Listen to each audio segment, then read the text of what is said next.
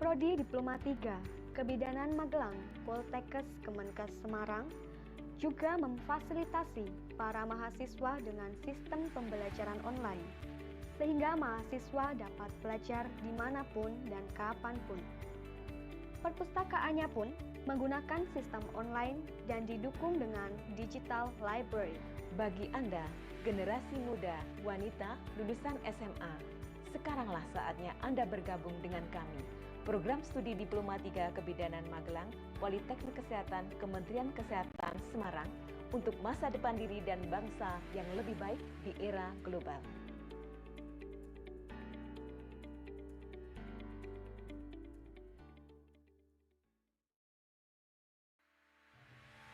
Kota Magelang merupakan kota sejuta bunga yang indah dan penuh nuansa hijau. Di kota ini berdirilah Kampus 5 Poltekkes Kemenkes Semarang, Prodi Sarjana Terapan Kebidanan. Program Studi Diploma 4 Kebidanan atau saat ini lebih dikenal sebagai Program Studi Sarjana Sains Terapan Politeknik Kementerian Kesehatan Semarang merupakan salah satu program studi yang mengutamakan lulusannya untuk selalu menjunjung tinggi nilai budaya asli, mempunyai hard skill dan soft skill yang kuat tanpa mengabaikan kemajuan teknologi pelayanan dan informasi saat ini. Kedepannya, bidang terapan yang kami hasilkan untuk dapat bisa memadukan ilmunya dengan kemajuan teknologi pelayanan sehingga dapat memajukan pelayanan kesehatan di Indonesia. Hal ini sejalan dengan visi yang kami emban, yaitu menjadi pendidikan yang menghasilkan bidan terapan yang profesional, berkearifan lokal, dan berorientasi global di tahun 2022.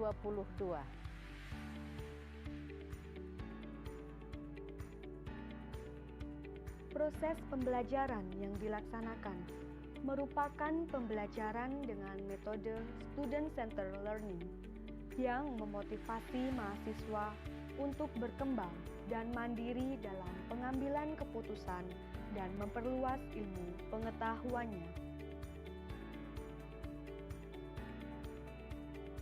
Dengan fasilitas yang terkini, kami membekali para mahasiswa dengan pembelajaran teori dan praktek agar dapat menunjang kemampuan mereka. Di antaranya adalah praktik persalinan, kehamilan, perawatan bayi, nifas, KB, dan komunitas.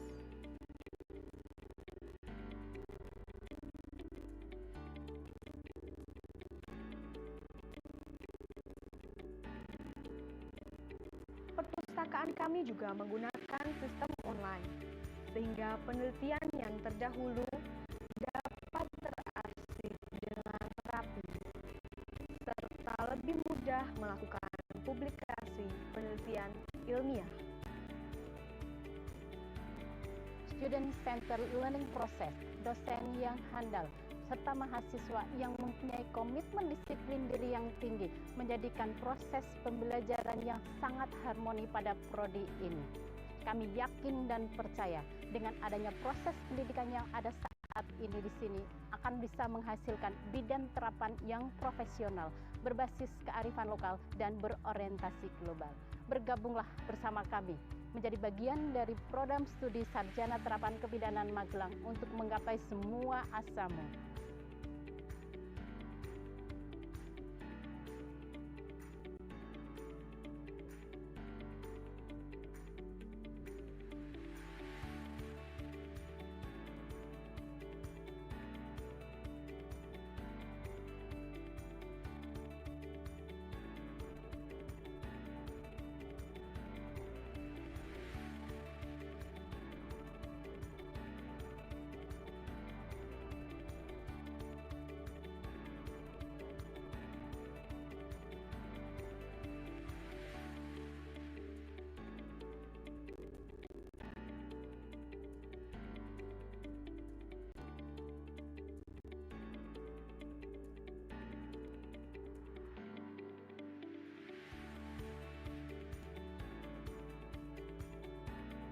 Saya lulusan Poltekkes Kemenkes Semarang, Prodi D4 Kebidanan Magelang. Saya bekerja di RSIA Gladio sebagai bidan pelaksana sekaligus sebagai kepala instalasi rawat inap di RSIA Gladio. Salah satu tugas saya adalah melakukan perencanaan dan juga pengawasan asuhan kebidanan dan asuhan keperawatan di RSIA Gladio, khususnya di instalasi rawat inap. Harapan saya kepada Poltekkes Kemenkes Semarang, khususnya Prodi D4 Kebidanan Magelang, dapat mencetak lulusan yang unggul dan berdaya saing di dunia kerja. Program Studi Sarjana Terapan Kebidanan Magelang bekerja dengan cepat dan rapi, melayani dengan hati.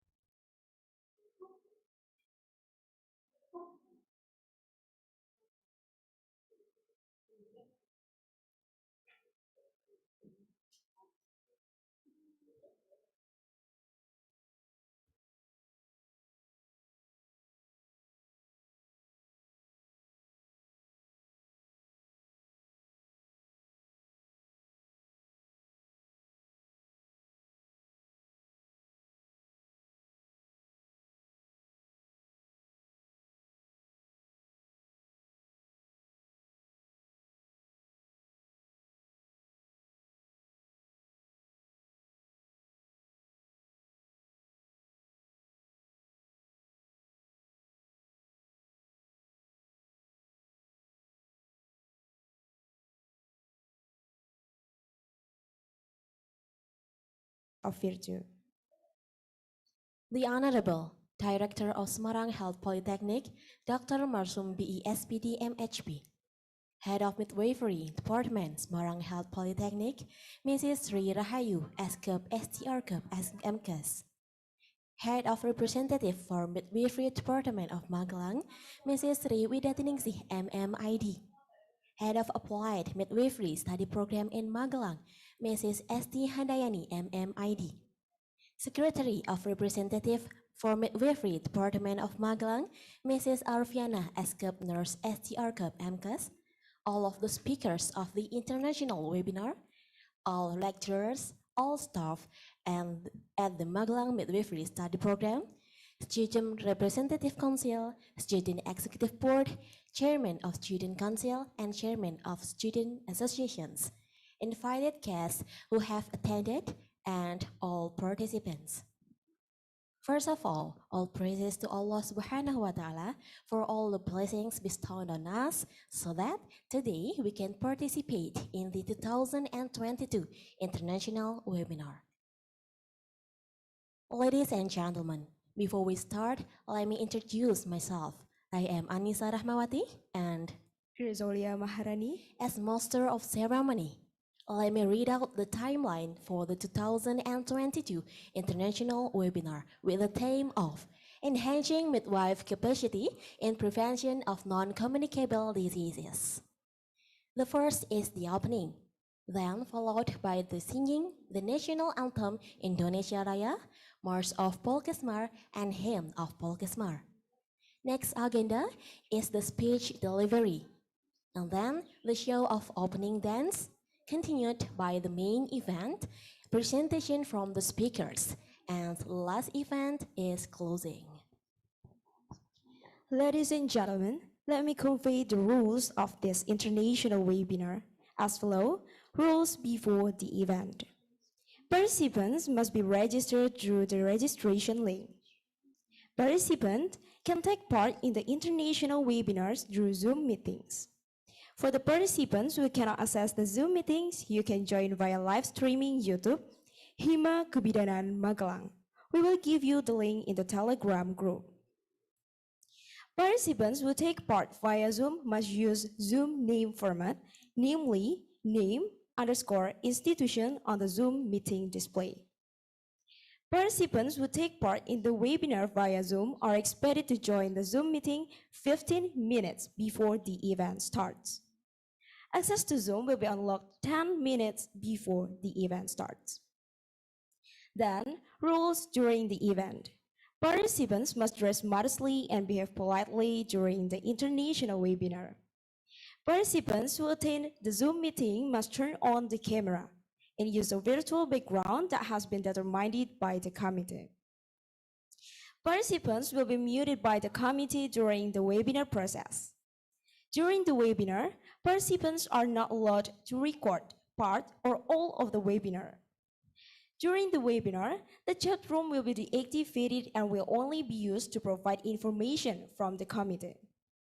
Webinar participants can ask questions via Pigeonhole that will be shared in the chat room during the event.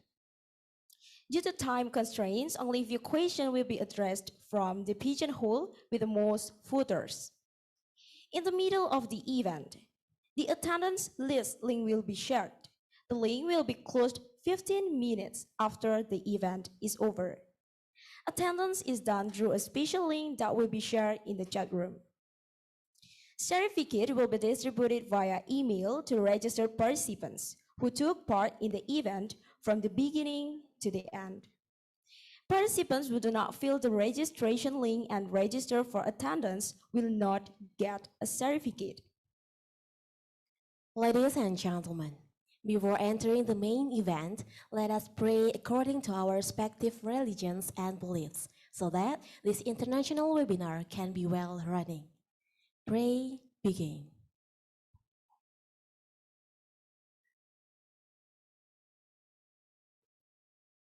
The prayer can be enough. Then, sing the national anthem Indonesia Raya Mas Polkesmar, Hymn Polkesmar.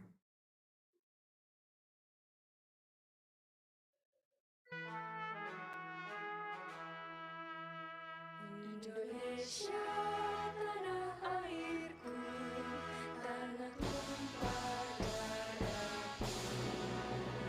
Di sanalah aku berdiri, jadi pandu ibuku. Indonesia kebanggaan.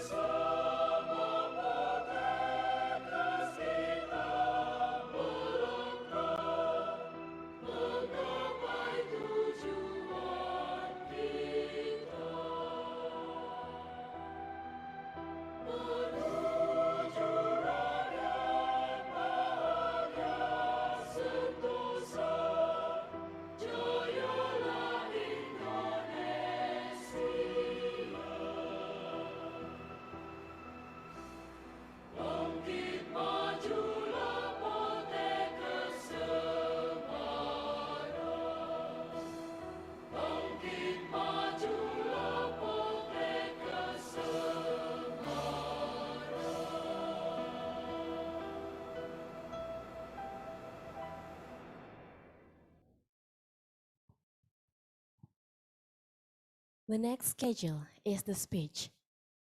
The first speech is from the Chief of the International Webinar Committee. Welcome to Salma Alicia. Bismillahirrahmanirrahim. Assalamualaikum warahmatullahi wabarakatuh. Good morning. May peace be upon us all. Om Swastiastu, Namo Buddhaya, greetings of virtue.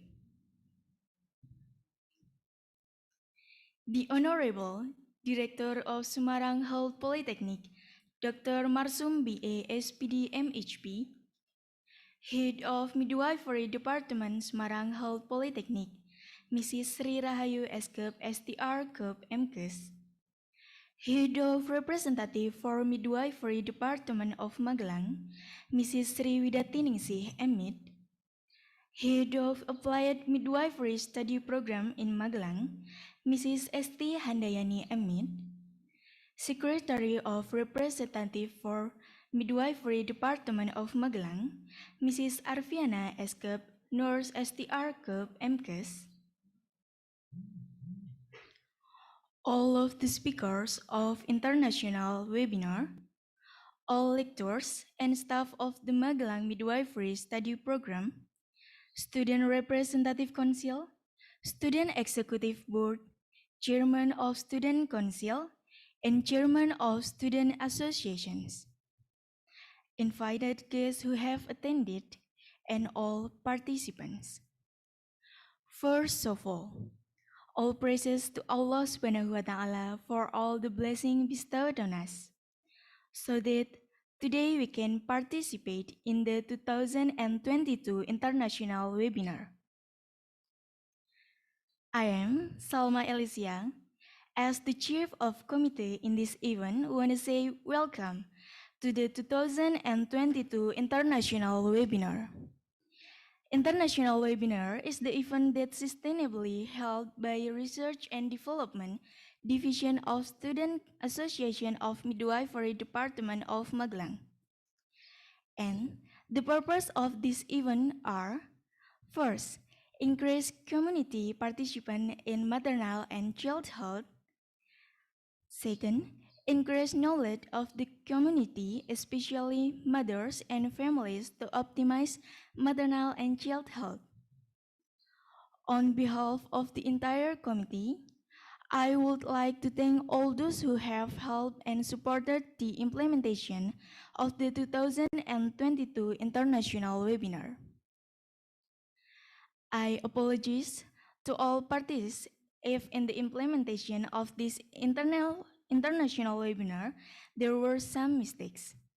And also we ask for your critics and suggestions, ladies and gentlemen, so that the next international webinar can run better. That's all the welcome from me. If there are any mistakes, I apologize. Thank you for your attention. Billahi taufiq wal hidayah. Wassalamualaikum warahmatullahi wabarakatuh. Thanks to Salma Alicia for delivering the speech. Furthermore, the welcome speech from the Director of Semarang Health Polytechnic and opened the international webinar this morning. So please welcome Dr. Marsum BSPD MHP.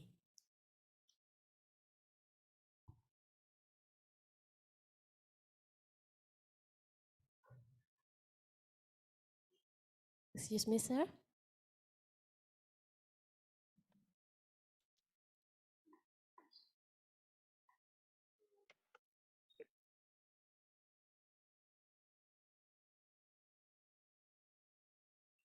Terima kasih. Thank you very much to MC for giving us in this good opportunity.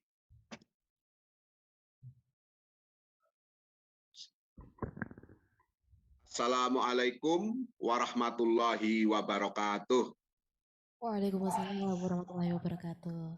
Selamat pagi dan salam sejahtera untuk kita semuanya. Good morning everybody. Alhamdulillah, all praise be to Allah the Almighty for His blessing to us and the abundant love so that we can meet here in the international webinar to discuss the current issue related to the enhancing midwife capacity in prevention of non-communicable diseases. Firstly, I would like to extend my warm regards to the excellent speaker of the webinar, Ms. Guldane Damla MSc, from Postgraduate Researcher from University of Surrey, UK, Dr. Rosalinda Parado Salustiano, PhD, RN BM from Arellano University, Philippines, and Miss Dr. Heni Hendriyani, SKM MPH, and Miss Tuti Sukini, SSIT MKes, both of them from Semarang Health Polytechnic. Dan yang kami hormati, Ketua IBI Cabang Kota Magelang, Kabupaten Magelang, dan Kabupaten Temanggung, Kabupaten Kebumen, dan juga Kabupaten Banjarnegara. Juga yang kami hormati Ketua Jurusan Kebidanan Semarang, juga Ketua Program Studi Diploma 3 maupun Sarjana Terapan Magelang, serta Ketua Program Studi Prodi Keperawatan Magelang beserta timnya, dan yang sangat luar biasa, the webinar committee chief, ya, and his and her team, sponsor, MC, and all of the distinguished participants from Indonesia and from abroad.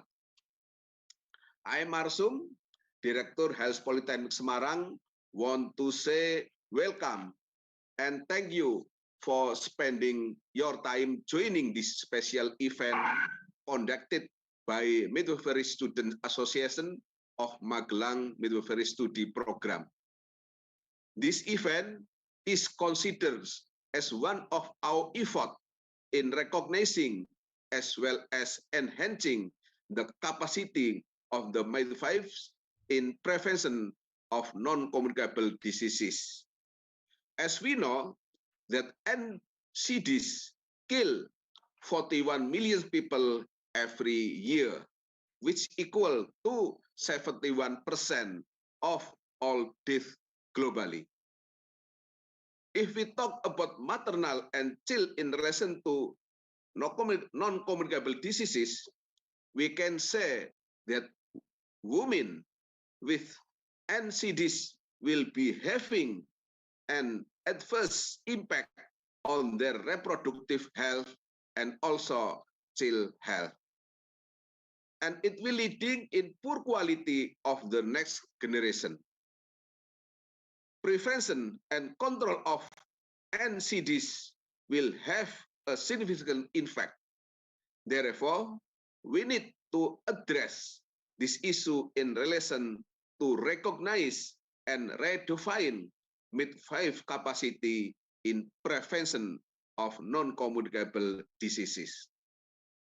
Health Polytechnic of Semarang, as the leading center for science and technology in NCDs, has a strong determination in fighting against NCDs.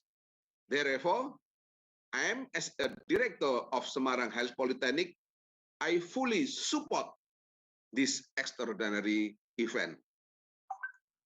Supporting by the excellent speaker as well as extraordinary committee, I am very confident that this international webinar on enhancing midwife capacity in prevention of non-communicable diseases will be success and will be beneficial for all of us. Therefore, be saying Bismillahirrahmanirrahim, the international webinar will be open. I hope you enjoy this webinar until the end. Have a nice day. Thank you very much. Terima kasih. Selamat pagi. Wassalamualaikum warahmatullahi wabarakatuh. Waalaikumsalam warahmatullahi wabarakatuh. Thank you, Dr. Marsum BESPD MHP, for giving a welcome speech. And the next event will be a dance performance from the Student Activity Unit of Magelang Midwifery Study Program, Maheswari Chalendra Dance, with the title Nyawiji Eka Kapti.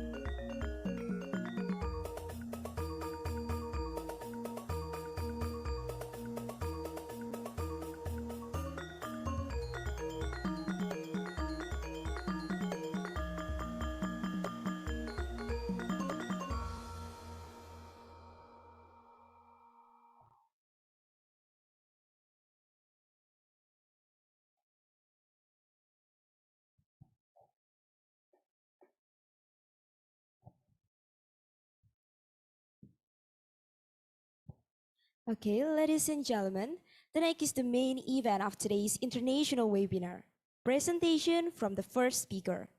The presentation will be guided by the moderator, Ms. Wahyu Pujiastuti, SSIT MKes. We will present the moderator's curriculum vitae. Here is the CV from Ms. Wahyu Pujiastuti, SSIT MKes. She graduated from SPK PPNI Semarang in 1997. Then she graduated from Diploma 3 Midwifery Stikes Aisyah Yogyakarta in 2001. Continued in Diploma 4 Midwifery Stikes Ngudi Waluyo Semarang and graduated in 2003. Then graduated in Master's degree in Health Promotion Studies in Healthcare and HIV/AIDS Diponegoro University in 2014. Then her employment history such as Semarang Health Polytechnic in 2005 to present. Then her training history such as International Online Training Course Chiang Mai University in 2021. Then we invite our moderators to lead the presentation and discussion. Time is yours. Thank you to Ms. Anissa and Ms. Chris Aulia for the time. Assalamualaikum warahmatullahi wabarakatuh. The Honorable Director of Health Polytechnic of Semarang, Vice Director 1, 2, and 3 of Health Polytechnic Semarang, the Head of Midwifery Department of Health Polytechnic Semarang, and also with all the lecturer and staff, all the speakers of this international webinar, and the all respected participants. Ladies and gentlemen, my name is Wahyu Pujiastuti. It was such great pleasure for me to be here to be as the moderator for the first session of this international webinar. And our webinar theme today is about enhancing midwife capacity in prevention of non-communicable disease. And I think it's such a good topic to us to discuss today, because we all know that the number of non-communicable disease is still quite high in all around the world, and it causes leading of the death of the entire worldwide. And that's why we need an effective effort to solve it together. So hopefully we can enjoy this webinar and we can take the benefit from it. Ladies and gentlemen, I would like to introduce our first speaker. She is Dr. Heni Hendriyani, SKM Master of Public Health. I'm sorry, Dr. Heni, have you joined this webinar? Yes, I'm here. Yes. Mrs. Puji, Mrs. Wahyu. Alhamdulillah, Dr. Heni. Yeah. Dr. Heni Hendriyani will present the material with the title of Nutrition for Prevention of Non-Communicable Disease. And before the presentation, Dr. Heni, please allow me to inform about your curriculum vitae. Okay. Dr. Heni is the lecturer of Health Polytechnic of Semarang, especially in Nutrition Department since 1997. It's quite a long time. She finished her bachelor degree in Public Health from Indonesia University in 2001. Master of Public Health Nutrition from Wollongong University, Australia in 2007. And she's also finished her doctoral degree on Community Nutrition from Gajah Mada University 2020. Dr. Heni has followed many professional training, especially in food and nutrition, for quality human resource that conducted by many universities and also by the Health Ministry of Indonesia. She's also active in research, especially also in food and nutrition, and it was published in many international and national journal and events. And her achievement received several awards from Indonesia Ministry of Health and also from Siamo Revcon of Indonesia University. Ladies and gentlemen, before we start the webinar, I would like to explain about the timeline, which is the speaker will have 30 minutes to present the material and then continue with 20 minutes for question and answer. Dr. Heni, I'm so sorry, I beg your permission that I will remind you 5 minutes before the time is end for presentation. Is that right, Dr. Heni? Okay, that's right. Thank you. Okay. And for the participants who are going to ask, you can drop your question anytime through the pigeonhole. And the link of pigeonhole, I think it's already shared in the Telegram group or maybe in chat room, or maybe in YouTube. Okay, and now I would like to welcome our first speaker, and hopefully Dr. Heni has ready to share your screen. Yeah, okay. I think I will share my own PPT by myself. Okay.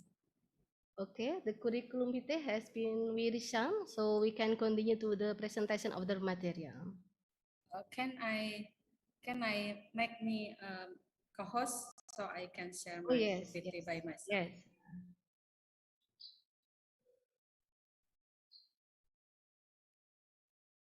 Dr. Heni, thank you very much. You're so busy. We know that you Oh spend no. your time to join us today. It's okay. I'm very honored to be here with all Alhamdulillah. of you. Yeah. Okay, can you see my PPT? Yes, My Dr. screen? Henry. Yes, yes. But Okay. it's not okay. But it's not a slideshow. Okay. Okay.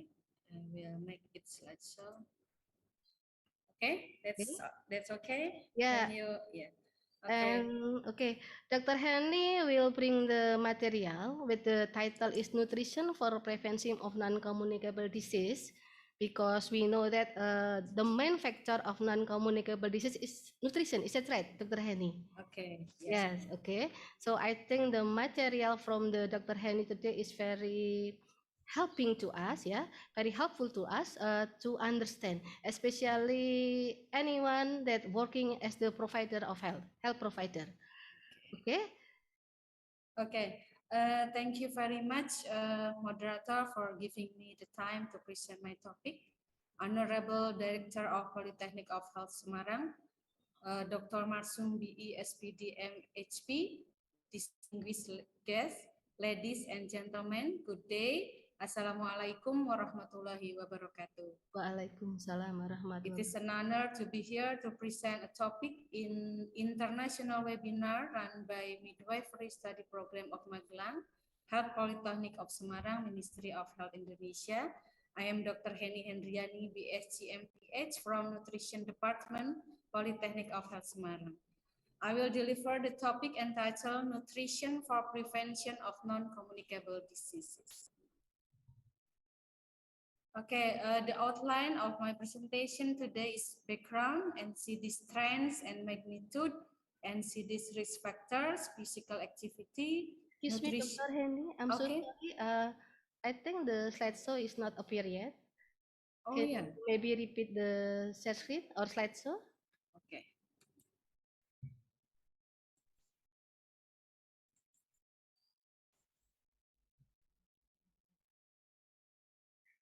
Is it on screen? Yes. My PPT? Yes, it is on screen, but we still cannot see the slideshow. Okay. Slideshow yet. Can you see it now? I'm sorry, not yet, Dr. Heni. Not yet. Okay. How about just this way? Oh, okay. Maybe Okay. we can adjust the lens, the zoom. Maybe we can adjust the zoom.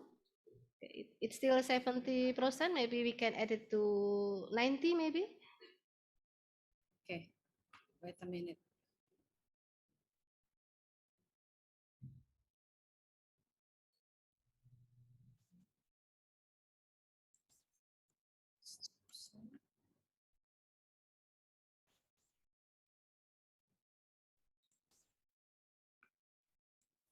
I'm sorry for the inconvenience. Perhaps Can you see it?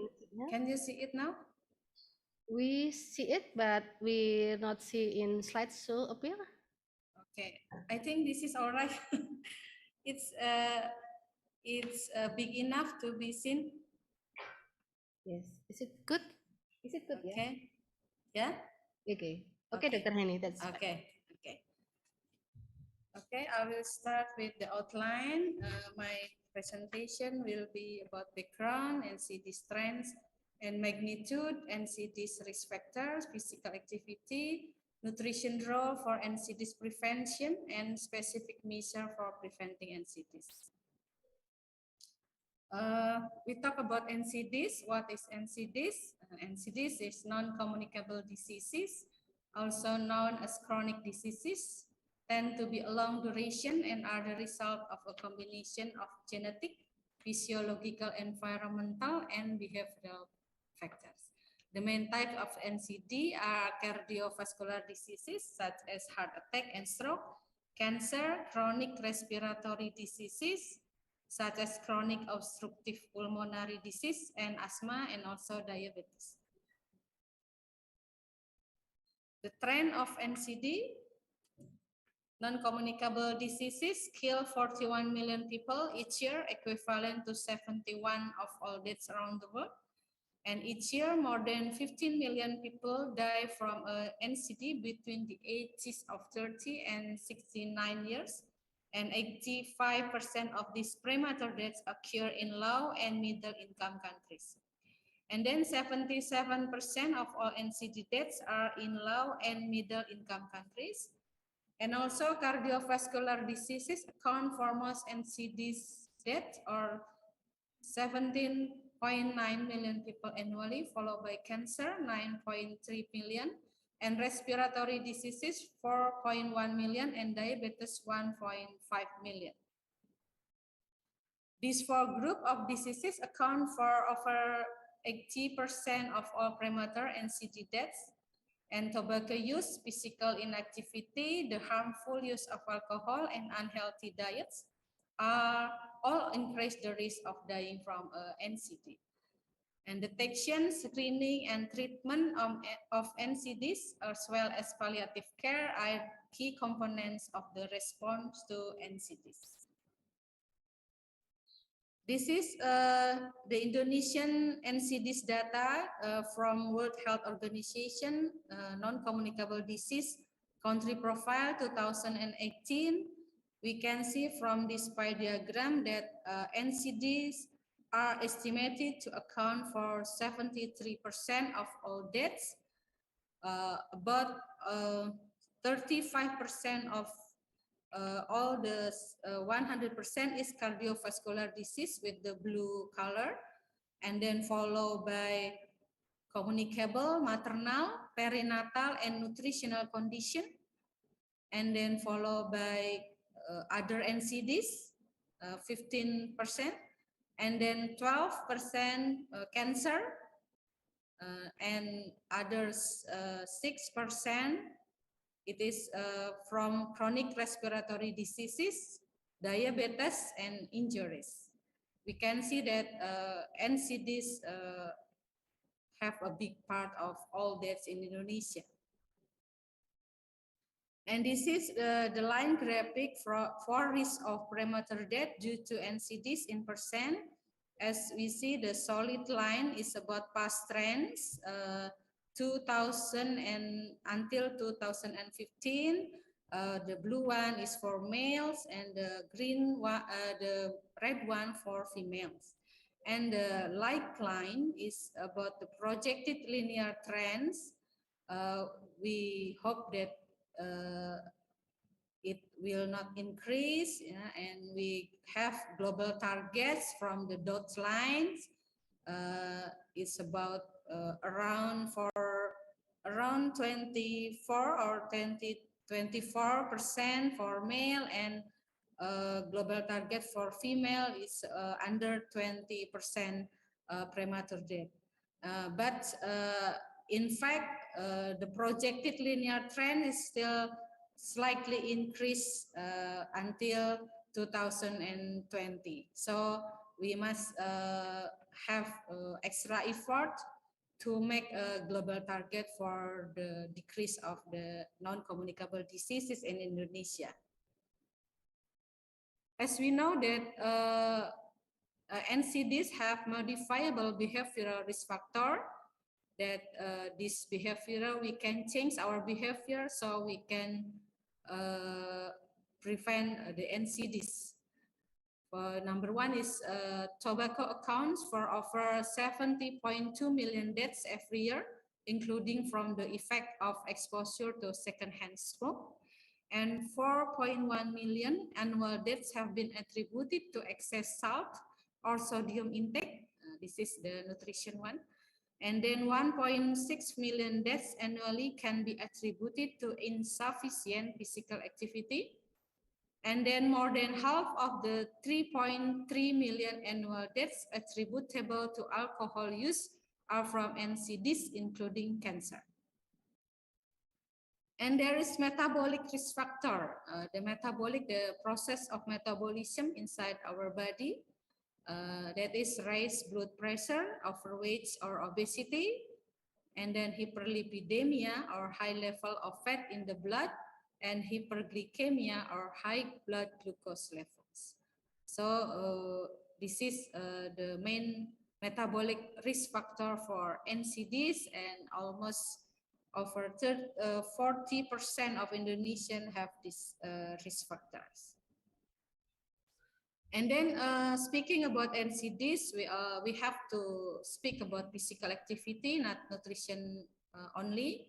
Regular physical activity help prevent and manage non-communicable diseases such as heart disease, stroke, diabetes, and several cancers. It also help prevent hypertension, maintain healthy body weight, and can improve mental health, quality of life, and well-being.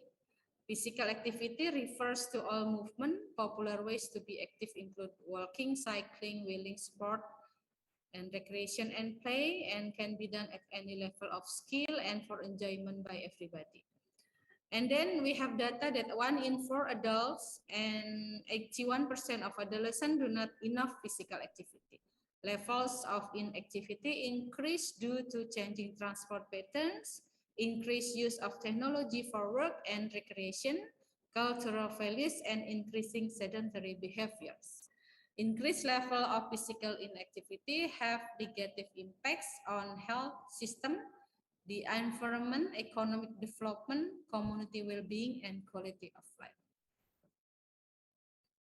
Next, we talk about facts around us that unhealthy diets and resulting malnutrition are major causes of non-communicable diseases around the world. So diets, nutrition is very important for these NCDs. What people eat has changed dramatically over the last few decades, as we know that what we eat today and what we ate 10 years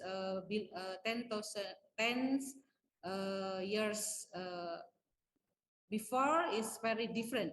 Yeah, as we know, there are many modern food, and it's come from Western country, for example. Okay, this has been driven by changes toward calorified and fatty foods, eating out, and an increase in food portion size, combined with a lower intake of fruit, vegetables, and high fiber foods. Yeah, and the Western food sometimes is very high calorie and very fatty. This is different from our ancestor food. And then healthy diets are unaffordable for the poor, and people are increasingly exposed to ultra-processed, unhealthy foods and diets that lead to poorer health. So we eat a lot of ultra-processed food and do not eat the healthier diet. Policy solutions to address poor diets are considered low cost, and people who are insufficiently active have a 20% to 30% increased risk of death compared to people who are sufficiently active. And more than 80% of the world's adolescent population is insufficiently physically active.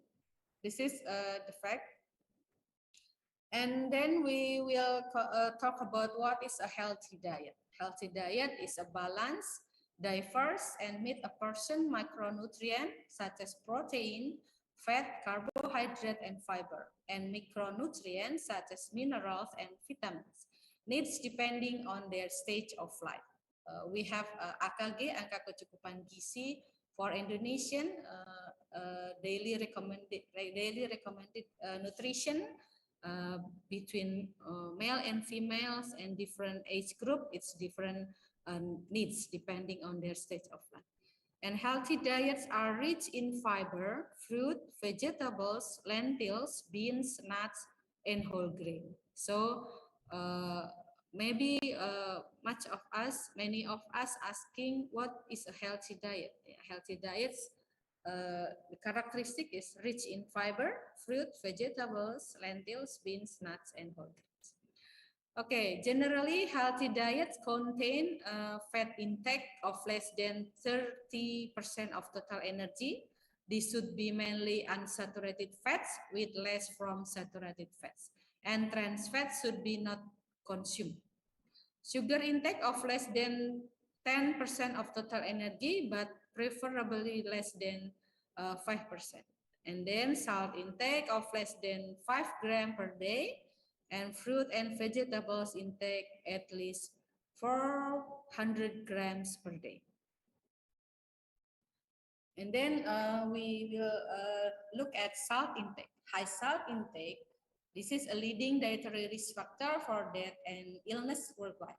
High salt consumption increases blood pressure, which increases the risk of cardiovascular disease and stroke, chronic kidney disease, and some cancer. Salt intake of less than 5 grams per day or 1 teaspoon per day. And then sugar intake, high sugar intake. Excess sugar can contribute to tooth decay and weight gain, leading to overweight and obesity, as well as higher blood pressure, cardiovascular disease, and stroke, and some cancer.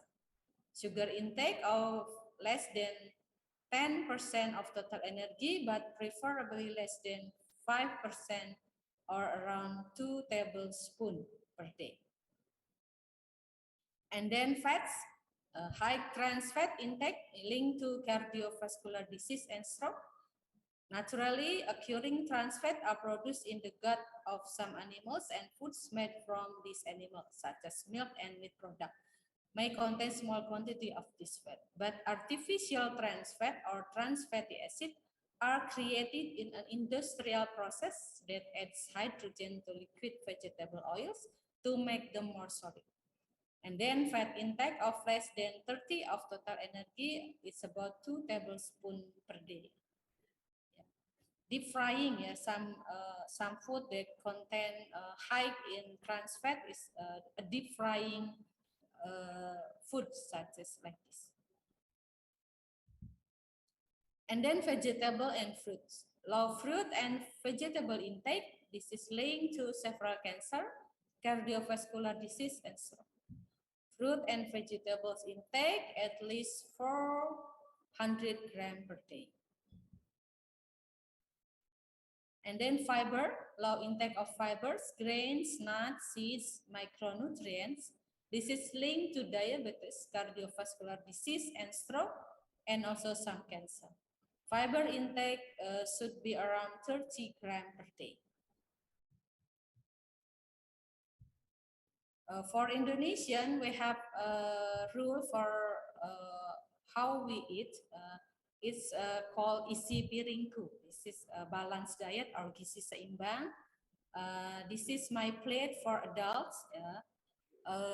The message contain of consume 2/3 carbohydrate out of half the plate. Yeah, half the plate. And consume 1/3 protein out of the half plate. This one and this one carbohydrate. And then consume 2/3 vegetables out of half the plate, this vegetable. And then consume 1/3 fruit of out of half the plate, this one.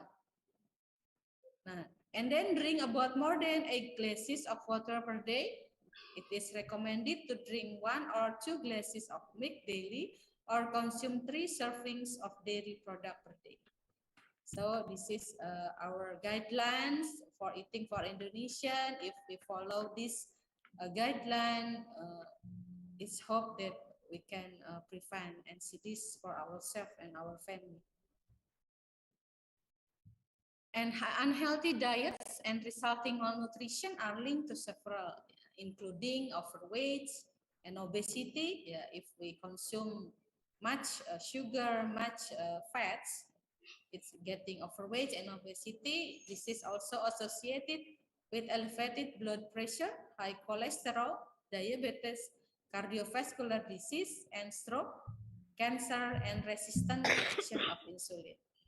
And then cardiovascular disease, heart disease, and stroke, and also type 2 diabetes and hypertension, high blood pressure, and then some cancer, including esophageal cancer, tracheal bronchus and lung cancer, lip and oral cavity cancer, nasopharynx cancer, colon and rectum cancer.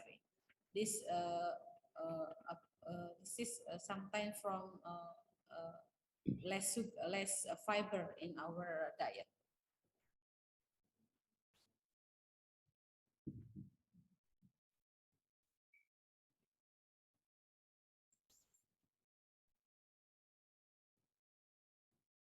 And then specific measure include reformulation of food and drinks product to contain less salt, sugar, and fats, with the goal of eliminating all trans fats spider.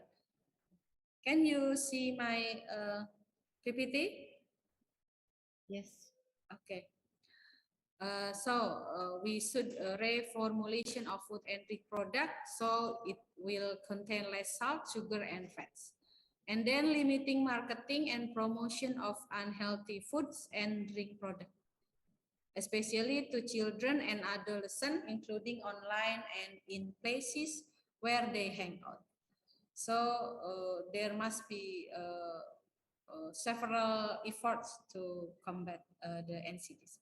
And then front of pack nutrition label, which clearly warn of the high content of ingredients, including fat, sugar, and salt. Sometimes children do not think what they eat, so it is our obligation to make it a healthy one for them. And then taxes on sugar sweetened beverages to reduce sugar consumption, because if it's so cheap, children will buy it. And then subsidize of fruit and vegetable to increase intake of healthier food choices. So many people can access to affordable fruit and vegetable. And then increasing incentive for producer and retailers to grow, use, and sell fresh fruit and vegetable. So the price of the fruit and the vegetable will be low, and many people will buy it. And then protecting and promoting breastfeeding, protecting against childhood malnutrition and poor health throughout the life course. I think this is the role of midwife here is much we need, yeah, to protecting and promoting breastfeeding, because a healthier child will become a healthy adults, and I think it will prevent from NCD. And then promoting awareness of better nutrition through mass media campaigns, and then nutrition education and counseling in preschool, school, workplace, and health centers. I think this one our government have already done it. And this is the example of meal for a healthy one for prevent NCDs.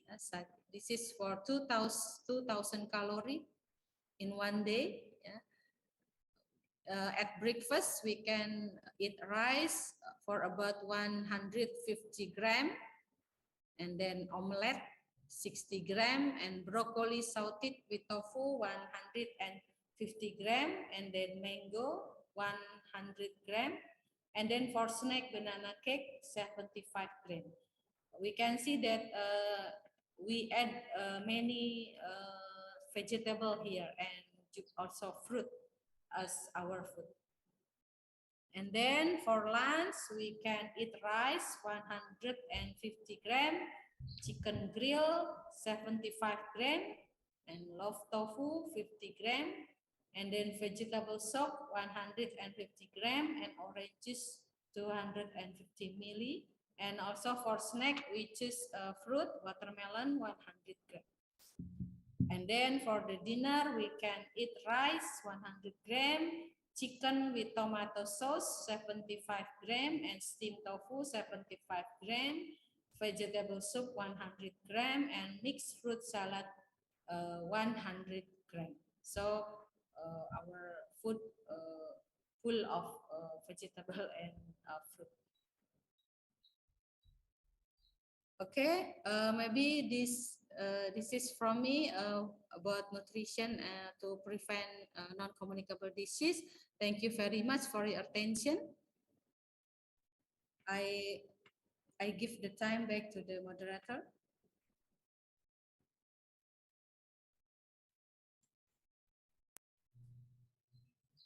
Yeah, thank you very much, Dr. Heni, for the presentation. I think it's quite clear enough for us. Yeah.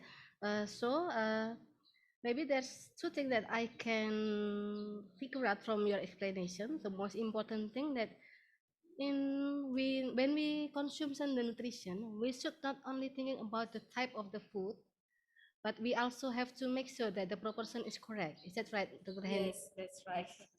And once again, Dr. Heni, that prevention of non-communicable disease, it cannot be start when the people getting old, but it have to start. It have to done for all the cycle of life. Yes. In the pregnancy until the time is Yes. over. Is that right, Dr. Heni? Okay. Yes, that's right. Yes. Yes, I think it was a great explanation to us. And we will continue to the session of question and answer. Okay, let's see. There's so many questions in the chat room or maybe in Pigeon Hall.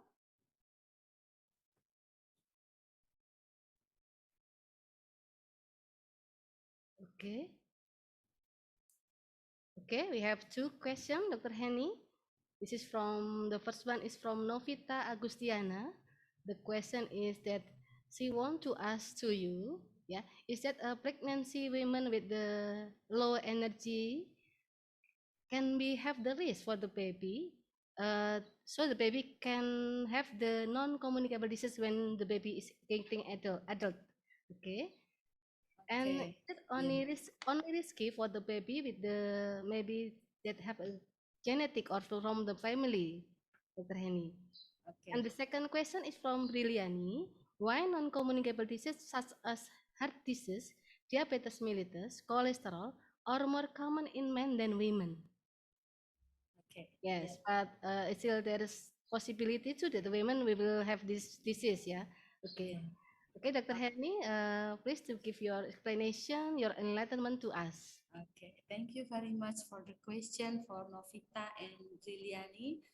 For Novita, you asked about how about pregnant woman? Can she give the risk for the babies for having NCDs in later life? I think the pregnant woman should be in a healthy condition, so she can give a better nutrient for her baby, so the baby will grow in maximum capacity, then will be born with enough weight, so they will not have a lower weight. And then when she deliver, when the baby born with a healthy condition, we hope that the baby will grow healthily and do not have any condition that make the baby have pure nutrition, because the children with pure nutrition will have probability to have NCDs in later life. So we can prevent it from the pregnant woman.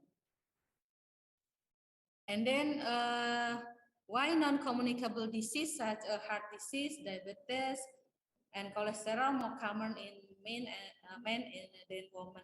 I think this is one kind of genetically, yeah, because usually the non-communicable disease much common in men. But I think the difference is not very high. Yeah, it's about 5% different. Yeah, maybe because also the men do not pay attention for his healthy conditions such as woman. Woman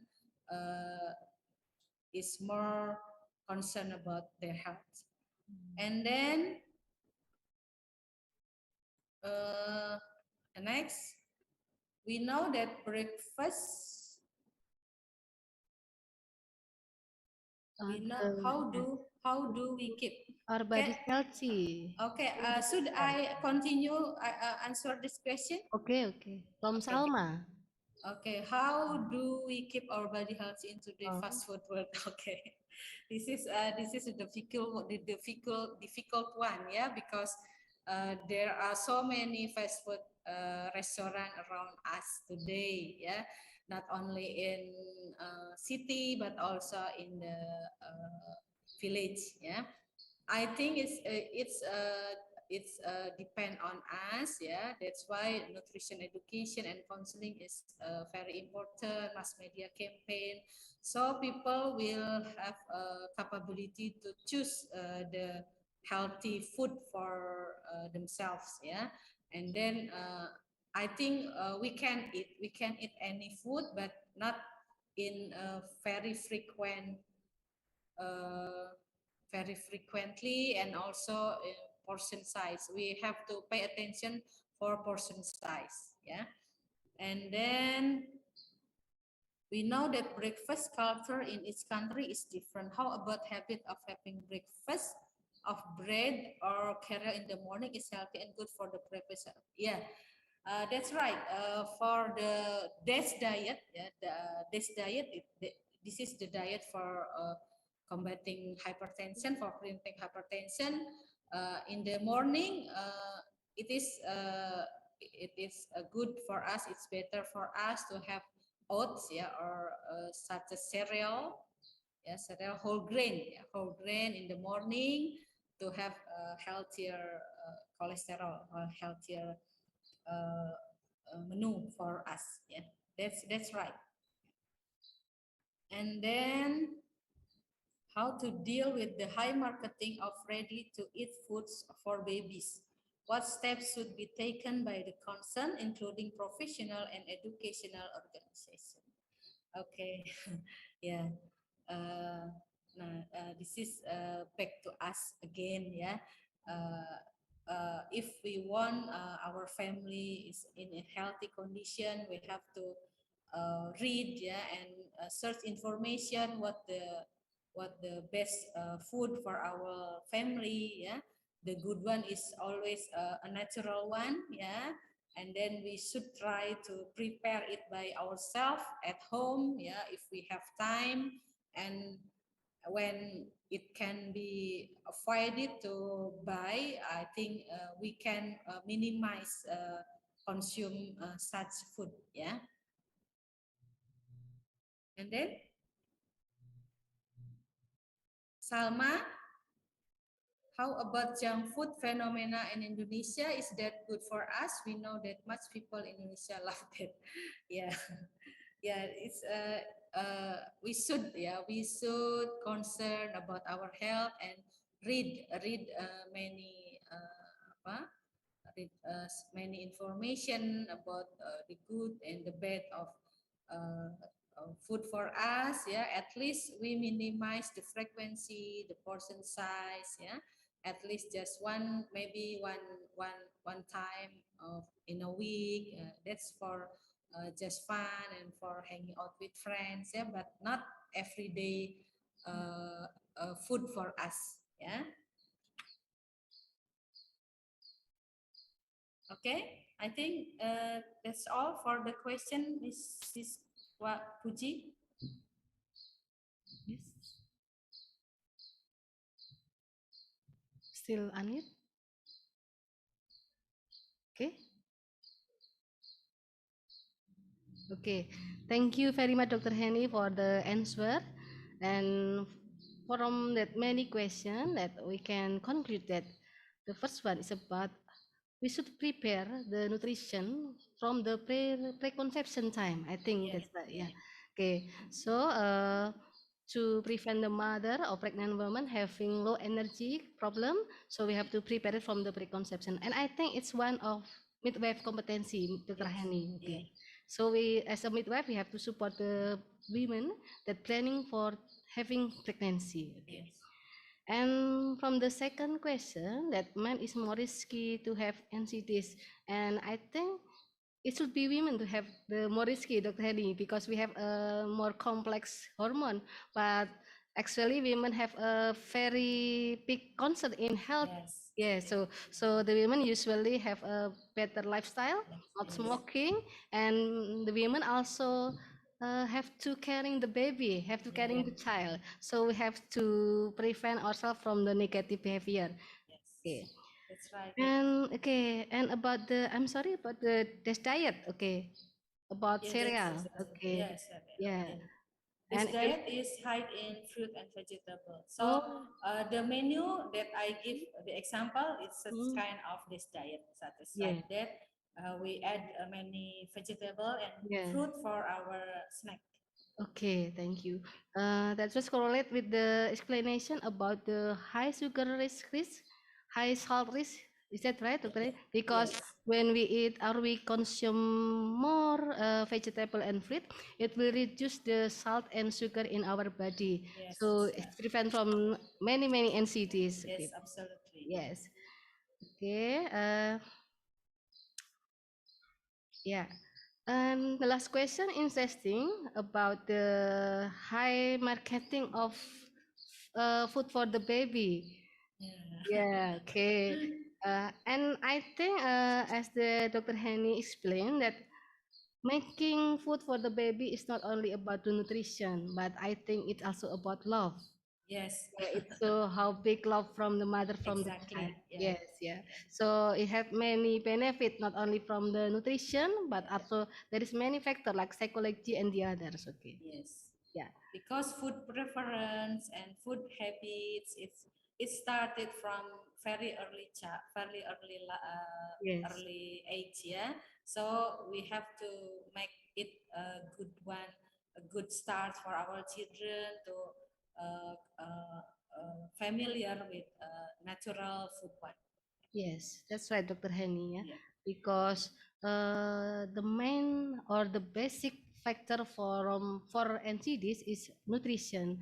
But I think when we're not good enough in nutrition management, it will leading us to have NCDs because it will have meeting with another factor like the anything, yeah, like psychic. I'm sorry, like physical, like maybe like environment and the others. But the main model, the main factor is about nutrition. Okay. Especially for metabolic risk factor, yeah. Yes. High blood pressure and high glucose. Yes. It's very rare to find all people that not having high blood pressure. Yes. Almost every all people having high blood pressure and then high glucose. That I think it's what national problem in our country. In Central Java, I think the prevalence is very high and always increase. So maybe it's our jobs, yeah, our task for overcome this one. Yes, and it's so sad that the NCDs will have the complication. Yeah, one of each of them is still connection, like someone that having a high blood pressure, that she also have the diabetic, have the liver problem and the other. So yes, thank you very much, Dr. Heni, for the explanation. Okay, do we still have any questions from Bikin Hall? Is that enough? Okay. Okay. Okay, thank you very much, Dr. Heni. There's so many questions, and every question has been answered clearly by Dr. Heni. And I hope it can help any one of us to more understand about the nutrition to prevent non-communicable disease. Okay. Yeah. Dr. Heni and ladies and gentlemen, now we are approaching to the end of the first speaker session. We thank to Dr. Heni that already willing to join us today to share your knowledge, your information, and your experience during this webinar. And Dr. Heni, if you willing to join us until the webinar is end, that will be a pleasure to us. But if you have any other activity, I hope that activity will be going well. So we will say goodbye right now. And thank you very much, Dr. Heni. Okay, thank you very much for this event. I hope the webinar will be success. Thank you very much. Assalamualaikum warahmatullahi wabarakatuh. Waalaikumsalam warahmatullahi wabarakatuh. Thank you very much, Doctor. Yeah. And I'm sorry, Doctor, this is the certificate for you. Okay, And thank you. yeah, it's still by virtual and we will send it rightly. Okay, thank you.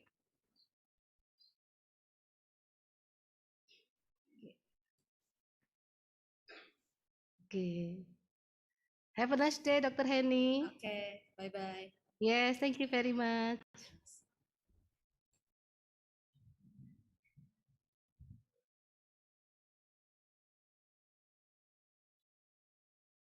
Yeah.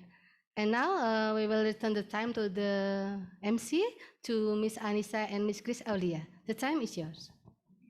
Thanks to the moderator for leading the presentation for the first speakers. Very interesting. And we will hand over certificates to the moderators as a sign of gratitude and appreciation for this event.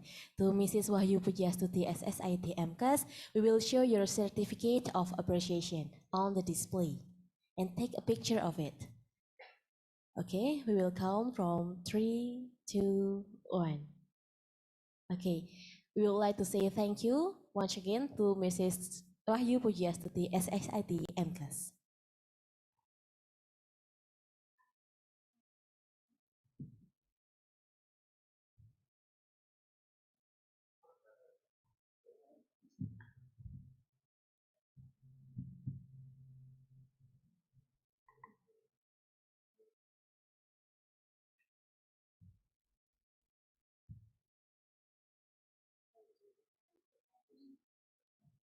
Okay, we will continue to the second speaker, still with the first moderator, Mrs. Wahyu Pujiastuti SSIT MKes.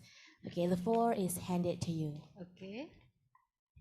Thank you again to Miss Anissa and Miss Grace Aulia. And right now we will continue the second speaker. Okay, we'll check. Mrs. Tuti Sukini, have you joined the Zoom? Hello, Mrs. Tuti Sukini. Okay, we'll wait for a second.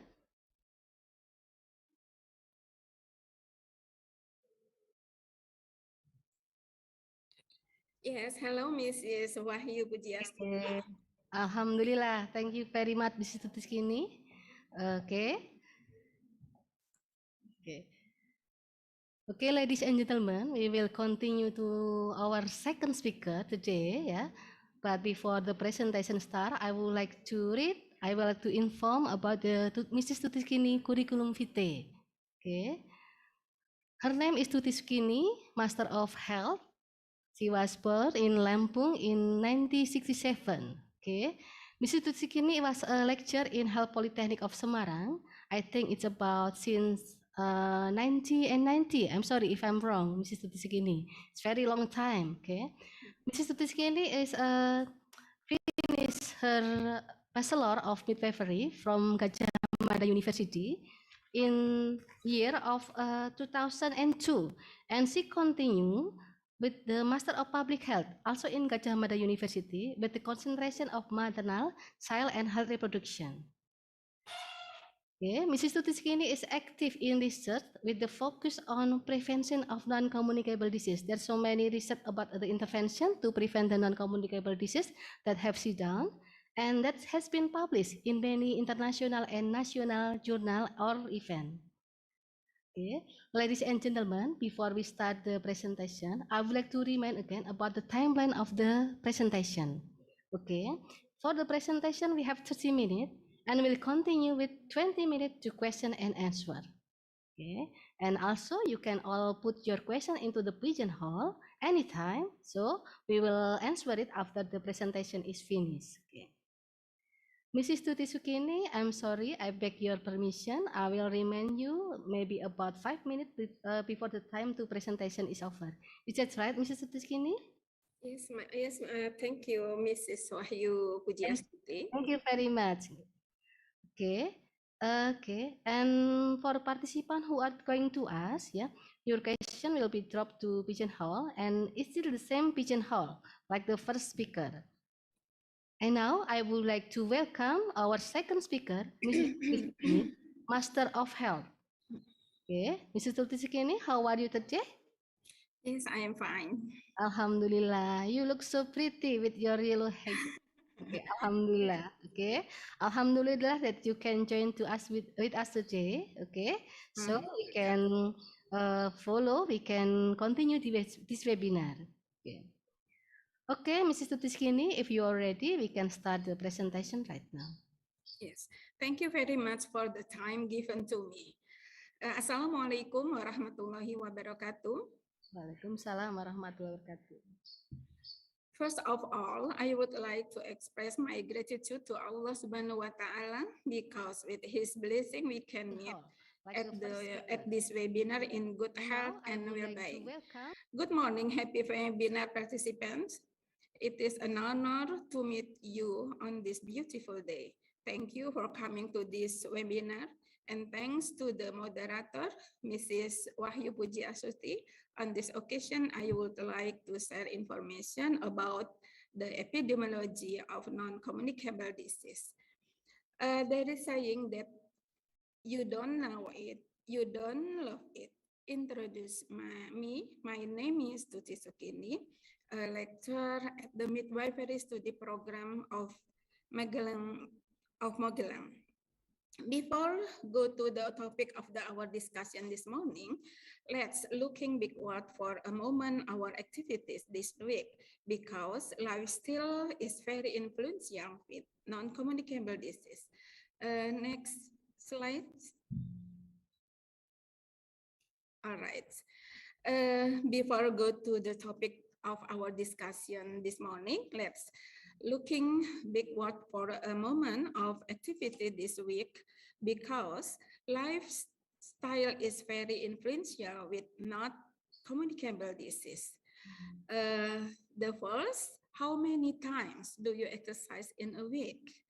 How long is the minimum exercise activity that we do? Those who participated in this morning webinar length in age from 18 to 94 years. There are two types of exercise that are recommended to do, namely aerobics and exercise to strengthen muscle. In principle, exercise is done to avoid comorbid disease such as diabetes, heart disease, or other health problems. A very important motto for this age group, namely move more and sit less. So, how many times a week should you exercise?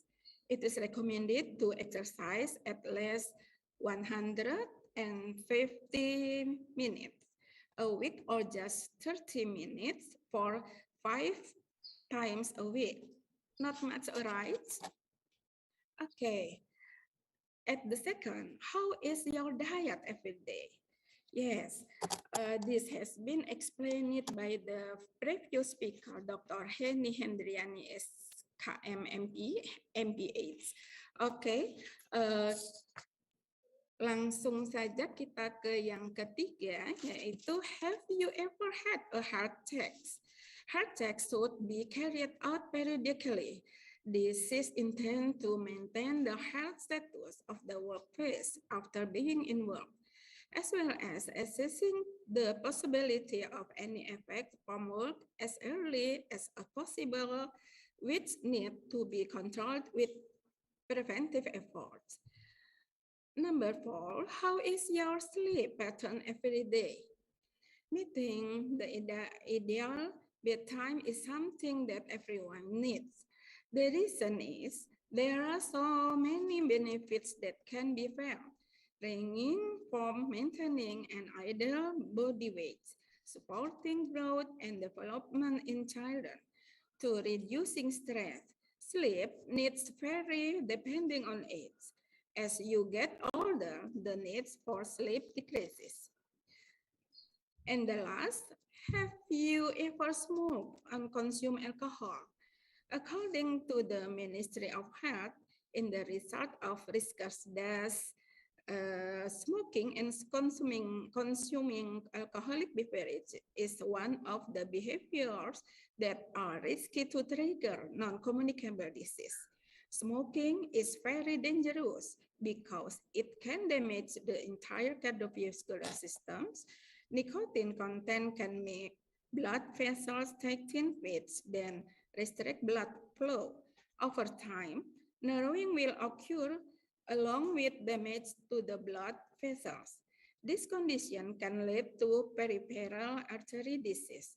Another danger of smoking for cardiovascular increasing blood pressure, weakening blood vessel walls, and increasing the risk of blood clots. This increases the risk of stroke and the coronary heart disease. Yes, diabetes is one of the heart hazard that can arise from smoking. In fact, active smoking have a 40% higher risk of the developing diabetes compared to non-smokers. This is because nicotine changes the chemical process in the cell so they cannot respond to insulin. Okay, next. Yes, non-communicable disease. Non-communicable disease or NCDs kill 41 million people each year. Each year, more than 50 million people die from NCDs between the ages of 30 and 69 years. 85% on these premature deaths occur in low and middle income countries, where more than 3/4 of global NCDs deaths. Next. Yes, what are non-communicable disease? Yes, non-communicable disease or NCDs, large group of disease, non-communicable from person to person. Chronic disease, yes, NCD is known as chronic disease. Chronic disease long-lasting and progress slowly. It tends to be of long duration. The result of combination of genetic, physiological, environmental, and behavioral factors. Next. The main types of NCDs belong to the first cardiovascular disease, such as heart attack and stroke, and then cancer, and then chronic respiratory disease, such as chronic obstructive pulmonary disease and asthma, and the last, diabetes. The next. Okay, cardiovascular disease account for most NCDs deaths, or 17.9 million people annually, followed by cancer and respiratory disease and diabetes. These four groups of disease account for over 80% of premature NCDs deaths. Tobacco use, physical inactivity, the harmful use of alcohol, and unhealthy diets all increases the risk of dying from NCDs. Detection, screening, and treatment of NCDs, as well as palliative care, are key components of the response to NCDs. The next. Now, let's look at the following picture. In the picture of the left, there is a green tree, which we can call the NCDs wellness tree. And the picture on the right tree is a brown tree, which we can call the NCDs earnest tree. A healthy tree consists of strong roots, a healthy trunk, and branches covered with green leaves. In this NCDs, healthy roots must be supported by eating a healthy diet consisting of 5 serving of fruits and vegetables. The second, breathing oxygen by quitting smoking. The third, getting used to drinking water instead of alcohol. The fourth, moving for health, 30 minutes of activity physical in a day, and lastly must have a positive attitude.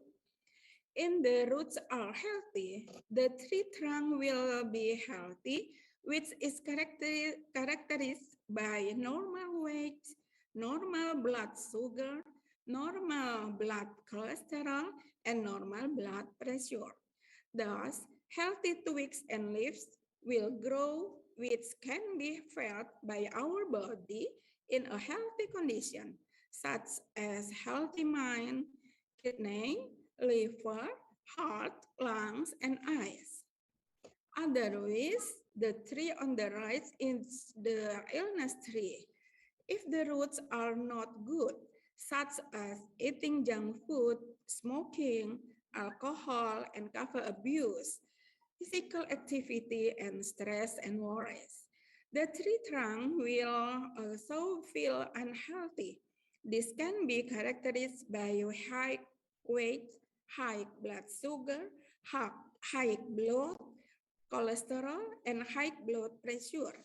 Thus, infertile twigs and leaves will grow, so that disease due to unhealthy roots will be felt, such as cancers, heart disease, stroke, and mental illness. The next. Who is at risk of such disease? These diseases are driven by forces that include aging, rapid unplanned urbanization, and the globalization of unhealthy lifestyle. For example, globalization of unhealthy lifestyle, like unhealthy diets, may show up in individuals as raised blood pressure, increases blood glucose, elevated blood lipids, and obesity. These are called intermediate risk factors, which can lead to cardiovascular disease, NCDs.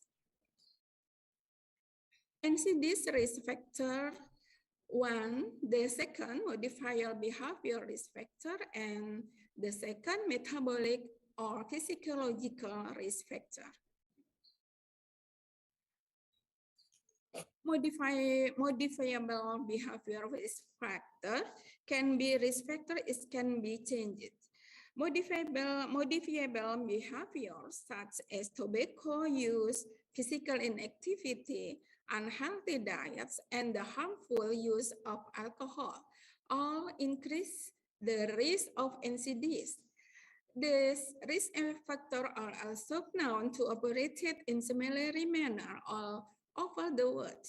Tobacco accounts for over 7.2 million deaths every year, including from the effects of exposure to second-hand smoke. 40.1 million annual deaths have been attributed to excess salt or sodium intake. More than half of the 30.50 million annual deaths attributable to alcohol use are from NCDs, including cancer. 1.6 million deaths annually can be attributed to insufficient physical activity. Metabolic or physiological risk factor. Metabolic risk factor contribute to 4 key metabolic changes that increase the risk of NCDs. The second, rise blood pressure. The first, rise blood pressure. The second, overweight or obesity. the hyperglycemia or high blood glucose levels, and then hyperlipidemia or high levels of fat in the blood. In the term of attributable deaths, the leading metabolic risk factor globally is elevated blood followed by overweight, obesity, and raised blood glucose. All right, the proportion of non-communicable disease in Indonesia. We can see the proportion in Indonesia based of Riskas-Das 2018. Hypertension ranked first a figure of 34.1%, followed by a stroke at 10.9%, and the third is diabetes at 8.5%. The next. Okay, the importance and urgency of addressing NCDs were reflected in the third SDGs. Ensure healthy lives and promote well-being for all at all ages through prevention and treatment. Although NCDs have their major impact on global mortality and morbidity in adulthood and have significant impact on children and adolescents. The next is the indirect effect of adults NCDs on child and adolescent well-being and opportunity.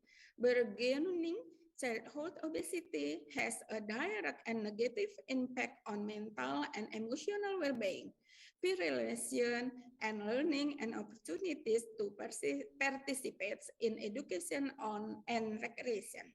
The risk of adult NCDs is often established very early in life and is linked to adolescent body mass index.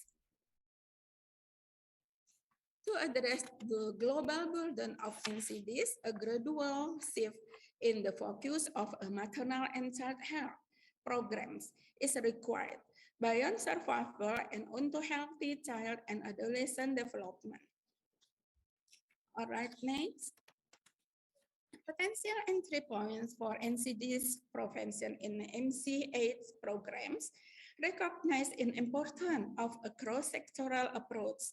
There are opportunities for integrating NCDs prevention in MC8 programs across the life cycle.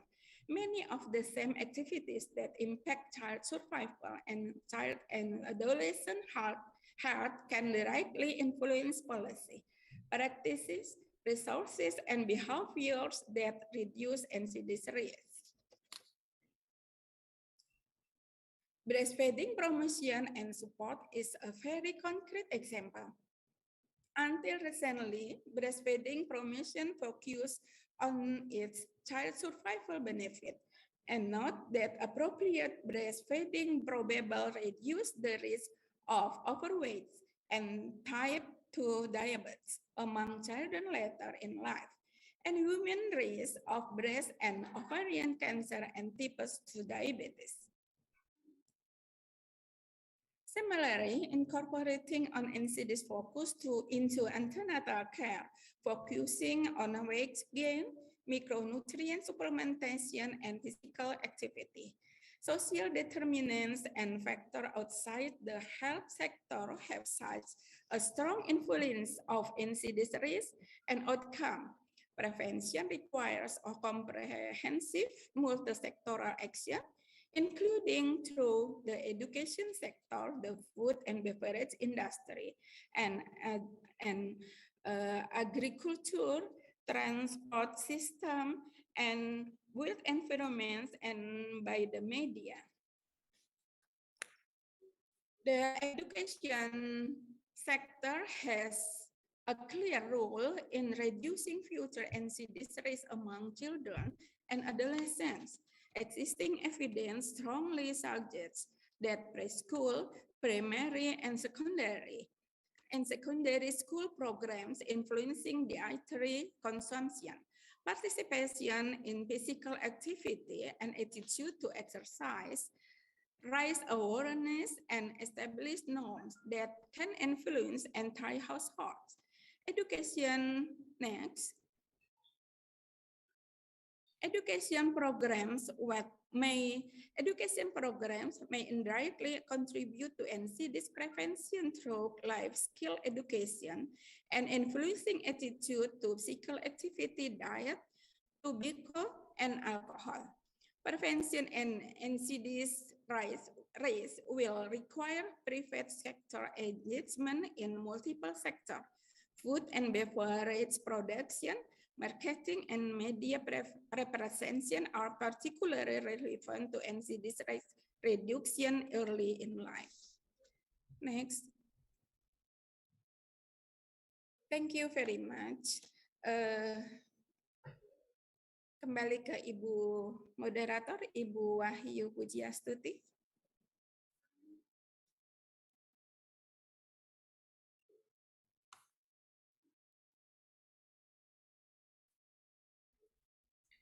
Okay. Thank you very much, Mrs. Tuti Sukini. Did you hear my voice? Yes, I am. Okay. Yeah, thank you very much. That was such clearly information to us, and it was remind us, as a health provider. Okay.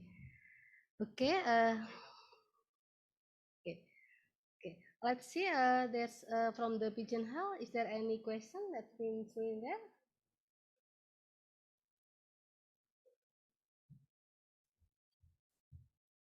The material from Mrs. Sukini is about epidemiology of non-communicable disease. This is linked with the material from the previous speaker, Dr. Heni.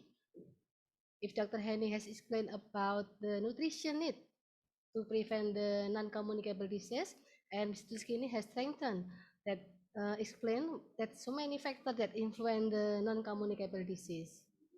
Okay, it seems that we have 11 questions, Mrs. Sukini. Yes. Yeah. Thank you very much. I think we will answer it one by one, Mrs. Sukini. Yes, thank you. Okay, so I will read the question and maybe you might answer the question. Okay. We start with Francinaga. The question from Francinaga.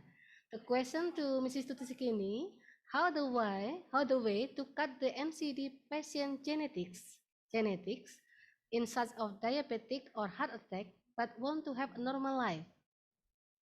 So I think the patient have the genetic pattern that get to have a diabetic or heart attack, but the patient want to have a normal life. And the second question is about, do you think breastfeeding can prevent NCDs for the babies? Okay, Sinaga. The time is yours. Ya, terima kasih Mrs. Wahyu Pujiastuti. I'm sorry, saya akan menjawabnya dalam bahasa Indonesia saja supaya lebih jelas ya. Pada Francinaga, ini pertanyaannya adalah bagaimana kita bisa memotong ya bila seseorang itu memiliki genetik diabetes agar dia bisa hidup dengan normal ya. Nah, ini yang kalau misalkan seseorang itu sudah mengetahui genetik dari keluarga bahwa riwayat keluarganya adalah dengan riwayat diabetes, maka pola hidup dari kita sendiri ya seseorang yang memiliki genetik itu yang harus diperbaiki.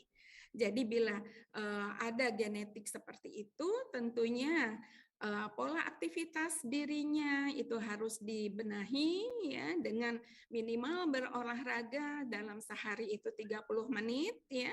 Kemudian itu selama 5 hari, bisa selama 5 hari dengan pola makannya tadi yang sudah disampaikan oleh Dr. Heni ya. Jadi saya tidak usah mengulas lagi sehingga kita sebaiknya bisa meminimalisir ya faktor-faktor pencetus untuk terjadinya kejadian diabetes tersebut. Sehingga dengan demikian seseorang tersebut bisa menormalkan status gula darahnya sehingga dia bisa hidup dengan normal. Tetapi bila dia dari genetik itu ya, kemudian dia menderita atau sudah menderita diabetes tersebut, ya tentunya memang pola hidup ya, pola hidup itu yang harus memang dibenahi ya, tadi seperti aktivitasnya, kemudian pola makannya, dan hindari merokok ya, karena merokok itu juga insulin bisa meningkatkan kadar gula darah ya, sehingga dia bisa hidup dengan normal. Pertanyaan yang kedua yaitu bagaimana dengan breastfeeding bisa mencegah dari NCDs for babies. Ya, seperti kita ketahui bahwa yang namanya air susu ibu itu sangat-sangat mukjizatnya sangat besar sekali ya, sangat banyak sekali manfaatnya untuk bayi-bayi ya, terutama untuk pertumbuhan dan perkembangannya. Karena tumbuh kembang bayi itu dengan adanya ASI ini bisa meningkatkan tumbuh kembangnya, bisa mencegah dari beberapa penyakit ya, sehingga hal ini terutama adalah untuk perkembangan pertumbuhan berat badannya itu sangat baik dengan pemberian ASI ini. Dengan pemberian ASI bisa mencegah pertumbuhan berat badan yang tidak semestinya atau yang terlalu overweight atau yang bisa kita katakan dengan terlalu gemuk ya, karena bayi terlalu gemuk pun tidak baik untuk kesehatan tubuhnya. Sehingga dengan adanya ASI ya, dia bisa mencegah terjadinya pertumbuhan berat badan yang terlalu obesitas ya. Oke, pertanyaan yang kedua, langsung saja ya Bu Wahyu, saya jawab yang pertanyaan kedua dari I'm sorry, Mrs. Tuti Sukini. Yes. We might answer the question one by one. Oh, all right. Okay, maybe I can help to translate your answer to the participant. Okay. Okay, method. Okay. The answer for the question from Francinaga. Yeah. If I may conclude the explanation from Mrs. Tuti Sukini is that we have to screening in our genetic pattern is that we have such a risk to have a diabetic, heart attack, and other NCDs. And after we screening ourselves, we have to understand, we have to remember that the most important thing to prevent NCDs is internal factor, which is lifestyle. And lifestyle is very depend on our willing, our motivation, and our effort. It cannot be happen, it cannot be changed by other people. Okay, lifestyle is including exercise, food intake, and also to avoid about habit consumption nutrition. Okay, and the second question from Francinaga, breast milk is of course is having the most complete benefit for life. Yeah, so when the baby get the exclusive breastfeeding or breastfeeding, it will make the baby grow better, will have the healthy body. Okay, I think that was the answer for Francinaga. Okay, Mrs. Sukini, we will continue to the second question. Thank you, Mrs. Wahyu. Yes, but for the second question, we cannot see who is the one who giving the question, but it's okay. Okay, it's Novita Agustiana, I'm sorry, okay. The question is how to handle uncooperative patient while patient with diabetes mellitus and heart disease and the caring family only follow the wish of the patient.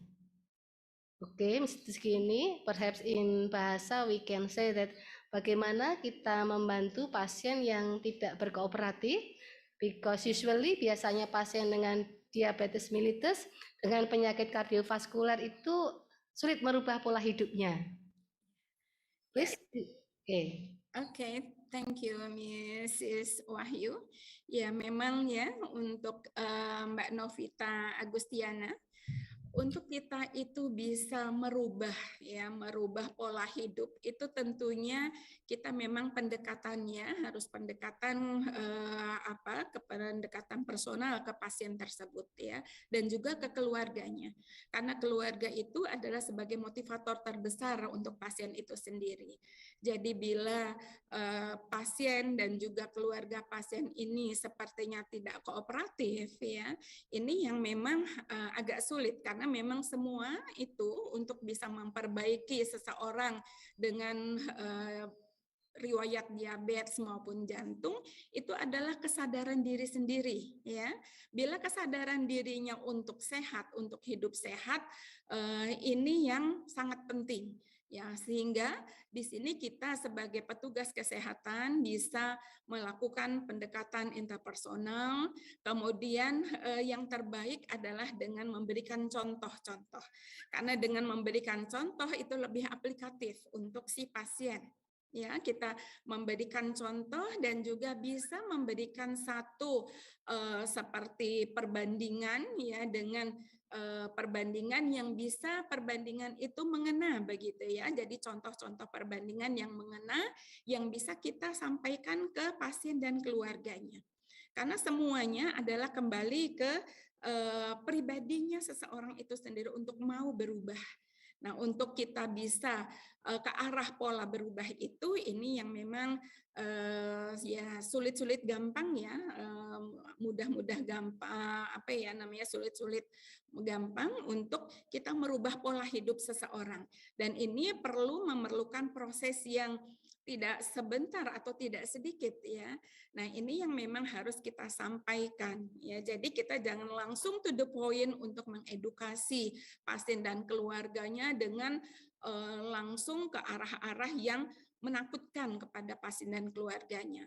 Tetapi tadi kita harus pendekatan yang lebih humanis, kemudian memberikan contoh-contoh yang bisa merubah agar mereka mau untuk mengikuti edukasi yang kita berikan. Ya, begitu Mbak Novita Agustiana. Ya, penjelasan yang sangat lengkap, Mrs. Tuti Sukini. The answer is how to support uncooperative patient. We should using personal counseling or education, but we have to involve the family too.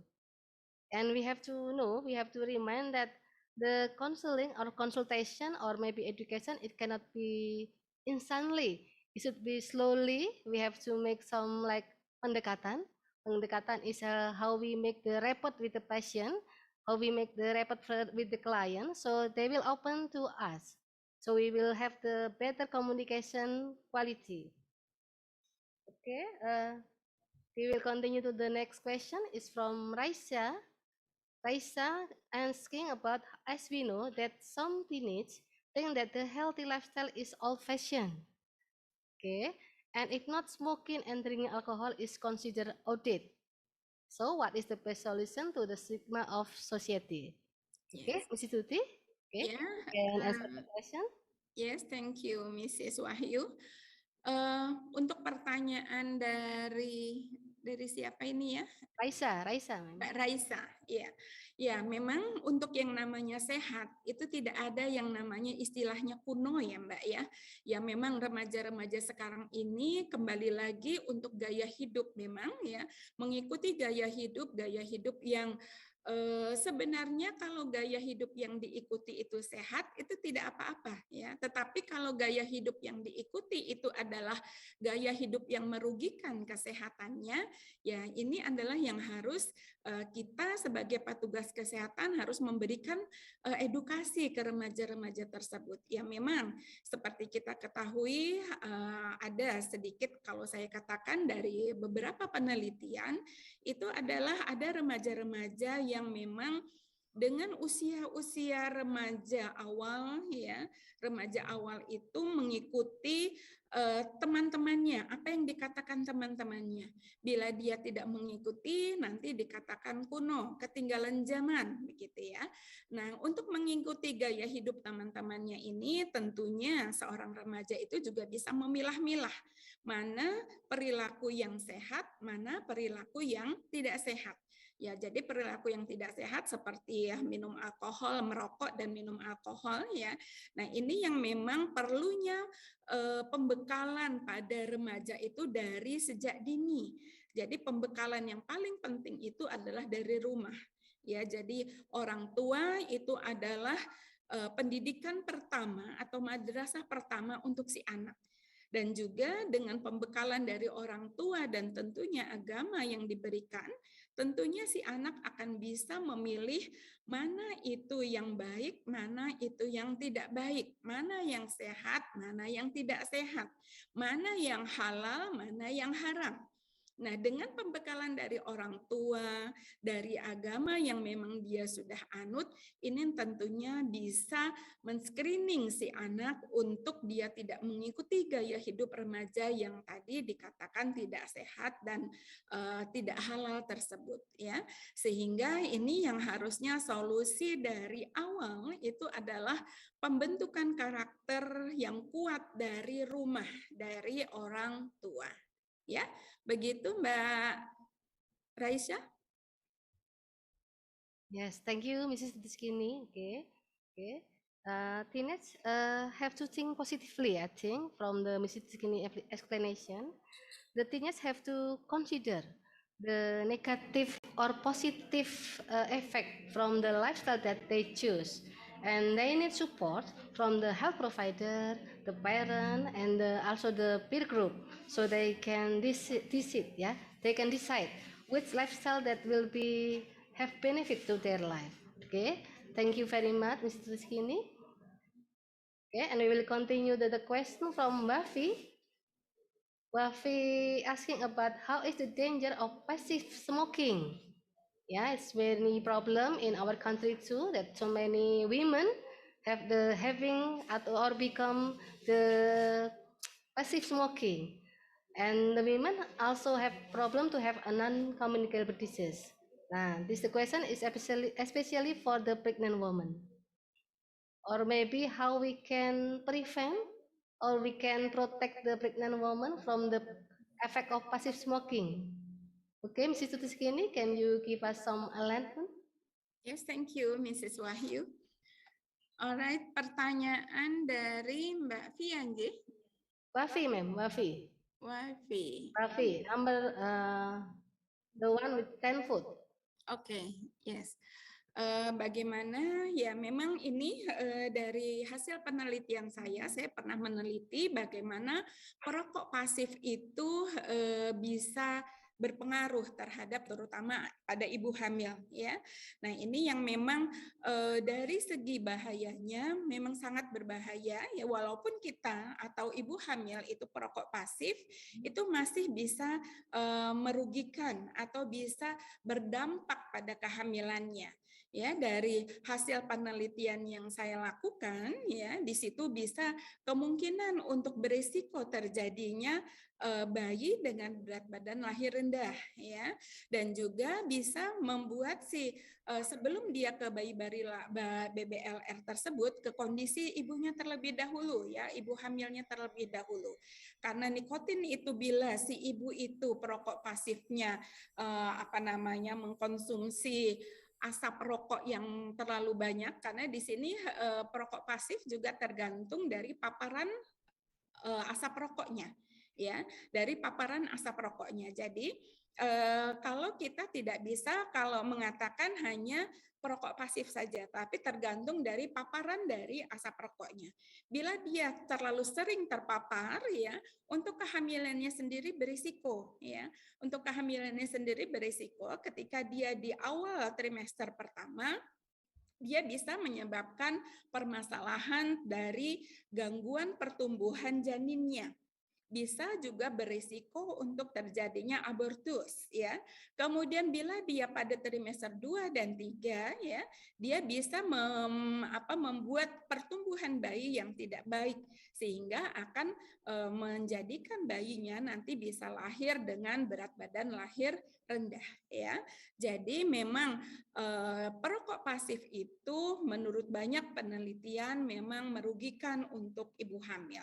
Dan ini bagaimana kita sebagai petugas kesehatan untuk memberikan edukasi kepada ibu hamil dan terutama juga ke keluarganya. Jadi bila kita mengedukasi itu tidak hanya pada ibu hamil saja, tetapi juga pada keluarganya. Jadi sebaiknya kita tanyakan dulu di keluarga itu berapa orang yang merokok, ya. Apakah suaminya atau ada dia jenis keluarga extended, misalkan kakeknya, ya, bila memang mereka itu perokok, sebaiknya kita anjurkan si bapak atau kakek tersebut merokok tidak pada ruangan yang sama pada ibu hamil tersebut. Bila kemungkinan nanti ruangan rumahnya itu kecil, sebaiknya ibu hamilnya yang menghindar ya, menghindar. Pergilah ibu hamil itu ke dapur ya, di dapur untuk tidak menghirup asap rokok dari suami maupun kakeknya tersebut ya. Jadi memang kita upayakan untuk bila kita mengatakan bahwa menyampaikan kepada suami untuk berhenti merokok ini akan sulit bagi mereka ya, tetapi sebaiknya hindarilah untuk bersama-sama menghirup oksigen yang tadi terpapar asap rokok, sebaiknya ibu hamilnya saja yang menghindar ya. Begitu Mbak Waifi. Yes, thank you, Mrs. Tuti Sukini. Okay, so pregnant women have to avoid smoke from the another person smoking habit. Okay, and because we know that from Mrs. Tuti Sukini explanation that smoke can cause the problem to pregnancy, like maybe abortus and maybe low birth weight. Okay, and the education is not only giving to the pregnant woman, but it also have to giving to the family and the person who smoke around the pregnant woman. Okay, the conclusion from Mrs. Sukini explanation to Wafi question is the pregnancy time is cannot be repeat, so we have to take care of it well. Okay, we have to take care the pregnancy. So the pregnancy will going well. So the baby will have a good quality in body growing and will make the body getting better when the baby born. So we will have the child with a good health status. Okay, I think we have still one last question. It's from Via. Okay, Via asking, can diabetes affect the children? And if so, what are the causes? And is there any special action in the treatment? Okay. Okay, thank you Mrs. Wahyu. Untuk pertanyaan dari Mbak Via, ya, dapatkah memang diabetes itu menurun kepada anaknya? Ya, nah ini kita lihat dulu diabetesnya tipe berapa. Ya, nah jadi kalau dalam diabetes itu kita tahu ada tipe 1 dan tipe 2. Bila tipe 1 dia bisa menurun atau genetik langsung ke bayinya ya atau ke anak-anaknya. Tetapi kalau dia tipe 2 ya itu adalah yang didapat atau diabetes yang didapat karena gaya hidup ya, ini tidak menurunkan ke generasi selanjutnya atau ke anaknya. Ya, nah jadi bila misalkan si ibu itu memang dia sudah artinya tipe 1, diabetes tipe 1, ini memang akan sulit untuk mencegahnya. Tetapi kalau dia tipe 2, ini ada beberapa caranya seperti yang sudah disampaikan sebelumnya, yaitu oleh Ibu Heni, ya, Ibu Dr. Heni, bahwa memang pola hidup, pola makan itu yang harus kita jaga, dan juga aktivitas kita, ya, dan juga tadi disampaikan adalah dengan kebiasaan merokok juga itu adalah bagaimana cara mencegahnya, ya. Nah, kalau misalkan si anak itu sudah artinya sudah terlanjur atau dengan ibu yang tipe 1, kemudian anaknya menderita diabetes juga, nah ini adalah kita kembalikan ke dokter yang merawatnya, karena di sini adalah harus ada penanganan khusus untuk anak-anak yang menderita diabetes, ya. Begitu Mbak Via. Yes, okay, thank you. So we know that there is 2 types of diabetes, there's type 1 and type 2. The type 1 it can be genetic, and type 2 is most affected by lifestyle. So we have to know, as the health provider, we have to know what is the type of diabetes that the mother have. Okay, I think that's all the question. Okay, I'm sorry, we still have one question from Sulis. Does a pregnant woman with NCD, like diabetes, definitely give birth to a big baby or macrosomia? And does the midwife have to check the baby's blood sugar? Thank you. That was the last question, Mrs. Tuti Sukini. Oh yes, all right. Terima kasih kepada pertanyaan terakhir ya, mungkin ya, Mrs. Wahyu ya. Yes. Ya, pertanyaan terakhir, bagaimana bila ibu hamil menderita diabetes ya? Nah, ini memang kita pentingnya untuk melakukan ANC teratur, ya, pemeriksaan ANC secara teratur. Jadi pemeriksaan pertama itu adalah untuk men-screening, ya, men-screening kondisi ibunya. Nah, jadi memang selaku ibu bidan kita harus melakukan screening awal di pertemuan awal. Seperti kita ketahui, ANC itu sekarang ada 6 kali kunjungan ya. Jadi kunjungan pertama bila ibunya memang menderita diabetes ya, ini harus kita konsulkan dulu ke dokter yang memang menanganinya. Sehingga apakah ini memang bisa diteruskan pemeriksaan ANC-nya kepada bidan atau bisa langsung ditangani khusus oleh dokter tersebut ya.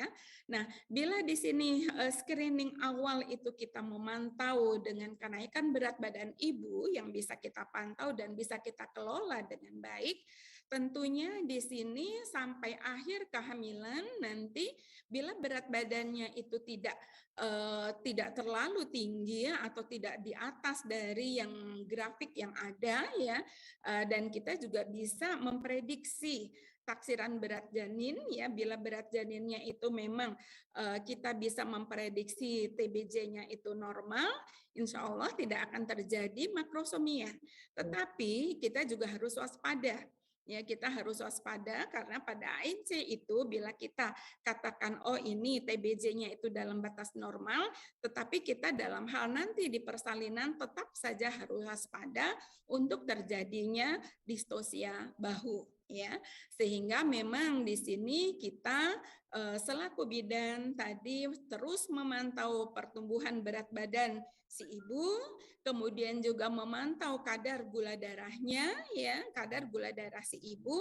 Nah, bila memang ibu itu artinya di sini gula darahnya masuk ke dalam golongan diabetes ya atau tinggi, kita bisa kolaborasi dengan petugas gizi ya agar bisa kadar gula darah si ibu pada kehamilan itu bisa artinya bisa di balancing kan, bisa diseimbangkan ya sehingga dia tidak akan tinggi ya. Jadi memang perlunya kolaborasi dengan petugas gizi, kolaborasi dengan dokter untuk asuhan pada ibu dengan penderita diabetes ini.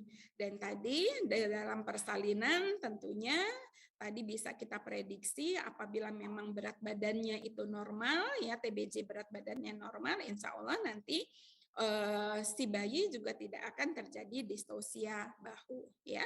Begitu Mbak Sulis, terima kasih. Thank you. So the most important keyword is screening, I think. We have to ensure that we have ability to doing screening for pregnant women, especially to screen NCDs. Okay. After we screening, we have to make collaboration with our partner like doctor, another midwife, and also the nutrition expert to prevent the complication that maybe can caused by the diabetic. Okay, I think that's all the question and has been answered clearly by Mrs. Sukini. Thank you very much, Mrs. Sukini. Okay. Thank you very much. Okay. Yeah, and ladies and gentlemen, now we are approaching to the end of second speaker session, and Mrs. Sukini has been give us some explanation and valuable information about how NCDs can be prevented, especially about how NCDs can be prevented. And we thank to Mrs. Sukini that has been joined with us today. And if Mrs. Sukini willing to join us until the webinar is finished, that will be a pleasure to us. But if Mrs. Sukini have another activity, we wish you luck today with your activity and hopefully the result is successfully. Okay? Yeah, maybe we can give the certificate to Mrs. Sukini. Okay. Okay, Mrs. Sukini, this is the certificate for you from us that has been speaker in the Midwifery International Webinar in Magelang, 11 May of 2022. Thank you very much, Mrs. Sukini. Thank you very much, Mrs. Wahyu Pujiastuti. Yeah, thank you. And to everyone. Maybe we can give a big applause to Mrs. Sukini that has been give us some valuable information today. Thank you very much, Mrs. Sukini. Yeah. Okay. Have a good day, Mrs. Sukini. Wassalamualaikum warahmatullahi wabarakatuh. Waalaikumsalam warahmatullahi wabarakatuh. And now the time we will return to the MCs. For Mrs. Anissa and Mrs. Gracilia, the time is yours. Okay, thank you so much for Mrs. Wahyu Pujiastuti SSIT MCAS for leading the presentation for the first and the second speakers. Very interesting. And now we will hand over certificates to the moderators as a sign of gratitude and appreciation for this event. Okay, Mrs. Wahyu Pujiastuti SSIT MCAS, we will show your certificate of appreciation on the display and take a picture of it. Okay. We will count from 3, 2, 1. Okay, once again, I will say thank you so much for Mrs. Wahyu Pujiastuti SSIT MCAS. Thank you very much. Okay. Ladies and gentlemen, here we would like to show you the profile video of Midwifery Study Program of Magelang Health Polytechnic, Semarang.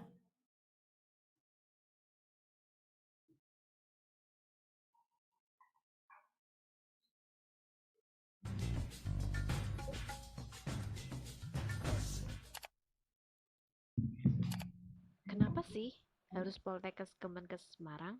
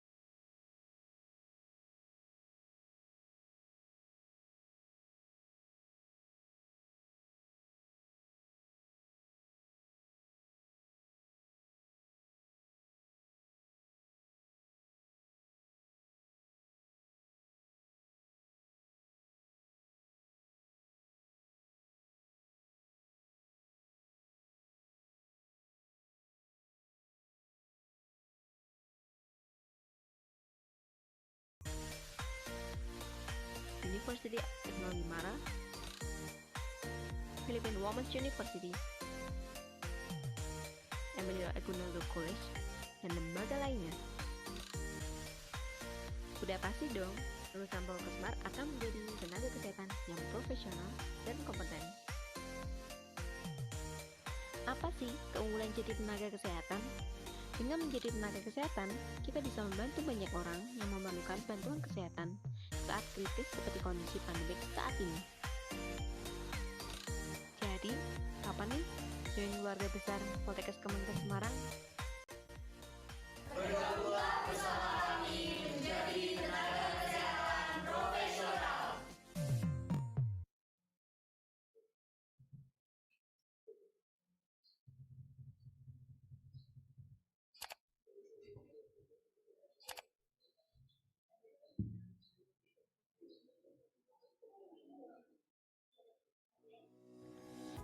Kota Magelang merupakan kota sejuta bunga yang indah dan penuh nuansa hijau. Di Kota Magelang, terdapat sebuah institusi pendidikan di bidang kesehatan, khususnya bidang kebidanan, yaitu Program Studi Diploma 3 Kebidanan Magelang, Poltekkes Kemenkes Semarang. Program Studi Diploma 3 Kebidanan Magelang berdiri sejak tahun 2001, bernaung di bawah Politeknik Kesehatan terbesar dan terdepan di Indonesia, yaitu Politeknik Kesehatan Kementerian Kesehatan Semarang.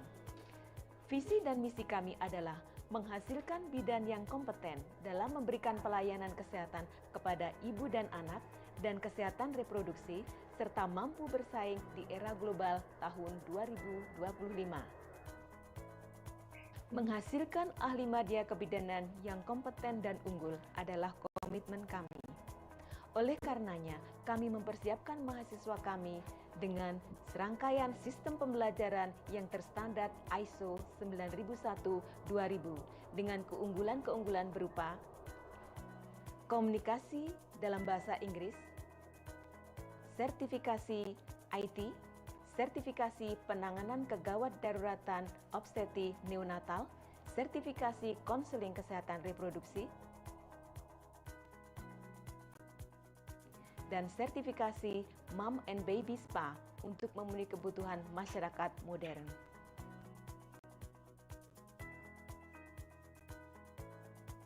Prodi Diploma 3 Kebidanan Magelang Poltekkes Kemenkes Semarang membekali mahasiswanya dengan pembelajaran teori dan praktek asuhan kehamilan, asuhan persalinan, asuhan nifas, asuhan bayi dan balita, serta KB dan kesehatan reproduksi.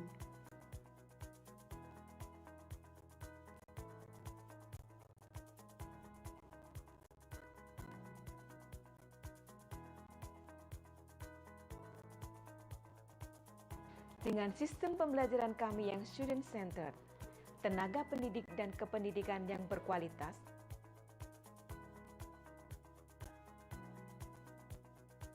sarana prasarana yang memadai, serta didukung dengan jalinan kerjasama lintas sektor yang baik, kami telah mampu menghasilkan ahli madya kebidanan yang kompeten dan unggul.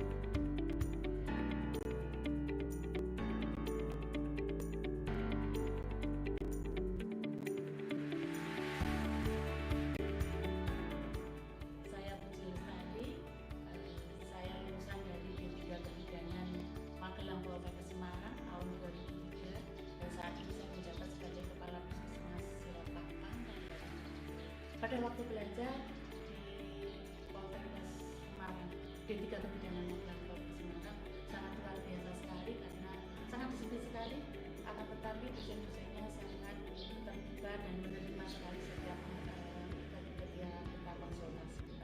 Saat ini saya pernah bekerja di Puskesmas Pare, kemudian terakhir di Puskesmas Semarang. Perkenalkan, nama saya Hendriyana Ika Pukasari. Saya adalah lulusan Poltekkes Kemenkes Semarang, Prodi D3 Kebidanan Magelang. Saya lulus tahun 2010 dan sejak tahun 2011 sampai sekarang saya bekerja di RSA Gladiol Magelang. Selain sebagai bidan pelaksana, saya di sini juga sebagai kepala seksi keperawatan.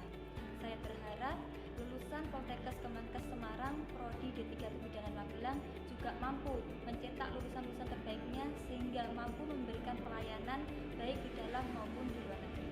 Perkenalkan, nama saya Ana Trisnawati, alumni D3 Kebidanan Fakultas Kemenkes Semarang. Saat ini saya bekerja sebagai bidan praktik mandiri.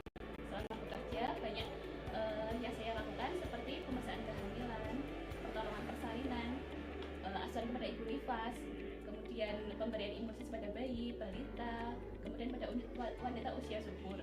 Selain itu, saya juga melakukan pemasangan alat kontrasepsi seperti KB implan dan KB IUD. Kemudian juga pemberian KB suntik juga. Terima kasih. Penjara Nusantara hadir karena adanya ketimpangan dalam layanan publik. Hadir sebagai inovasi dalam menjembatani ketimpangan pelayanan dalam kesehatan. Gerakan penguatan pelayanan kesehatan primer yang terdiri dari tim pemuda multiprofesi ini ditempatkan di satu puskesmas daerah tertinggal selama 1 tahun.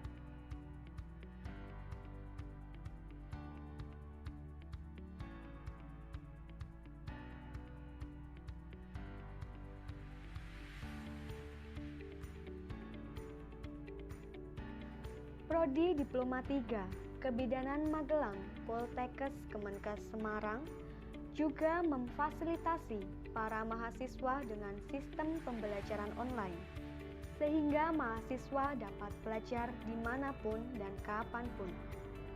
Perpustakaannya pun menggunakan sistem online dan didukung dengan digital library. Bagi Anda, generasi muda, wanita, lulusan SMA, sekaranglah saatnya Anda bergabung dengan kami. Program Studi Diploma 3 Kebidanan Magelang, Polytechnic Kesehatan, Kementerian Kesehatan Semarang untuk masa depan diri dan bangsa yang lebih baik di era global.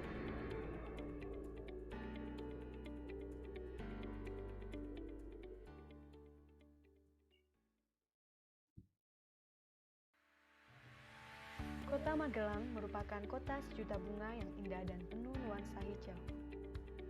Di kota ini berdirilah Kampus 5 Poltekkes Kemenkes Semarang, Prodi Sarjana Terapan Kebidanan.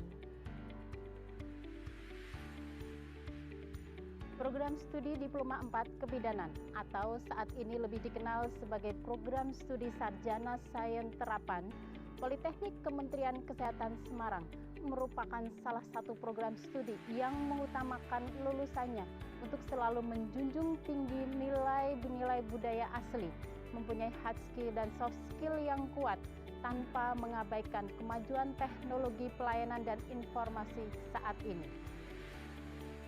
Kedepannya, bidan terapan yang kami hasilkan untuk dapat bisa memadukan ilmunya dengan kemajuan teknologi pelayanan sehingga dapat memajukan pelayanan kesehatan di Indonesia. Hal ini sejalan dengan visi yang kami emban, yaitu menjadi pendidikan yang menghasilkan bidan terapan yang profesional, berkearifan lokal, dan berorientasi global di tahun 2022.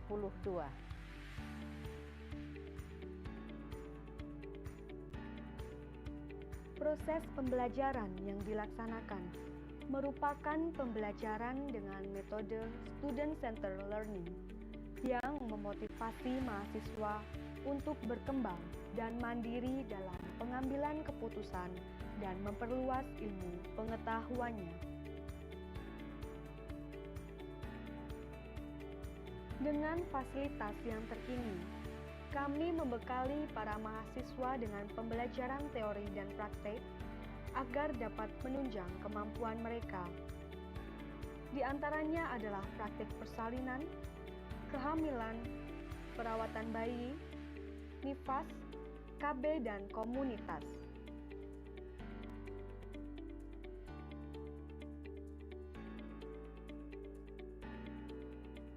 Perpustakaan kami juga menggunakan sistem online, sehingga penelitian yang terdahulu dapat terarsip dengan rapi, serta lebih mudah melakukan publikasi penelitian ilmiah. Student-centered learning process, dosen yang handal, serta mahasiswa yang mempunyai komitmen disiplin diri yang tinggi menjadikan proses pembelajaran yang sangat harmoni pada prodi ini. Kami yakin dan percaya dengan adanya proses pendidikan yang ada saat ini di sini akan bisa menghasilkan bidan terapan yang profesional, berbasis kearifan lokal, dan berorientasi global.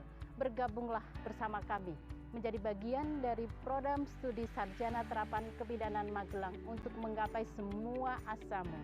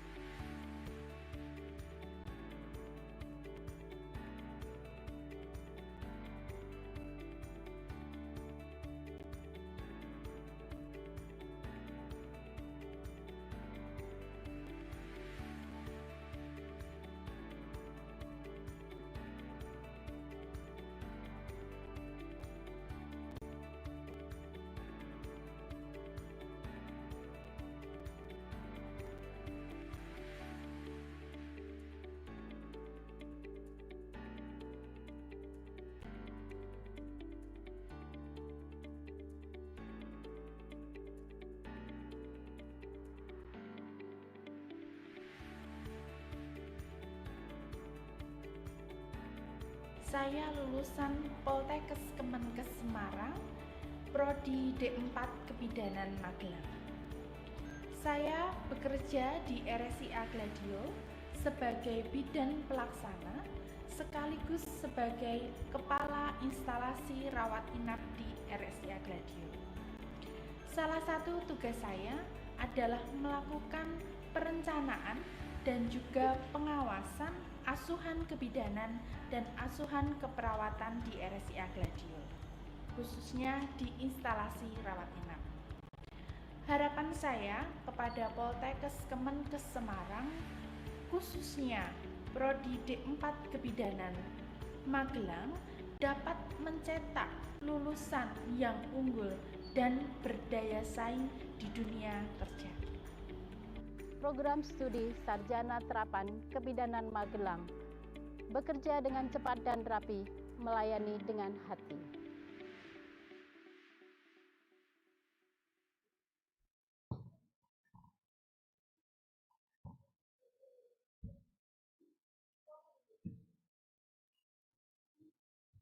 Okay, for the next, this webinar will be guided by the second moderator, Mrs. Sri Widatiningsih MMID. We will present the second moderator's curriculum vitae.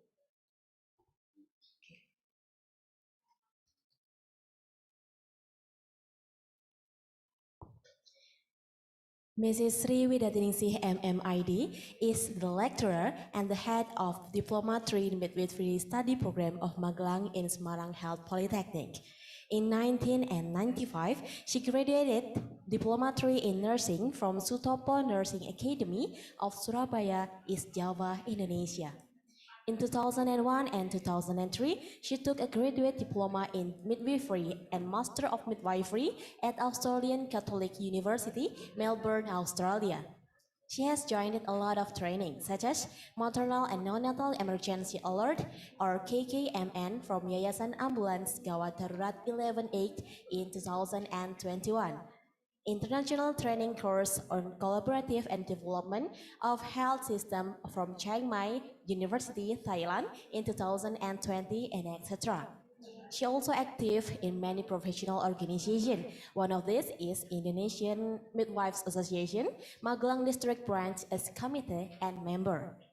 Mrs. Sriwidatingsi MMID has worked a lot of research. One of these, the research with the title Midwife Behaviors in Using Puji Rohyati Scorer to the Early Detection of High-Risk Pregnancy Efforts in 2020 with the publisher International Journal of Psychosocial Rehabilitation. Besides that, she also worked the book, and one of these with the title Hyperemesis Gravidarum with the publisher, Pustaka Panakea. Okay, that's all the curriculum vitae of Mrs. Sriwidatingsi MMID, and we invite the moderators to lead the delivery of the third and the fourth topics. The floor is handed to you. Okay, thank you for the MC, Anissa and Chris. Okay, Assalamualaikum warahmatullahi wabarakatuh. Warahmatullahi wabarakatuh. Peace be unto you all. Welcome back to the second session of our international webinar with the theme of Enhancing Midwives' Capacity in Prevention of Non-Communicable Diseases. My name is Sriwidatingsi, you can call me Widati, and I'm from Semarang Health Polytechnic, and I'm very excited to be the moderator for this session. I would like to send my warm regards to all of the participants, both from overseas and also participants from Indonesia, in hoping that all of the participants will be able to join this webinar until the end. And for this session, we have 2 speakers, and all of the speakers are incredible experts. Before we go further, I would like to do a quick overview towards this session. At the beginning, we will have Dr. Rosalinda Parado Salustiano, PhD RN-BM from Arellano University, Philippines, who will be delivering the topic of health promotion within the context of NCDs prevention. Subsequently, there will be Mrs. Guldane Damla Kaya, MSc. She's from University of Surrey, UK. She will be presenting midwife's role in prevention of non-communicable diseases, a lesson learned from Turkey. Each speaker will deliver a 30 minutes presentation followed by 20 minutes discussion. I would like to remind to the participants that you can submit your questions at any time through the pigeonhole. You can either submit your own question or vote to others' question available in the pigeonhole, which fits you or fits your query. Mostly voted questions will be addressed by the speaker. Now let's start with our third speaker. Firstly, I would like to check whether Dr. Rosalinda has joined us. Dr. Rosalinda? Okay, nice to meet you. How are you? Fine. Thank you for having me. Thank you also. Okay. It's my pleasure to introduce Dr. Rosalinda Parado Salustiano, PhD RN-BM to you. Let me convey her CV.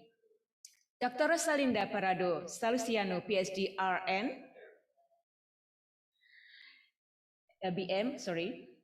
PhD RN-BM is a senior nurse educator, resource speaker, author, and also consultant.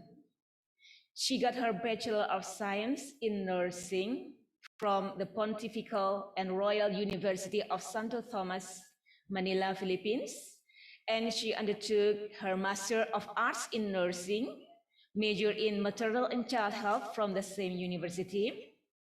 Then she pursued her doctorate degree or PhD, majoring in Educational Management, also from the Pontifical and Royal University of Santo Tomas, Manila, Philippines. Her employment history started in 1978 as a staff nurse at University of Santo Tomas Hospital in Manila, and then progressed as a faculty member up to 1990 at University of Santo Tomas, Manila. Her career developed fluently as the Dean of School of Golden Gate College, College of Nursing, Batangas City, Philippines, while she was also a full-time board reviewer up to 1998. Then she was a special guest lecturer at San Beda College, Manila, and progressed furthermore, become a part-time faculty rank of professorial lecturer 3 up to 2019. And also, she is a special lecturer rank 4 of professor at Far Eastern University Institute of Nursing, Manila up to 2019. Dr. Rosalinda got membership from a lot of organizations. For instance, she is the lifetime member of Philippine Nurses Association Incorporation, or PNA, and also lifetime member of Mother and Child Nurses Association of the Philippines, or CNAP. She is also the author of 5 references books in maternal and child nursing or midwifery. Dr. Rosalinda is also maintain her capability by joining continuing professional development and trainings, which cannot be mentioned one by one due to the huge amount of the training and professional development. And moreover, Dr. Rosalinda had received number of awards, such as Ruby Jubilarian Awards in 2017, Recognition Award as Outstanding Thomasian Leadership in 2016. And what about her research activities and publications? We have no doubt on it. There are lots of research and publications have been conducted by Dr. Rosalinda, as written in her CV, long CV. So that's amazing. Dr. Rosalinda also has professional linkage or community services. And now, Dr. Rosalinda is joining us and will be sharing with us about legal aspect and ethics in midwifery education in Indonesia. Sorry. She will be delivering the topic of, I'm not catch up with this. Sorry, Dr. Rosalinda. So the topic will be health promotion within the context of NCDs prevention. So that is the topic for Dr. Rosalinda. So please warm welcome Dr. Rosalinda Parado Salustiano, PhD RNBM. Time is yours.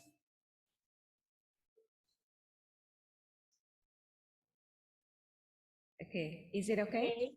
Okay. Yeah, I'm just fixing my slides.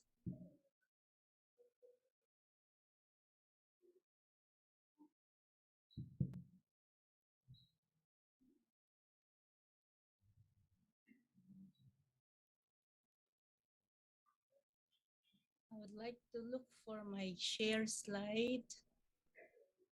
Where are you?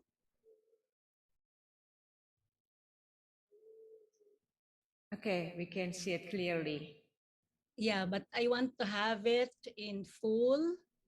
If I can have a few minutes to fix it, please. Yes. Select slide and click share. For a while, can I leave for a few seconds? For a while? Okay.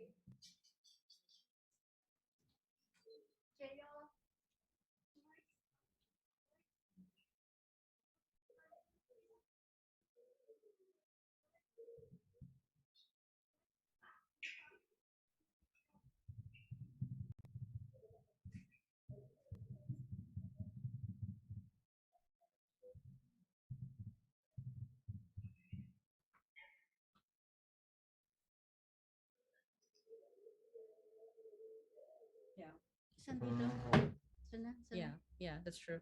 Yeah. Wait, hold on. Give me 1 minute. I just wait. Hold on. It's okay.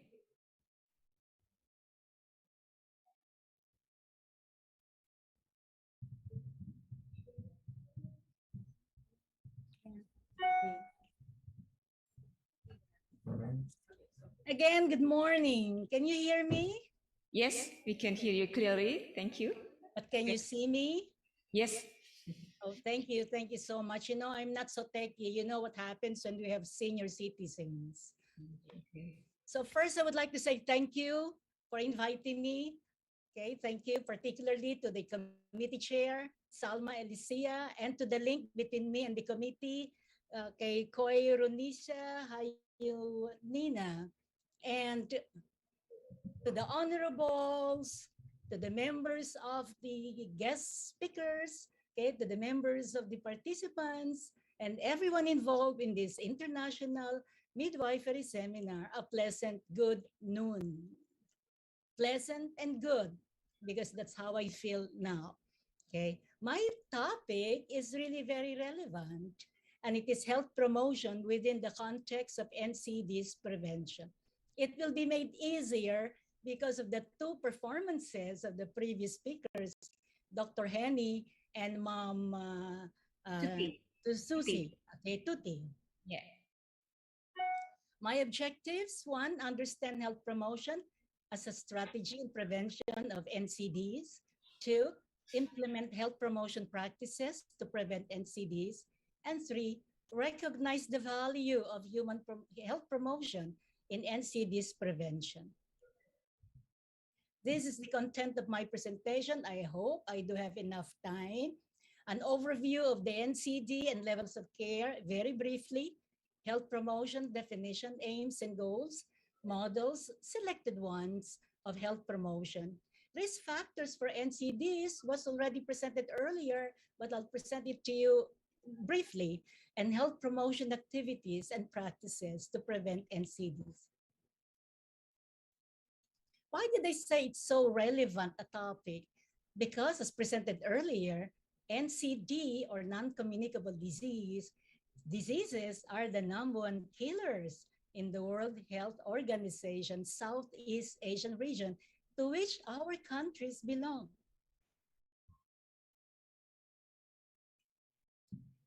If we provide good care from level 1 of prevention, health promotion, up to secondary level, which is immediate screening, diagnosis, and treatment, and to the tertiary level, then we will not have these deaths. Let's have key facts. Most of this you have heard earlier. NCDs kill 41 million people each year, equivalent to 71% of all deaths globally. My, that's a very gruesome picture. Each year, more than 15 million people die from NCD between the ages of 30 and 69. And 77% of all deaths are in low and middle income countries. Main types of NCDs. From the WHO, we have cardiovascular diseases such as heart diseases or myocardial infarction, or heart attack, brain attack, or stroke. We have cancers, all types, chronic respiratory diseases like asthma, chronic obstructive pulmonary disease, and diabetes mellitus. And from Indonesia, I gathered this from the National Riskesdas Report 2018, heart disease, hypertension, stroke, cancer, asthma, diabetes mellitus, kidney disease, and joint disease are among the common NCDs. Now, looking at these two, you can say that more or less they are the same, and the top is the same in both, and that is cardiovascular diseases. Top 4 causes of NCD deaths. We have 17.9 million deaths annually from cardiovascular diseases. We have 9.3 million from cancers. Respiratory diseases deaths comprise 4.1 million, and diabetes 1.5 million, as you have heard earlier, presented ably by our previous speakers. Now, why did I say it's a very relevant topic? Because of the socio-economic impact of NCDs. NCDs threaten progress towards the 2030 Agenda for Sustainable Development, which includes a target of reducing premature deaths from NCDs by 1/3 by year 2030. That's a tall order. But if everyone puts his share into the bucket, then we'll most likely still be able to meet that goal. Now let's focus on levels of care, because we cannot just say prevent this, prevent that, okay? Because if we do not understand the levels of care, we may not know where to place ourselves. Now, primary level is health promotion and illness prevention to decrease risk for diseases and dysfunction. Secondary, diagnosis and treatment for early intervention and prevent further disability. Tertiary is rehabilitation to minimize effects of permanent disability. Let's look at this. Health promotion, which is my topic today, resides at the level of primary intervention or primary prevention. Health services include education or teaching, lifestyle modification, immunization, promotion of safe environment, and referrals. Now, if you look at these healthcare services and you think of our topic, which is NCD and preventive level, you probably will identify one thing which does not belong. What is it? What do you think? Yes, you're right. It's immunization. You don't get vaccinated to prevent a heart attack. You don't get immunization in order to prevent cancer. Perhaps in the future, we never can say. For secondary prevention, we have these healthcare services, screenings, diagnosis, early intervention, acute care, and surgery. Now, speaking of screenings, well, we can have screening for breast cancer, mammography is important, screening for cancer of the cervix, pap smear is still in vogue, okay? Screening for, what is it, okay? Cancers of the colon or rectum, then perhaps annual or regular rectal assessment for males, and the like. And tertiary prevention, we have education and retraining, rehabilitation services, provision of direct care, and modification of environment. My concern is primary prevention.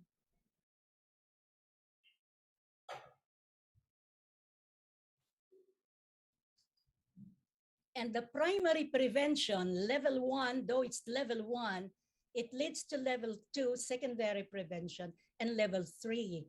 If all our clients, individual families and communities are attended to well, from level 1, the prevention, up to tertiary level, which is rehabilitation, then he or she or IFC can have quality of life no matter what the age is. Let's look at health promotion. Before 1990, the focus was disease prevention. Not anymore. The trend now for health professionals is to emphasize behaviors that promote wellness. And this is primarily through health promotion. What is health promotion? Health promotion covers a wide range of social and environmental interventions that are designed to benefit and protect individual people's health and quality of life by addressing and preventing the root causes of illnesses, okay, or ill health, not just focusing on treatment and cure. Health promotion is any activity that improves the quality of health and well-being of individuals, families, and communities. So, health promotion is an activity. It's a process undertaken to increase the levels of wellness of IFC. When I follow activity with a process, it means it is not a single activity and it's not a single time of engagement. It involves activities and programs provided by healthcare providers like you, the midwife, to foster lifestyle behaviors conducive to optimum health status. I would like to focus on two important key concepts here: lifestyle behaviors and optimum health status. You will have that later on. Excuse me. If the individual client makes wrong choices, he is likely to make wrong decisions. But if the individual makes right choices, lists down the right choices about lifestyle behaviors, and choose one which is the best for him, then he's likely to make right decisions. Wrong choices lead to disease or even death, and this disease is NSD, among others. And right decisions can lead to health and well-being. Major goals of health promotion activities. I listed three most important ones. One is respect and support clients' rights to make decision. The decision is to be made by the client. He has the right to do it, but he cannot just make the decision to healthcare service, to health promotion activity without having received essential information. That is why we say informed decision. Number two is identify and use client strengths and assets. Since it is the client who will decide, the client who will act, he will have to be assessed in terms of how capable is he in carrying out the plan of activity. You can use SWOT analysis, where S is strengths, assess his weaknesses, assess opportunities in the community, and assess threats. Often the threats come from the environment. And the third major goal is to empower clients to promote their own health or well-being. When I say empowerment, it is the client himself who does things for himself, but we have to empower him first. That's why we call that enablement. Enablement. This will enable IFCs to do things on their own. Now, this is very important, particularly for researchers, but researchers or not, practitioners need to understand the models. I'm presenting just the most important so that you get an idea, so that you can really use whichever model you want or which is applicable to the patient. You cannot just give health teachings. You have to understand, how can he accept my teachings? How can he do after listening to my teaching? Let's look at few of the models. The practice of health promotion and disease prevention is supported by models or theories. Pender's health promotion model is very popular and oftenly used by researchers. Perceptions and attitudes towards importance of health, health status, benefits and barriers of health promoting behaviors, or the client's relationships with others, behavioral, situational factors, and experiences affect their participation in health promoting behaviors, health decisions, and health outcomes. What about Becker's health belief model theory, or HBM? A person's belief of a diagnosed illness combined with his view of treatment's effectiveness predicts the likelihood of adopting a change.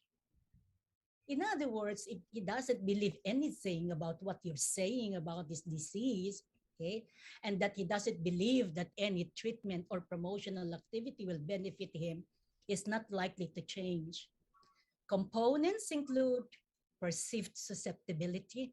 Am I susceptible to lung cancer I've been smoking for 20 years and I'm still here.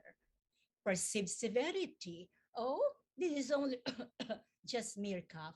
This is not lung cancer. Or perceived benefits and costs. It will cause me to undergo screenings and diagnosis. No way. Or motivation and enabling or modifying factors. Now, this model focuses on compliance and preventive health practices. What about Bandura's social cognitive theory? You probably have heard of its synonym. It is self-efficacy model or self-efficacy theory. Now you may ask, what is self-efficacy? It is one's ability or belief in one's capacity to carry out a behavior. If he doesn't believe he can carry out a behavior, a process, a treatment, then he is not likely to even start or initiate a program or a treatment. Factors that affect person's cognitive appraisal of self-efficacy are mastery experience, verbal persuasion, which can come from you, the midwives. You can persuade, or vicarious experiences he's exposed to and is having, or physiologic and affective cues. You say he is likely to have breast cancer, right? Because he's single, okay, and is not breastfed, etc. But then he says, no, I don't have breast cancer. I am not likely to have it. I don't have any signs. I am not likely to participate in the treatment. So it's really very important, okay, the self-efficacy model. What about theory of reasoned action?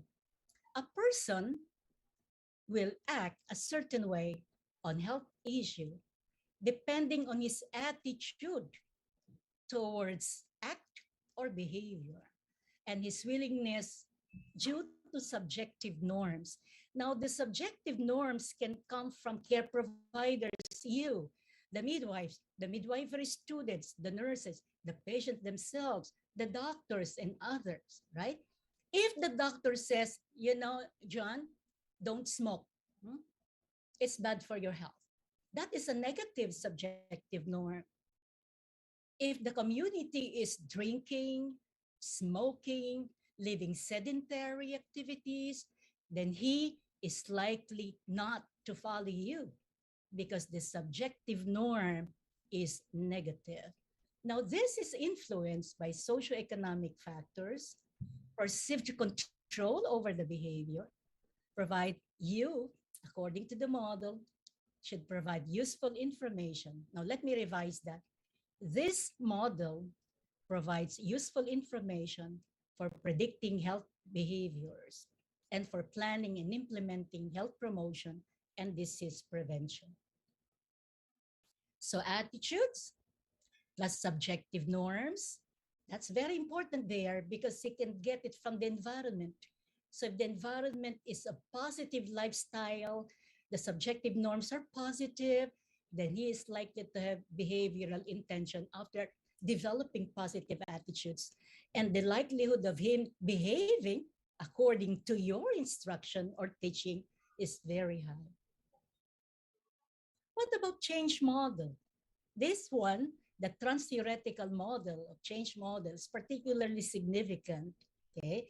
And it is because, okay, it was done when it was presented in the community context. It explains IFC's readiness to change. You cannot make someone change if he is not ready to change. It describes how IFCs integrate new behaviors, goals, and programs at various levels, and support from you needed at each level. There are 6 stages. We have pre-contemplation, contemplation, preparation, action, maintenance, and termination. Let me follow this up with this. The 6 components of stages of trans-theoretical method. During the pre-contemplation, the client does not act and there is no intention to act. You probably may be there in the home doing visiting, but he will have no intention to act. The second level is contemplation. Maybe he says, maybe I'll follow you, but still with no intention to act. Preparation, now he does some preparation, perform some steps, but without your support, he may stop there. Action, he does action, do action for short period. Again, without reinforcement from you, he may stop. Maintenance, do action for long period. And the last is termination, when there is no more desire to return to the negative behavior. So if you can see this, I'd like to focus on the arrows below. 1 hour is going up, okay? That means progression. Another arrow is going down. That means relapse. But if I said earlier, the healthcare giver, the midwife is there from level 1 up to termination and still continue, because sometimes even if he has reached the termination stage because of problems in the environment, because of peer group influences, he may have a relapse. Health promotion in the context of NCDs involves and requires change. That is why I focused the change model earlier. You need to want to make a change. So, how can a smoker stop smoking when he feels good with smoking? How can someone stop drinking when he feels good with drinking? He has to need to want to change. Only I can change my life. No one can do it for me. Can you say that quietly? Only I can change my life. No one can do it for me. So, while the healthcare giver in this particular context, the midwives, initiate and provide health promotion activities, it is the client, and it could be individual client or family or community that adopts health promoting behaviors, and they must receive support and reinforcement for his attempts. So if we are the Ningas Kugun, okay, we are good initially, but later on there's waning in our efforts, then likelihood of the clients maintaining, okay, the positive behaviors they have started with or started may not continue, and there will be failures. Risk factors were discussed earlier, and I just have to focus on, not focus, but go on through this briefly. But risk factor is anything that increases your chance of getting a disease. Type of risk factors could be modifiable and non-modifiable. Classifications include personal, physical, metabolic was discussed earlier very lengthily, psychological, biological, chemical, and nowadays with talks about wars, I don't want to see nuclear factor in the future. Now, our concern is the not the non-modifiable, but the modifiable factor. You think you can modify that? You think you can modify that? Yes, smoking? definitely. You think you can modify that? Yes, but try to think at what we had earlier about models in order to truly enhance, speed up the modification of the modifiable factors. Example of modifiable risk factors and their effects, and I think it was presented earlier, okay? Oh, we had them. Smoking, we have alcohol drinking, we have high fatty foods and sedentary activities, poor physical activity. All this contribute to metabolic changes, which can result to raised BP or hypertension, overweight or obesity, high blood glucose, high fat levels in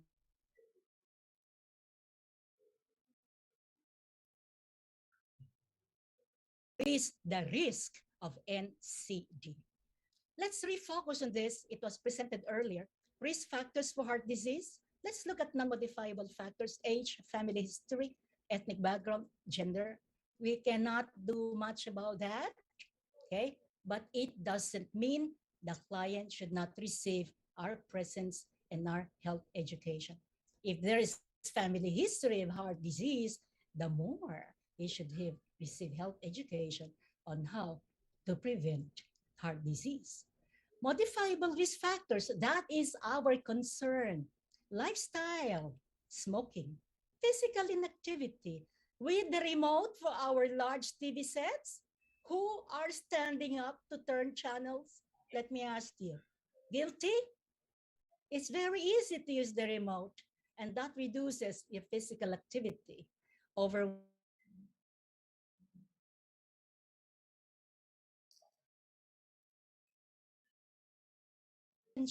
High blood cholesterol factors, as I mentioned earlier, been presented by our two earlier speakers, can increase the risk of dying.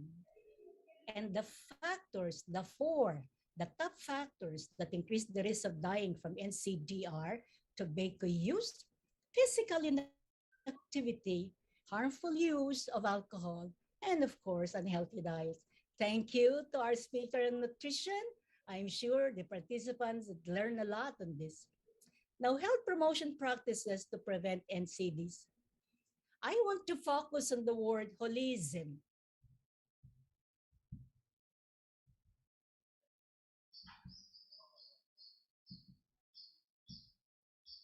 Can I just focus on the physical and say next week for your brain? Oh, no, no, no. I cannot answer your question about anxiety because I'm only here for your body. Okay? It's got to be holistic. In every interaction, consider the individual as a whole, with the body and mind, with spirit, with emotions, and with social-cultural influences. Now, very simply, I would like to present the recommendation of the WHO. This again was presented earlier, but in a different way. I'm giving it to you in simply. Being healthy is as easy as A, B, C, D. 1, avoid alcohol. 2, be physically active. 3, cut down on salt and sugar. 4, don't use tobacco.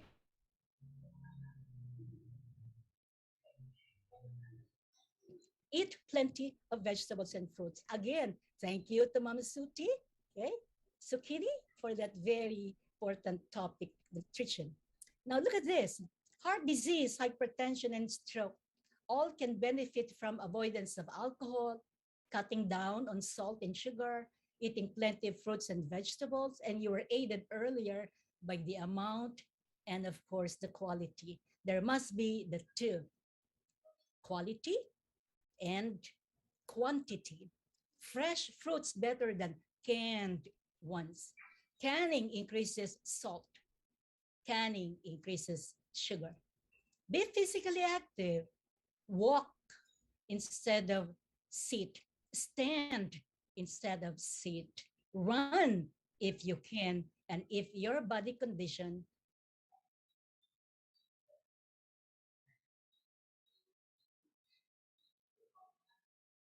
use tobacco products. For diabetes, cut taken food that is very rich in sugar, the beverages, okay, the colas. If you can only eliminate cola, okay, from your diet, then you have done yourself good. Be physically active. Eat plenty of fruits and vegetables. What about cancers? Again, avoid alcohol. Liver cancer? Eat plenty of fruits and vegetables, several types of cancers. Be physically active and don't use tobacco products because it has been identified as a very important factor to cancer of the lungs. Do you like this? Is this good? Salads. What about this? Running? Yes. What about this? Exercise?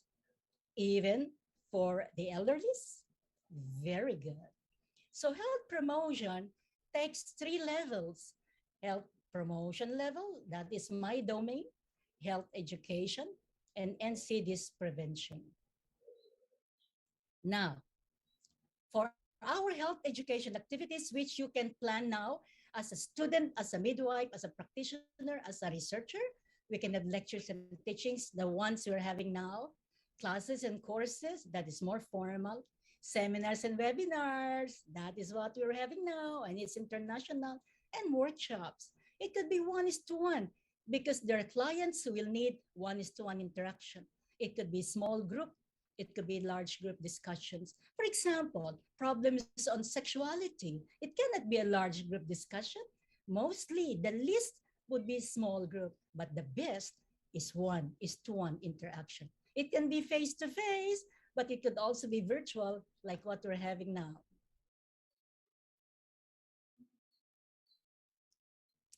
Examples of health education programs. You probably have most of this in your country. Nutrition education, check.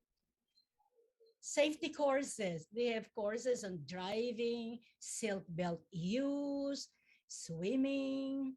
What about stress management programs to prevent mental health disorders? What about risk management programs to prevent stress, to prevent depression, to prevent mental disorders?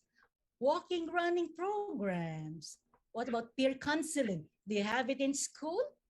Someone who has recovered from addiction is more likely to influence a peer to start on the way towards avoiding addiction. Someone who had a child who died of a disease, NCDs or not, is likely more effective in giving health education to someone who is now grieving because of the loss of a child. Peer counseling is very important. What about self-breast examination program? You can have it in schools, colleges. You can have it in the community. Smoking, alcoholism cessation program. How many do you have in your country? There are a lot of principles of health education strategies, but let me focus on two important things. Two things which, when you remember, will probably prevent clients from non-observing the instructions you gave, the health promotion teachings you gave, and compliance will be high. What are these? The health education must be tailored for target IFCs. I cannot have mothers, okay, who are pregnant and then be the core group for HIV treatment. I cannot have a group of seniors when I have health education on breastfeeding. I cannot have a group of adolescents when my concern is on menopause. You have to tailor health education for your target IFCs. And it's not just giving, it's not just teaching. Yes, he heard you, but he simply heard you, no participation. So the second very important principle must be participated in by IFCs. There are a lot of roles of midwives, and I know the next speaker will be discussing on this. This will be very brief, less than a minute. Roles of midwives in health education in the context of NCDs. Advocate. You defend their rights. You stand for his rights. You speak for your clients. Teacher, you give information, you give teaching. Supporter, remember the essential of support during the 6 levels of change. Leader, there's got to be a leader, especially at the start. Model. That says it is best to teach through example. So be the model of good behavior, be the model of health promotion for self, and be an inspiration. Motivate, enable, enabler, and be a change agent, and we can have change. The presence of well-trained midwives is important in health promotion. They are needed for assessment, planning, implementation, and evaluation of health promotion interventions and strategies to address the various challenges of NCDs and their modifiable risk factor. You cannot just address the NCD if you do not address too the modifiable risk factors. In September of 2015, the United Nations General Assembly adopted the 2030 Sustainable Development Goals, or SDGs, building on the principle of leaving no one behind. The agenda emphasizes a holistic approach to achieving sustainable development for all. Look at this. 17, our concern at this very moment is sustainable goal, or rather, okay, goal number 3, okay? It says good health and well-being. That is where health promotion resides. Be the model of good health.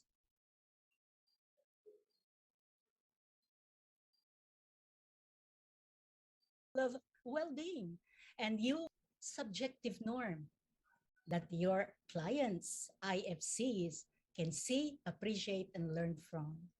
Let me have this something I would like to quote, to contribute, and to deliver to you. In this century, the call to action for everyone is to address the demands and challenges of non-communicable diseases and their modifiable risk factors, primarily through health promotion. This is an independent function of midwives. You can do it. This does not reside mostly in the hospital. It resides in the family. It resides in the community. It resides in the school. It resides in barangay health centers. It resides in a waiting shed. It resides anywhere and everywhere where health education, health teaching, and health promotion activities can be initiated. What they say,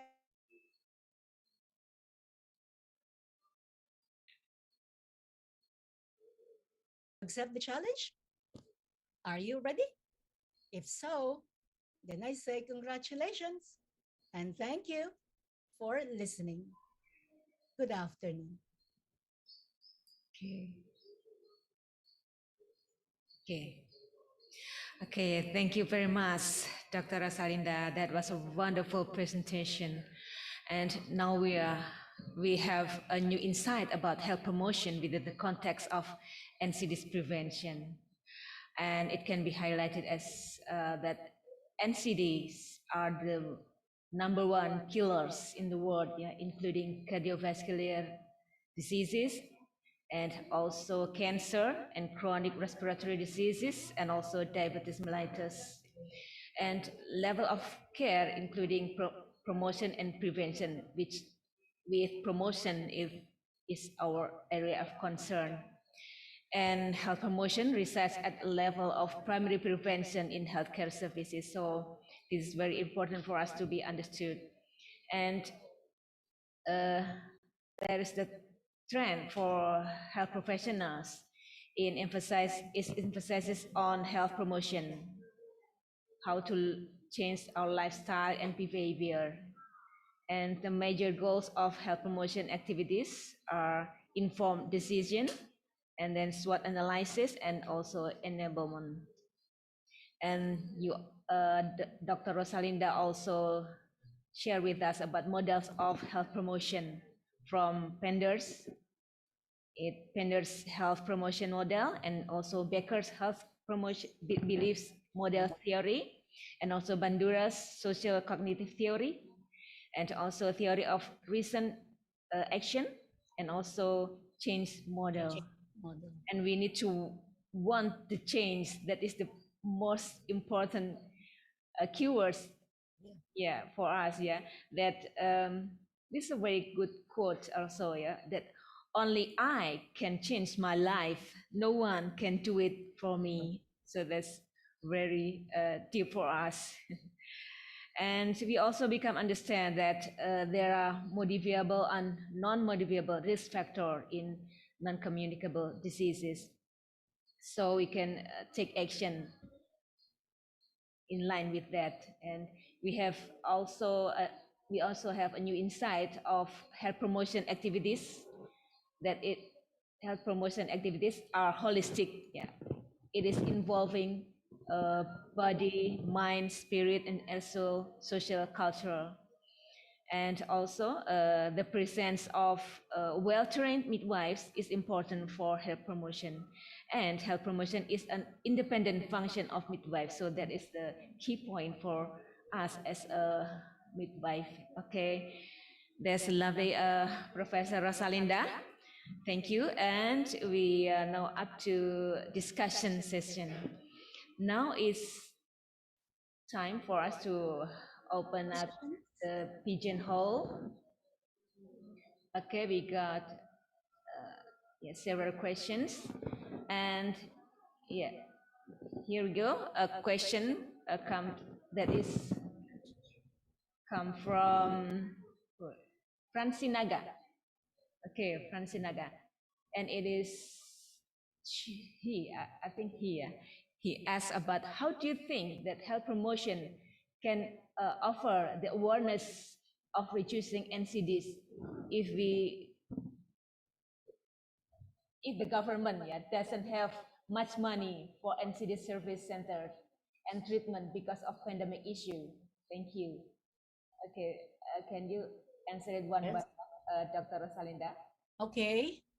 It says here, offer awareness only of reducing NCD, government, no money, service center and treatment because of pandemic. So another keyword there is pandemic, which is a very important issue, especially during the early phase, where when one is positive, you think of death as the second level, right? That is why what became in vogue during the time, virtual meetings, Zoom meetings, video conferencing, the texting, the messaging, just avoid the face-to-face. But later on, with waning of severity of the condition, plus increased population with vaccination, plus perhaps positive learning as to the basic protocols, then governments of the world started to reduce the strictness of quarantines and strictness of closing schools, that later on there is now from virtual to beginning face-to-face, okay? But that is during the pandemic issue only. Let me go beyond that. It says here, no money for NCD service center.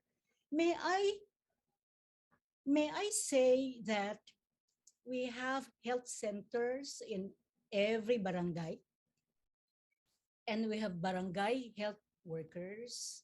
We really do not need to have a specific NCD service center for particular health promotion activity. You can just do integration. This is calling for your creativity and innovation. I'm sure the midwives have this. You can create from nothing oftentimes. You can create and you can innovate. Okay, a small table and then 2 bancos or chairs, okay, distance from apart, and everyone coming in should be with face masks. You probably can wear double masking, etc. That in a small corner can be your NCD service center.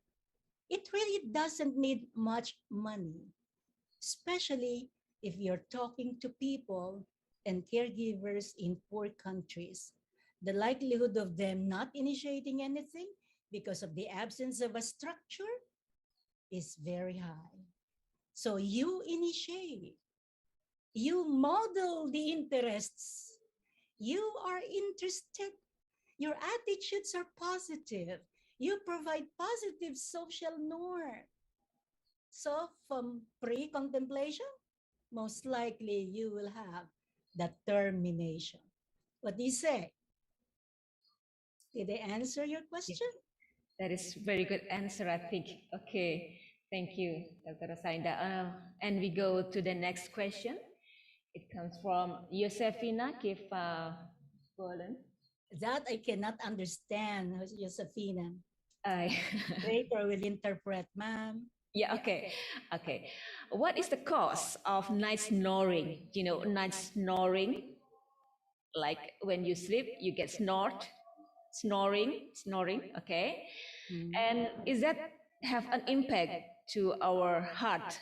I mean, or maybe the function of the heart. Okay. Can you catch that? Yeah. Strictly speaking, snoring and function of the heart directly are not linked. Okay? But indirectly may be related. Snoring may be related to a lot. Others are still unidentified. Studies are still being done on this. But snoring, for one, has been identified to be higher in males. And still one factor higher in those with increased weight. And still another is the position during sleep.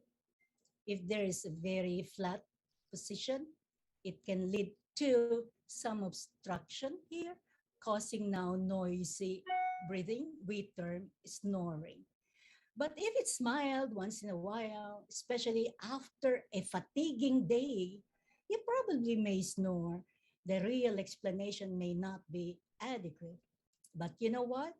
If it is severe, so loud and frequent, the most important, you, the health promoter, recommend that he visits a health center or call a health professional or visit the doctor, or face-to-face, not possible, then it could be the video call to someone who can provide answers.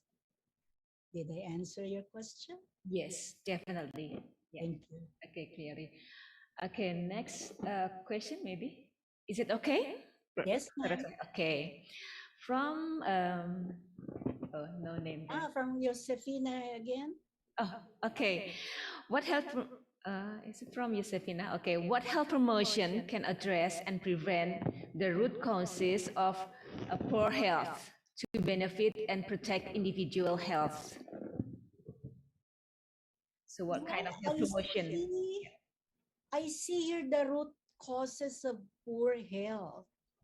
Again, let me emphasize one thing, that when we look at poor health, an individual, family, or community has full health, we cannot just label it poor health, because it's the wholeness of the individual, the wholeness of the family and the community that you're talking about. Poor health in what? Is it poor physical health? But he is of normal weight. He is of normal height. But he is not leaving the home, or he is not performing in school. What is it? Is it poor emotions? Poor mental health? Or poor socio-cultural health factors? I really would like to zero in on my topic, because you gave me within the context of NCD prevention, but the two key words are health promotion. You promote the health of the whole individual, so that in assessment, and you identify that one aspect of the individual is the one that needs focusing, then you focus on that, while at the same time, you consider the others. Let's say poor health, physically, malnutrition for children. Why?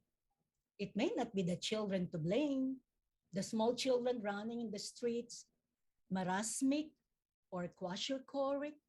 What about the mother? Where's the mother? Playing mahjong? Who needs education and health promotion? Is it the child? Is it the mother? Or is it both? And the entire family? It will have to be you trying to think, to process within yourself. Why is there poor health?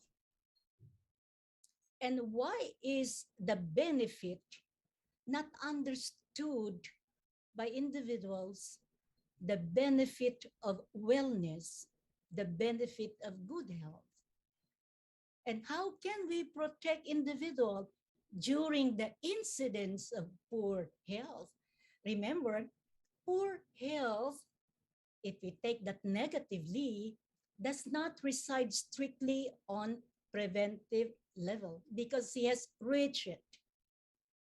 But we will start from that. And we will not end there because most likely we will do some referrals for screening in order to diagnose the reasons or the factors of poor health.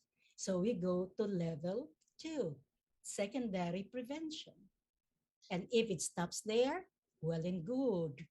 But if not, and there's, let's say, surgery, something is happening inside the body of the child that he is not digesting well, he is not absorbing well, that there must be some surgery.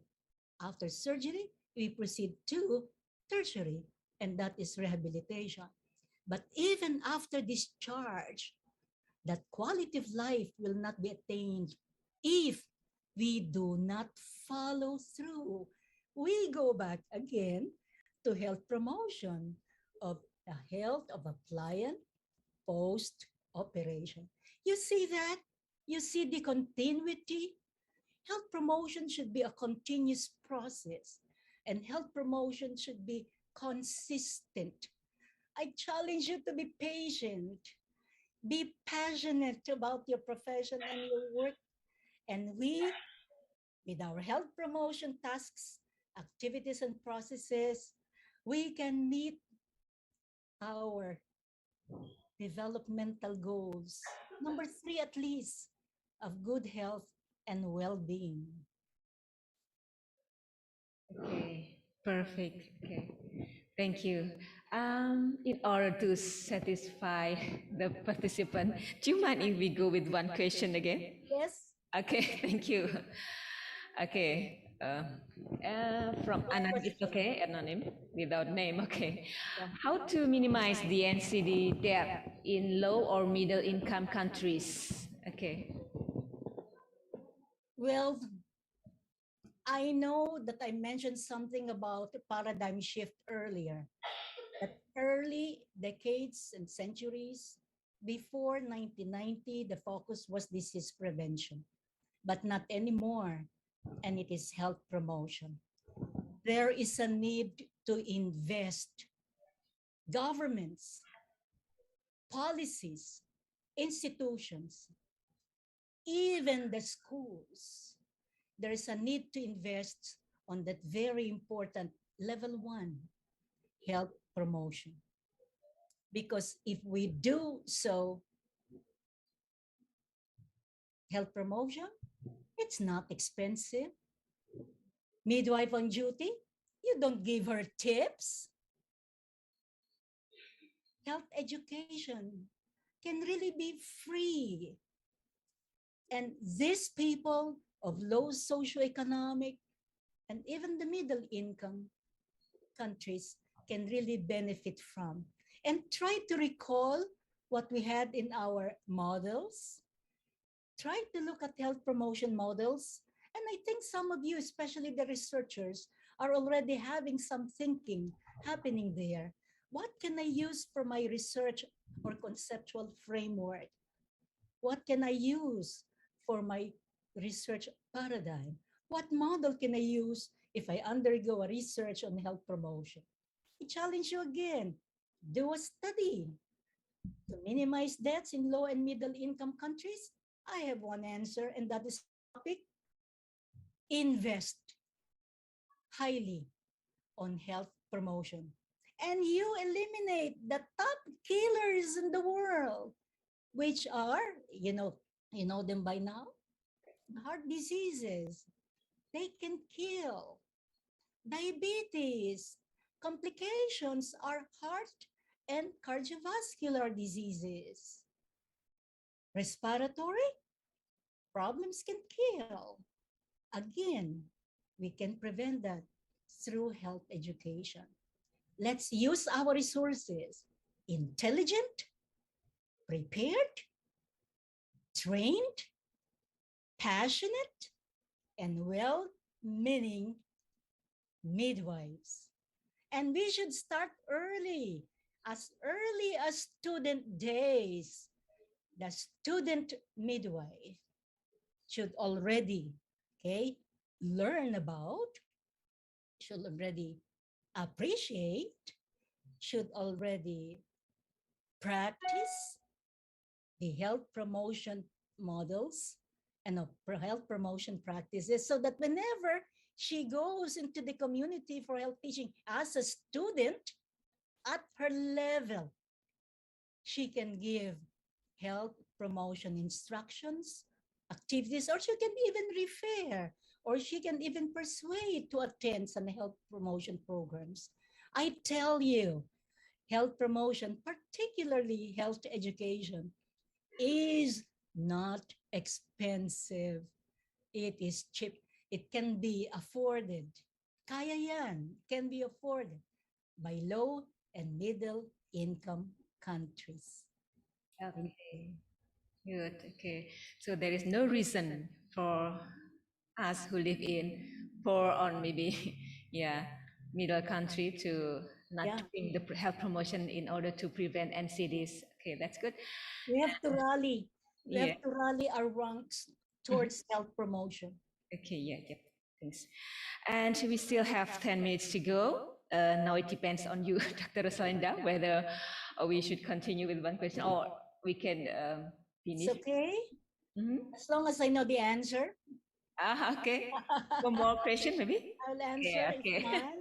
Okay. So this is the kindness of Professor Dr. Rosalinda, so that we can go to one more question, maybe from Novita Agustiana. And I see one question here that I'd like to answer. Okay. Look at this, number 8, votes. What do you mean by the votes, ma'am? I don't understand. I thought it's number 8 question. Number 8? But there are 3 number 8s. Now look at this. In carrying out health promotion in the community. Okay. In carrying, okay. This for the student, perhaps first time to go to the community, might be frustrated from the start. Okay. What problems might health workers face? Oh, a lot. Definitely. Those who have been in the community, you can say, yes, ma'am. There are a lot of problems. In fact, sometimes you are just stepping into the boundary of that community, not even the steps of the house, just the boundary, and you are already rejected.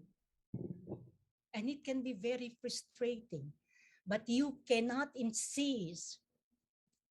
Perhaps they are not ready yet. Perhaps they do not want you because they see your uniform. They see they will give them instructions again. They see that you will not do any good for them. It's because they don't recognize that good. Again, I would like to say that the health promotion model, if you try to look at it, read it again, because I'm sure they will provide you with the material. Am I right there, organizers? The rejection, that can be the first. It can even be in the hospital. But of course, sometimes if he's already confined, he's most likely to accept you. But that is not health promotion if he's already sick. So we have to target health promotion. What problems? Rejection. Number 2 is also safety. Are you safe? Are you protected yourself? Times of pandemic, are you wearing the prescribed masks? Are you observing social distancing? It will have to be safety not only for you, but for the patient or the client. Remember, they are not ill, the client IFC. Sometimes we forget and we bring down the mask, but you can be a carrier. Okay? So the promotion of their safety, the threat coming from you, potential, that should be respected. So frustration, safety problems. Safety, you can bring your umbrella. There could be what? Dogs. Okay? You need that. But that's also very minimal and very trivial. But I'm addressing to the first time going to the community, and that is, of course, the midwifery students. Still another would be related to safety and potential injury or even rape. Okay? A group of men drinking. Remember, when alcohol is at work, what system is affected the most? Nervous, the brain. They may not see you as a positive person promoting their health, preventing their diseases. No. That is why we have to take care of ourselves the way we wish to take care of our IFCs. Remember, if the caregiver is sick, who will take care of her? It is best that we strengthen our resources, holistic, physical, mental, emotional, spiritual, socio-cultural, so that whatever problems that come my way, our way, that frustration will not make you stop. It will only make you be inspired some more. What other problems? Facilities. You talk about good environment, but you see that the environment is so poorly equipped. You cannot donate money. That is against your profession. But you can make health education again and make necessary referrals as needed. There are a lot, but very important, you have to go to the community. You cannot just stay in your clinic. You do not see the real thing. You do not smell what you should smell. You do not feel the pulse of the community, especially the ones, the low community folks who need you the most.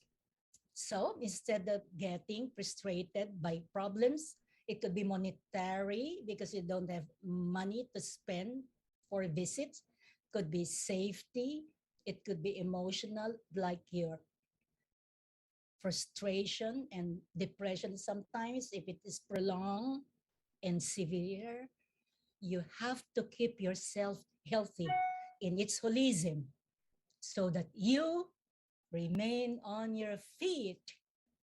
The health promoting midwife, the health promoting leader, the health promoting enabler. Remember, when you empower an IFC, now they are students of your health promotion programs. But the true test of empowerment is when they are empowered themselves and are now empowering others. The true test of good teacher is when the student later becomes the teacher. And I know you can do that, midwives. And because of that, as early as now, whatever your level is, I would like to say congratulations to everyone. Okay, thank you. That was excellent. And thank you very much, Dr. Rosalinda, for sharing valuable knowledge with us. Dr. Rosalinda, before you leave, could you please hang on a minute? We want to show on the certificate of appreciation And from you're giving media. me three months. Okay. Let me ready my camera. Here it is. The certificate will be sent by email to you. Thank you for supporting us and congratulations. Thank you. Okay. Okay. Okay. It's our pleasure if you want to join with us another. I will stay. Yeah, but if you have something to be done, it's okay. Okay. No, it's Thank you okay. so much. Okay, we appreciate that. Okay, thank you so much. Okay, while we are waiting for next speaker, I would like to ask to my team whether Mrs. Damla has come or has joined with us. Yeah. No, I don't know how to leave this. Okay. Yeah. Okay, we got the information that the next speaker already joined us. Okay, that's good. Okay. Okay, thank you once again. Okay, okay. Yeah. Okay. Assalamualaikum for yeah, Mrs. Damla. Okay. Okay. I need to use my. Yeah. Okay. Now we will meet the next speaker. Okay, and she's available in a Zoom platform to share something valuable with us also. Okay, and I would like to check. Yeah, everything's okay. Okay, okay. How are you, Mrs. Damla? Well, thank you. What about you? Yeah, here is everything is okay. And what is the weather in UK? Is it cold or warm? I think the weather was not changed in the UK. Every time it's same. But we of course in the UK we started to speak, about especially every day to weather, and I think it's the little bit warm compared the first winter. Okay, that's good. And yeah, not that. Okay, okay, okay. I feel honored to introduce Mrs. Damla to all of the participants. Okay, let me start this session. Now we are here having Mrs. Good. Sorry if I make wrong mistake in spelling or mentioning your name. Okay. Don't worry about it. Okay. It's so long, so it's a very common mistake. Don't worry about it. Okay. The audience, here we are having Mrs. Guldane Damla Kaya, MSc. And am I right? Okay. And she's from Turkey. However, she's currently undertaking PhD in the University of UK. So, let me introduce her to all of the participants. Okay. Oh my goodness. It looks like so amazing. Please, can you share with me after the event? Okay. Yeah. So, yeah. Yeah. Sorry, I would like to check my screen. Okay. And here's the CV of Mrs. Damla.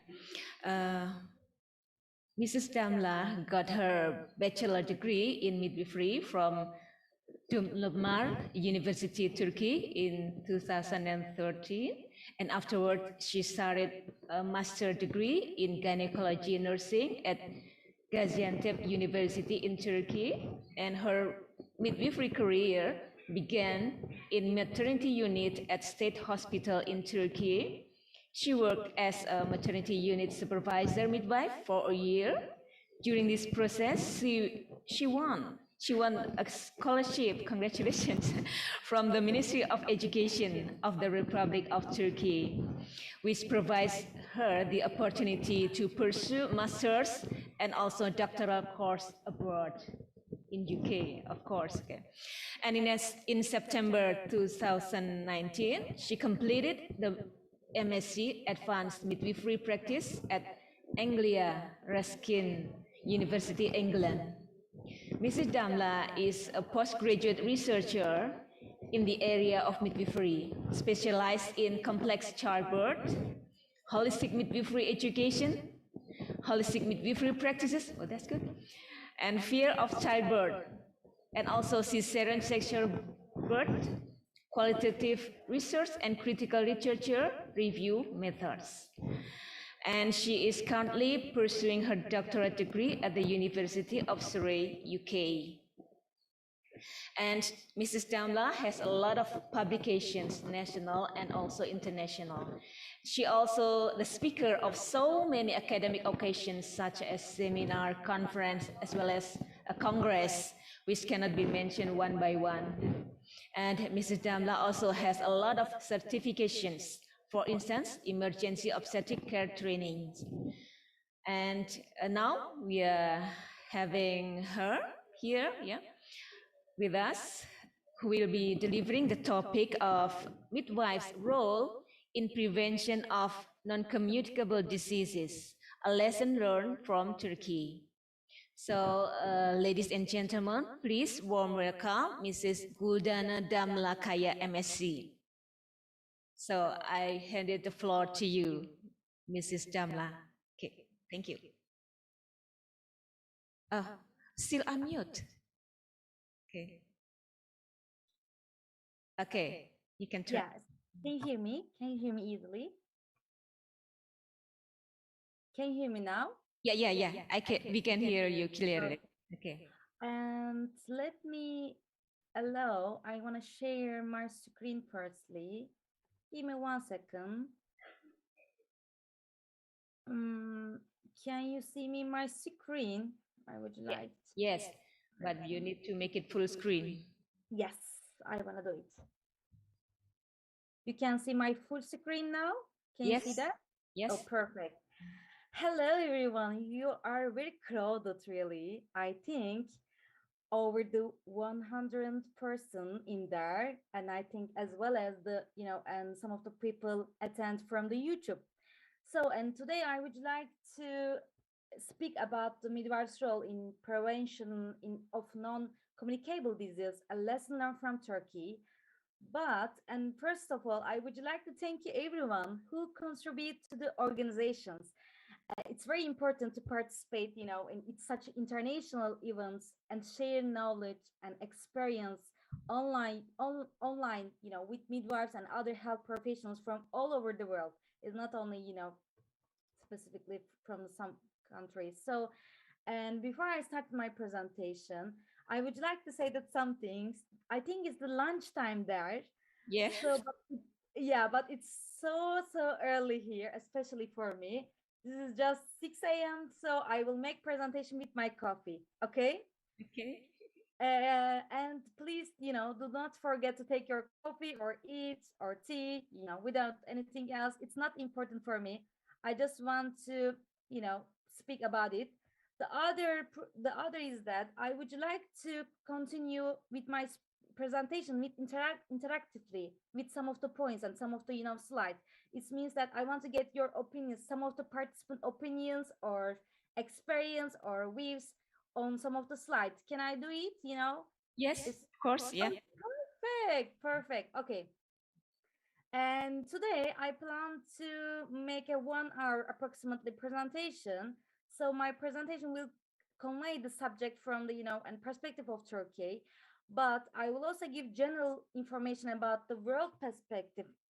I have to do it because, I want to continue with you interactively, and please don't be shy, okay? Just give me opinion. There was no any right and wrong answer. I just want to say that. What do you think about it? I hope we are very productive hours. And let's go. And I would like to, and firstly, about, and this presentation, I will separate 4 sections. The first section is that prevention of non-communicable disease from the world perspective.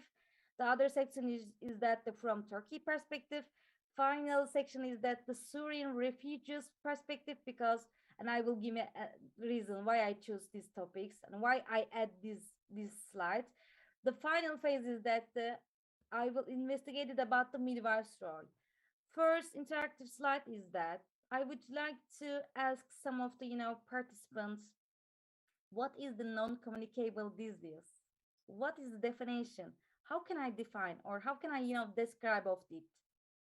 Give me any idea or any opinion or anything else. I'm just waiting. Okay, for the participants, can you answer the question from Mrs. Damla? Maybe you can raise your hand if you want to have an interaction directly with Mrs. Damla. Okay, for the participant. Please, can you just call me just Damla? Damla is enough, okay? Damla, okay. Okay, thank you. Okay, Damla allowed us to answer the question directly. Okay, so is there any of the participants who want to answer the question? What is non-communicable diseases? What is your opinion or what is your answer? Who want to raise hand, or maybe you can, raise your hand. Is there any of participant? Raise your hand is better option because the chat is disabled, I think now.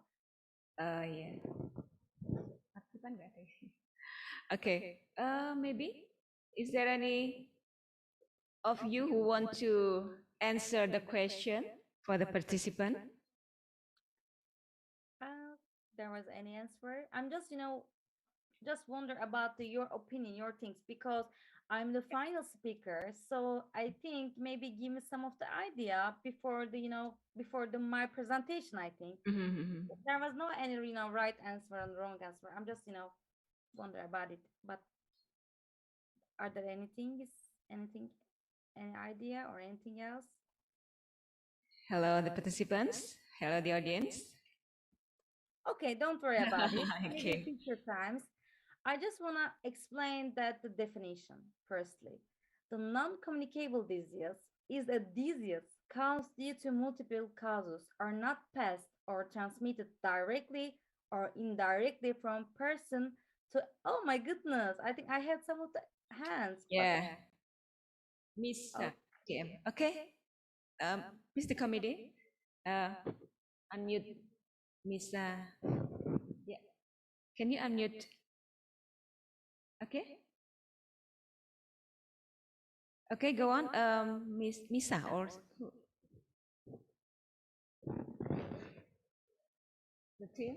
Have you unmuted? Okay.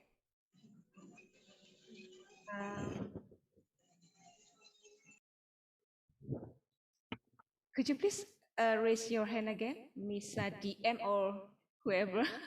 Sorry, yeah, I think. Yeah. No. Yeah. No. Okay. Don't worry about it. The future times. Okay. The next time. The connection maybe. Okay. The definition means that and these problems, these diseases infected directly or indirectly from person to another by any agency. It means that if you would like to give me answer, the cancer is the very best example of this definition. The non-communicable disease is a disease which are not passed from person to another, And the other question is that why it is important for midwives or midwife students, it doesn't matter. Give me any idea or anything else? Okay. Who would like to answer this question? Yep. Hello, audience. Is there any of you who want to answer this question? Because we want this presentation to be interactive. A little bit, I tried because we have so crowded. I think some of the people have encouraged. Maybe we need to push. We need to push something. Yeah, you're right.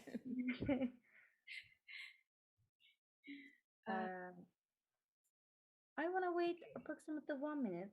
I'm calculating my time now. There was any opinion? Okay, friends. Yeah, good. Friends, thank you, friends. Sinaga. Good afternoon, Miss Damla is enough. Don't worry about it.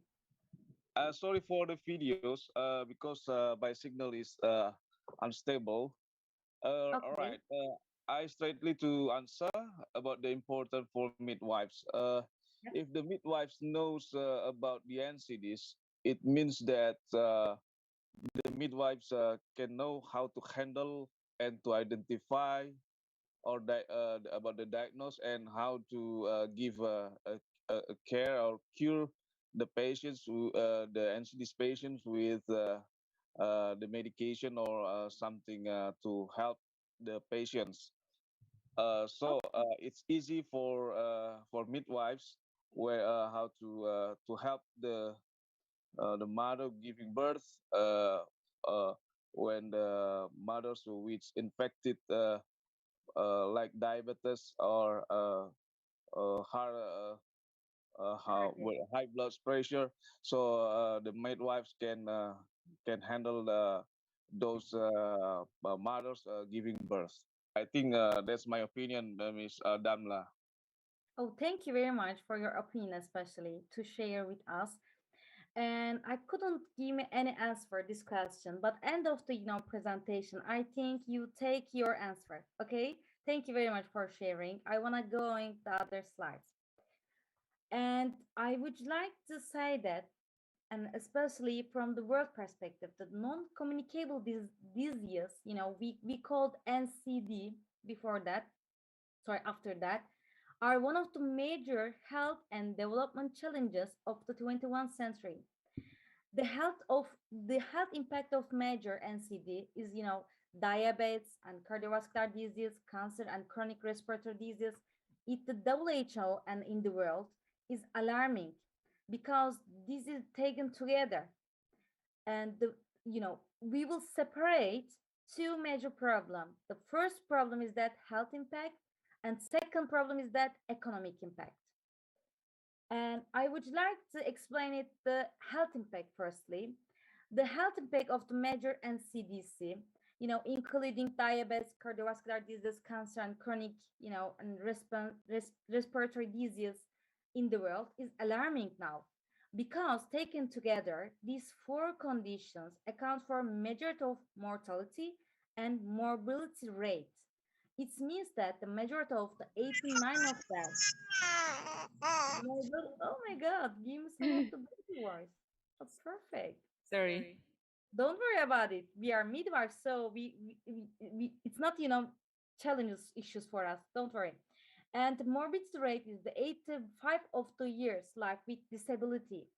At least, an 80 of all cases of heart disease, stroke, and diabetes, and 40 of percent of cancer cases could be prevented by tackling their major risk factors such as tobacco and alcohol use, unhealthy diets or physical inactivity, hypertension, obesity, environment factors.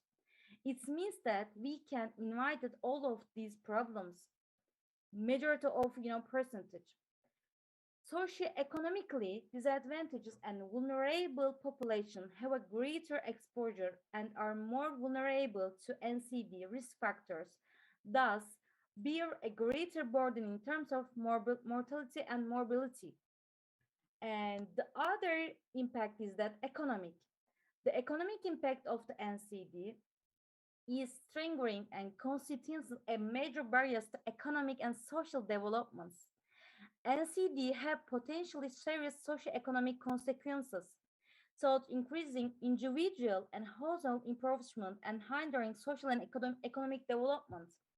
It has been estimated that for every 1% increase in NCT mortality, economic growth reduced by 0.5%. It means that if any country wants to develop, especially economically, they need to increase of the NCD mortality. The cost of scaling up core intervention and services are low compared to their burden. The returns on the scale up and therefore enormous. The returns on the investment are particularly large in upper middle income countries with the high premature CVD, mortality or fast-growing NCD burden. The European Union NCD result in the premature death of 5,500,000 people of working age groups in 28 Europe countries. This represented of loss of 3.4 million potential productive life years and amounts of the loss of 0.8 of the percentage gross domestic product annually. This means that the direct treatment cost association with NCDC. And the problem is that diabetes, and first I would like to give me some of the information about the diabetes, hypertension, cancer, and chronic respiratory disease, because they're the main types of non-communicable disease. The first of that, sorry about it.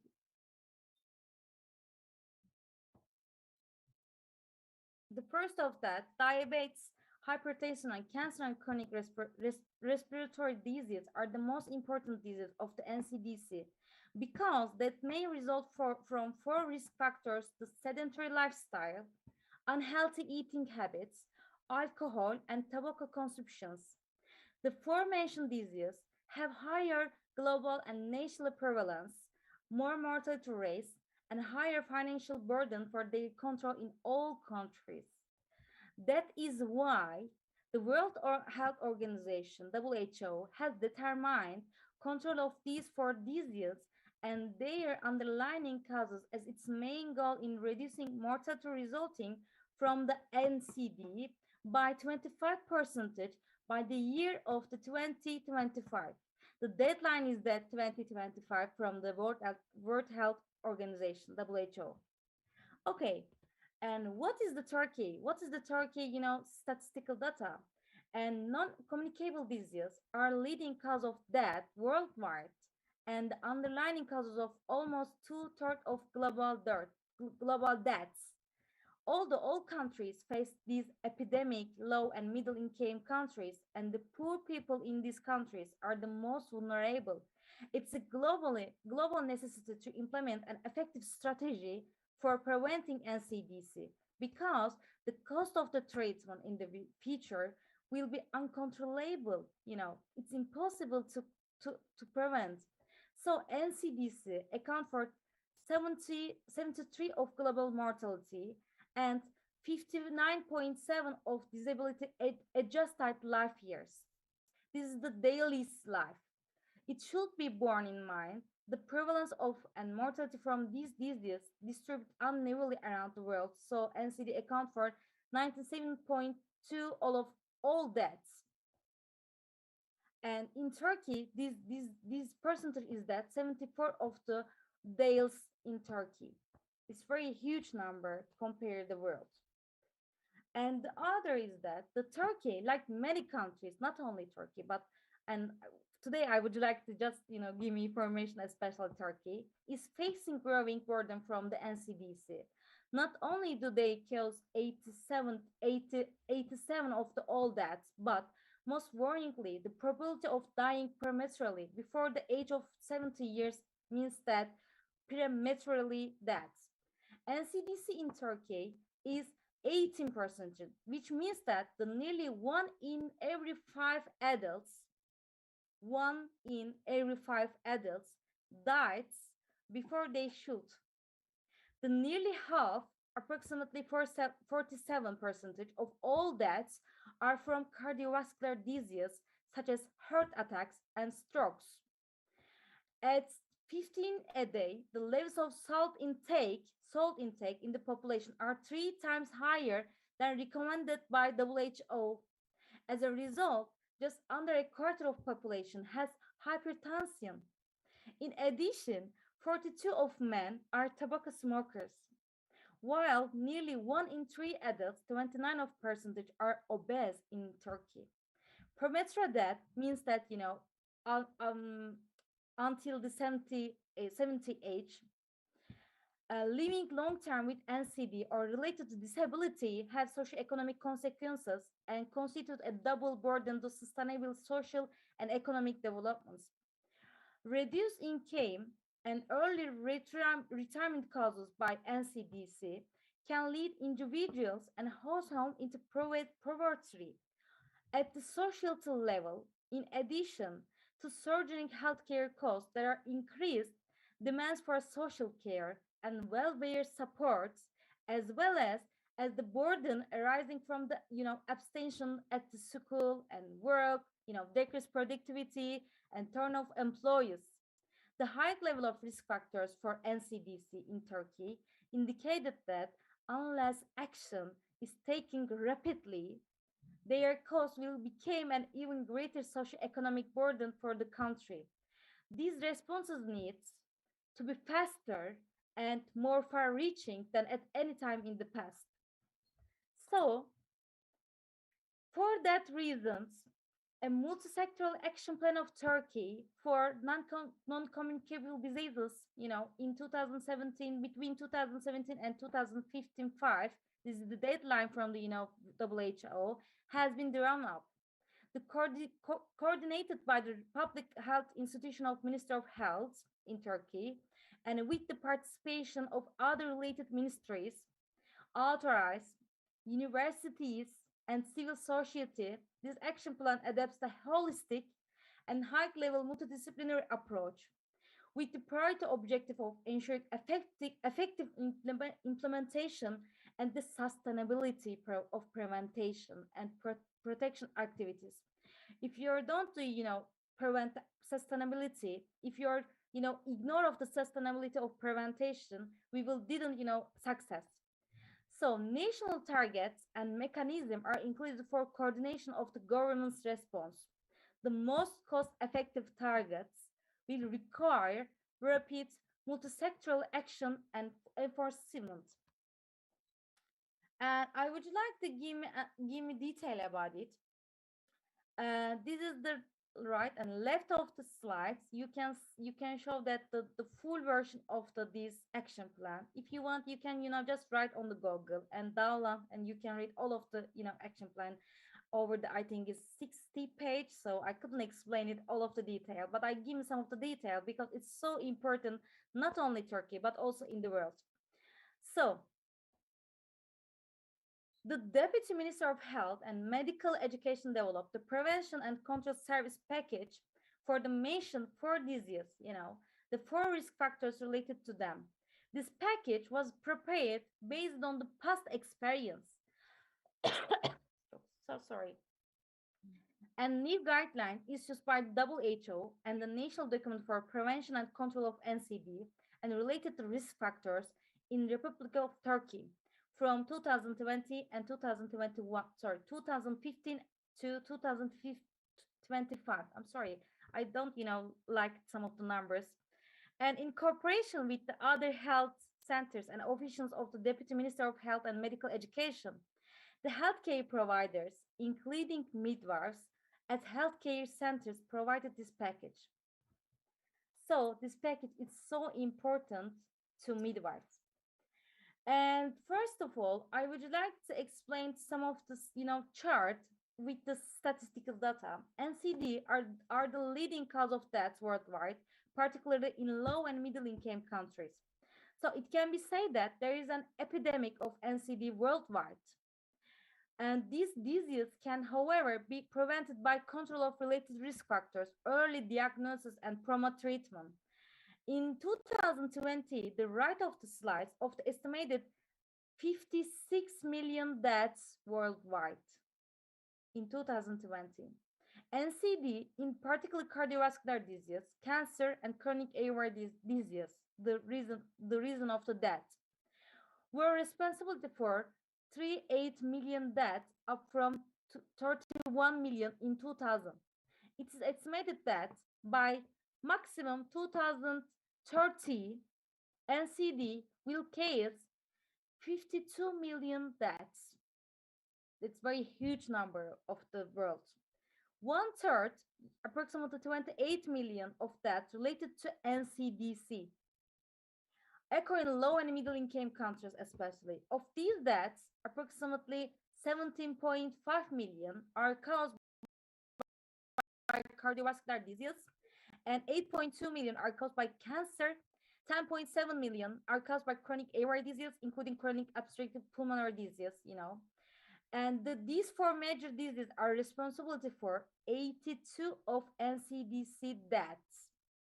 Premature deaths among people aged under the 7 years old, can also be attributed to the NCDC. In 2012, an estimated 42 of percentage, 42 of the NCD related deaths occurred in this age group. 16 million per meter deaths, up from 14.6 million in 2000. This is very huge number of the world, and world 8% of NCD related to deaths are per meter in low and middle income countries, while 28 of the per meter deaths occur in high income countries. This problem is not related to, is the low and middle income countries. This is related to all of the world problems, including the high income countries, such as UK, Finland, the other countries. And would you like to, compare the Turkey statistical data? You can show that, the right of the chart just, show that the world experience. Left is the Turkey perspective. And I would like to give some information about the tobacco program, the national tobacco program in Turkey. The Turkey was the first country to adopt all 6 P-power strategy defined by the WHO in support of the convention. The first law to restrict smoking in health and training institution on public transport vehicles came into force in 1906. In Turkey, the smoker and tobacco, there was no allow in the indoor area. This law also banned all types of advertisement, promotion of the tobacco products, held television companies responsible for producing, educational programs explaining the harm of smoking, banned the sale of tobacco to young people under the 18 years old, introduced the pictorial health warning on cigarette packs. The law was amended that in 2008 in line with the provision and recommend of the conventions. It means that there was no any advertisement about the tobacco in Turkey. It's not, legal. Turkey is one of the only 2 countries in the world that have carried out the global tobacco adult survey twice. The 2018 and 2012 survey results are comparable as the same methodology was used. A comparison of the 2 surveys indicates the significant change in the course of the 4 years period when the national tobacco control programs, an action plan were in place. It means that it was work. Smoking prevalence declined from the 31.2% in the last 4 years, especially. This is true for both, this decline of the percentage work for 4 of the gender, men and women. There was the, reduce of the sum of the percentage. This means that a total reduction of 13.1%. It's very huge, successful in Turkey, especially the tobacco action plan. The other action plan is related to healthy nutrition and physical activity program. As a reaction to rising the obesity epidemic, the Turkey hosted the WHO European Ministry Conference, and the conference addressed the different aspects of the epidemic and discussed recommendations for a solution. It was attended by relevant by senior decision makers in various sectors, such as, economy, finance, agriculture, support, transport, labor, and education. So there was some of the very good, conclusion, very good consequence from this conference, especially in Turkey. The school milk program was started. It means that every day the school, give me to students the just milk, every day give me milk as a free. The other is that the national cancer program. The cancer is a major public health concern, which causes the second highest number of deaths after cardiovascular disease globally as well as in Turkey. The deaths attributed to cancer increased from the 12 in 2002 to 21% in 2009 in Turkey. There was very big differences. Prevention is very important considering preventable types of cancer, avoidance of death, proper screening, increased quality of life when detected at early stage, especially. The Turkey has made significant progress in established cancer registration prevention, and early diagnosis. It means that, sorry, it means that a comprehensive national cancer program was developed. And this program, including breast and cervical cancer and detection of the cancer, the first phase of the national cancer program was implementation in 2008. The later revise of the this program and prepared as the national cancer program again and up to date some of the information, especially taught to some statistical data. The final version is that, and we aim is that just the number of these centers increased from the 11 in 2000 and now is 127 centers in the Turkey. And we are aiming that we increase of the 285 centers, the cancer centers, by 2025. The other is that diabetes programs. Diabetes control programs have been developed and implemented in Ministry of Health Science in 1999. It's very old it's very old date in Turkey because the diabetes is very global problems. The national diabetes program was revised in 2003 because of the change of obesity and hypertension control programs, a program on the prevention and control of diabetes in Turkey. So implementation line with WHO strategy, action plus, recommendation. So the other is that the chronic kidney disease, the prevention and control programs. The program is that major public health problem in Turkey and worldwide. The mortality rate for diabetes patient in between 10 to 3 times higher than for the rest of the population.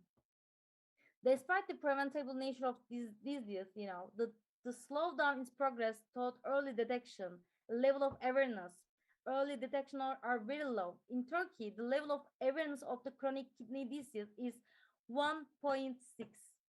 So chronic kidney disease is a common disease with the high morbidity and mortality rate because of the, there was no awareness about it. The people don't know about it, don't understanding it, so we couldn't, prevent it. The other is that opportunity to prevent perception health. Globally, there has been, rapid rise in obesity among the women of reproductive age, with almost 21% of women in the world predicted to be obese by 2025. Thus, more women now enter the pregnancy with excess weight or, and are subsequently in higher risk of complications such as preeclampsia, gestational diabetes, or macrosomia, or their children have an increased risk of obesity. Similarly, undernutrition before pregnancy, being underweight or micronutrient deficient, can lead to adverse outcomes such as low birth weight and intrauterine growth restriction or natural tube effects or preterm delivery. Impaired maternal and paternal nutrition in the preeclampsia period especially can affect the embryonic developments with long-term consequences for the next generation. I would like to add the postnatal and interconception care.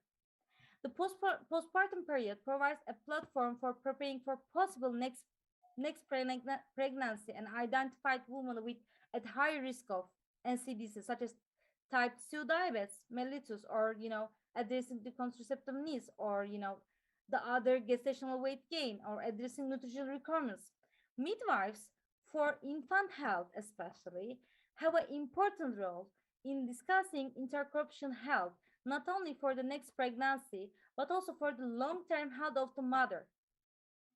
Not addressing these issues before the next pregnancy, especially for mothers with a history of outcomes such as low birth weight or medical problems, is a missed opportunity for improving the woman's health outcomes of subsequent pregnancy.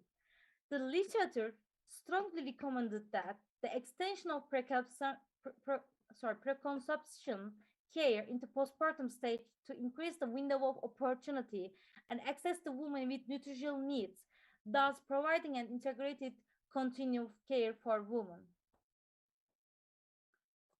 And the second phase is that the Syrian refugee problems, not only problems, I think we can call that the challenges, I think, Syrian refugee challenges.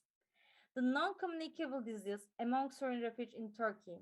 There are 68.5 million displaced people worldwide from the Syrian, and 5.0 million of whom originated from Syria. The Turkey hosts nearly half of the population. 3.6 million displaced Syrians, the highest number of refugees in any country worldwide. The government of Turkey has granted the temporary protection of the Syrians in Turkey, which ensures that upholding a basic human rights while ensuring immediate, displaced people. So, under the temporary protections regime and under the temporary protections rules, registered Syrians in Turkey are eligible to receive the same health care as the Turkish nationals, with insurance premiums, paid by the disaster and emergency management presidents. Non-communicable disease, sorry about it. Non-communicable diseases are very important among the refugee populations, since most refugees move from low and middle income countries. So, where non-communicable diseases are already a great burden for health systems. The burden of non-communicable disease is also high for Syrian. According to WHO, World Health Organization, non-communicable diseases are responsible for an estimated 46 of total annual deaths, nearly half of the percentage. In Syria, the probability of Syrian premature dying is approximately 19 percentage. Given the non-communicable disease profiles of Turkey and Syrian, non-communicable disease may be a major burden on Turkey's health system because of the high number of Syrians in Turkey now. And before going to midwifery role, especially all of the aspect, and I would like to give me a little bit information about the midwifery in Turkey. Okay, and midwifery in Turkey is a just 4 years course, like the other countries, but in the UK is different. And graduated students called Bachelor of Midwife. And graduated midwives can be employed in hospitals as a registered midwife, in the maternity or neonatal wards, or they can also be employed in the health system who have duties such as, prenatal care, vaccination, screening women regarding breast or cervix cancer, and screening people regarding, cardiovascular disease, or providing care for middle-aged or elderly people. Although, if you are, doing master or PhD of midwifery are excited in Turkey, most graduates of these periods work as an institution in university. Majority of, people doing master or PhD prefer to work at university as a lecturer. And I would like to firstly give me some of the new century's new role of the midwife. The role of the midwife is to provide skilled, knowledgeable, respectful, compassionate care for all women, newborn infants, and their families. They work across the continuum from pre-pregnancy, pregnancy, labor, childbirth, postpartum, early weeks of life, including women's future reproductive health, well-being, and choices, as well as very early child development and parents' transition to parenthood. So midwives enables the human rights of women and children, and their priority is to ensure that the care always focuses on the needs, with, and preference of the woman and newborn infant. And midwives play leading role. Midwives play a leading role in enabling effective management and team working, promoting continuous improvement, encouraging a learning culture. And midwives recognize their own strength as well as the strength of the others. They engage in continuing professional development, know how they can contribute to others' developments and education, including students and colleagues. They work to build lifelong career, whether working in practice, education, research, management, leadership, or policy settings. They continue to develop, refine their knowledge, skill, resourcefulness, flexibility, strength, self-care, critical and strategic thinking, emotional intelligence, and leadership skills taught their career. And critical thinking, especially positive role modeling and leadership development, are fundamental competence of the safe and effective midwifery practice all in all contexts. The according to new midwifery roles, we can say that the growing of prevalence of NCDs involves all health professionals in community health as the key members among the providers of primary health care at the community level. Midwives have access to all levels of the population. You are just imagine that the midwives are there everywhere, every every level of the life, so they have the necessary skills to enhance strength of individuals and communities in order to improve prevention and therapeutic outcomes. As a part of the multidisciplinary teams for dealing with NCDs, for reducing their related risk factors, midwives can offer sustainable help. In Turkey, midwives are the largest group of the health workers at the healthcare settings. Healthcare settings means that, hospitals, institutions, anywhere. Besides providing care for women in prenatal and postnatal periods, breastfeeding, family planning, vaccination, health eating, smoking cessation, they play a major role in prevention, screening, early diagnosis, and treatment of NCDs, and in promoting the health of general population. At present, in Turkey, midwives are the majority of the healthcare providers in the health system. Approximately, we are total of the midwives number is that 56.78783 midwives. Sorry, but the 10 million point 517 midwives are providing the NCD services at health centers for prevention of NCDs. As a healthcare providers, midwives provide many services related to program for prevention and control of NCDs, for control of their related risk factors.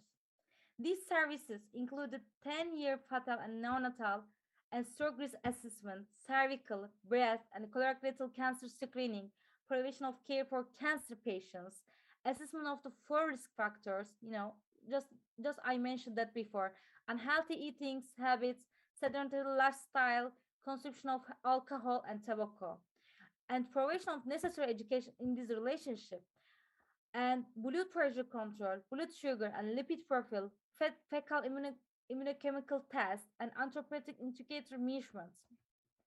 In order to prevent cardiovascular and osteoporosis disease, midwives provide education, counseling for middle-aged women during pre- and postmenopausal periods to modify their lifestyle. Furthermore, midwives conducted HIV rapid screening tests in pregnant women and provide counseling for affected women with this virus. Therefore, midwives are vitally important members in community health care system and plays a substantial role in preventing the controls NCDs. In summary, midwives make the most of every contact with women in this period to initiate a conversation about nutrition, weight management, using opportunities such as postnatal care or diabetes clinics or contraception service, whatever. It's not important to where. It's important that just midwives started to speak, started to relationship with the other woman. The literature has shown that women who received preceptions and interconception care had improved outcomes such as increased intake of folic acid and the other supplementants, lesser gestational weight gain, increased weight loss in postpartum period. The summarized below are the key NCDs, weight and nutrition related issues in prenatal period that could be addressed during preconception visit and clinical guidance for the same. My final slide is that I want to just give a conclusion some of the roles. With announcement of the 2020, I'm sure that majority of participants know that the year of the nurse and midwife, announcement by the WHO, the World Health Organization, investment in the midwifery workforce will have sustainable, rapid, cost-effectively, high-quality share of global health care. Therefore, it is recommended that the national authorities consider reviewing health system education plan while taking the various articles in the document of general health policies into account by giving more emphasis to the role that midwives play, and by utilize this powerful inexpensive workforce pave the way for achieving fundamental trends in the community health studies, especially for preventing NCDs and mortality resulting from them, to prevent the loss of economic and human resources in the healthcare sectors. So, and midwifery is so important for everywhere and every country. Thank you. I learned from the Google Translate. Terima kasih is the Yes, correct that- one? Or yes, that's terima right. kasih? Okay. Thank you. And So, okay, perfect. I just want okay. to say that, and happy Midwives Day. I know that today is not Midwives Day, but International Midwives Day is so early. So I just, would like to say that. And Okay. if you have any question, anything else, please feel free to contact me. Thank you very much. Okay, thank you, Damla. That was an excellent presentation. And now we have an insight about the health impact of NCDs towards maybe mortality rate in our country and then maybe economic impact and so on.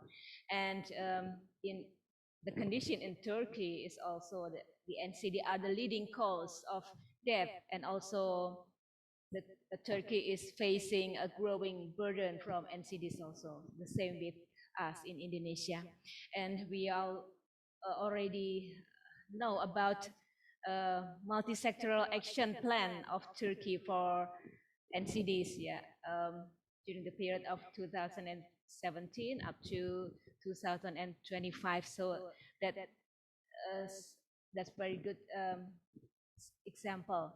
For example, that we were surprised that national tobacco program, there's a national tobacco program in Turkey where smoking prevalence tend to decrease because of this program. And as we know that smoking is one of the contributing factors of NCDs, but in Indonesia it's almost impossible to ban smoke, and because the government get benefits from tobacco, because cigarette factories gives us income, the government income from the tax and maybe Otherwise, from the social corporate responsibility.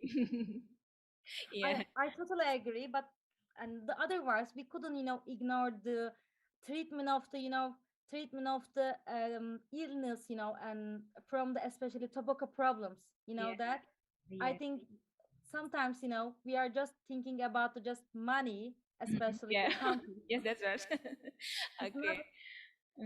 But that's the government of yours to have that program. And you also have a national cancer program and also diabetes program and also prevention and control for program for chronic kidney disease. That's one of the problem of in Indonesia also. And also preconception health as an opportunity to prevent NCDs and also postnatal and interconception care. But that's a good example of the program from Turkey that we can learn. And you also have a new insight about NCDs among Syrian refugees in Turkey.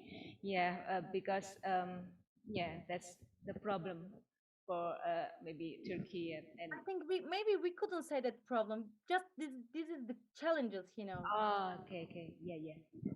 Thank you. And we also know about midwifery in Turkey as well. That actually it's nearly the same with here in Indonesia. And the role of the midwife in the 21st century may be also the same here. That we can play general role and also in NCDs prevention. And midwife roles, we agree that are more prominent in prevention of NCDs prevention. Okay, that was an excellent presentation, and thank you. And we will move to next session is discussion session. Okay, we will check our pigeonhole to see where there's question. Okay, we got 5 questions. Okay, first, there is from who? There's no name there. Just wait. What is this? Oh, okay. Okay, so for we got 6 folders there, and we want to raise this question first about. Okay, sorry. Don't worry about what we learned about your Technical problem. Okay. Okay. Oh, it's different.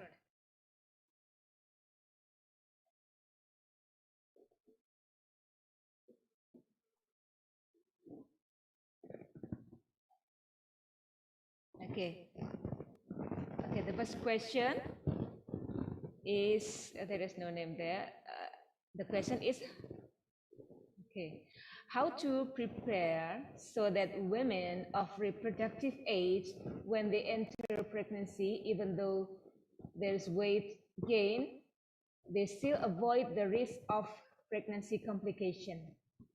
So even though they have weight gain, they can be prevented from the risk of the pregnancy complication.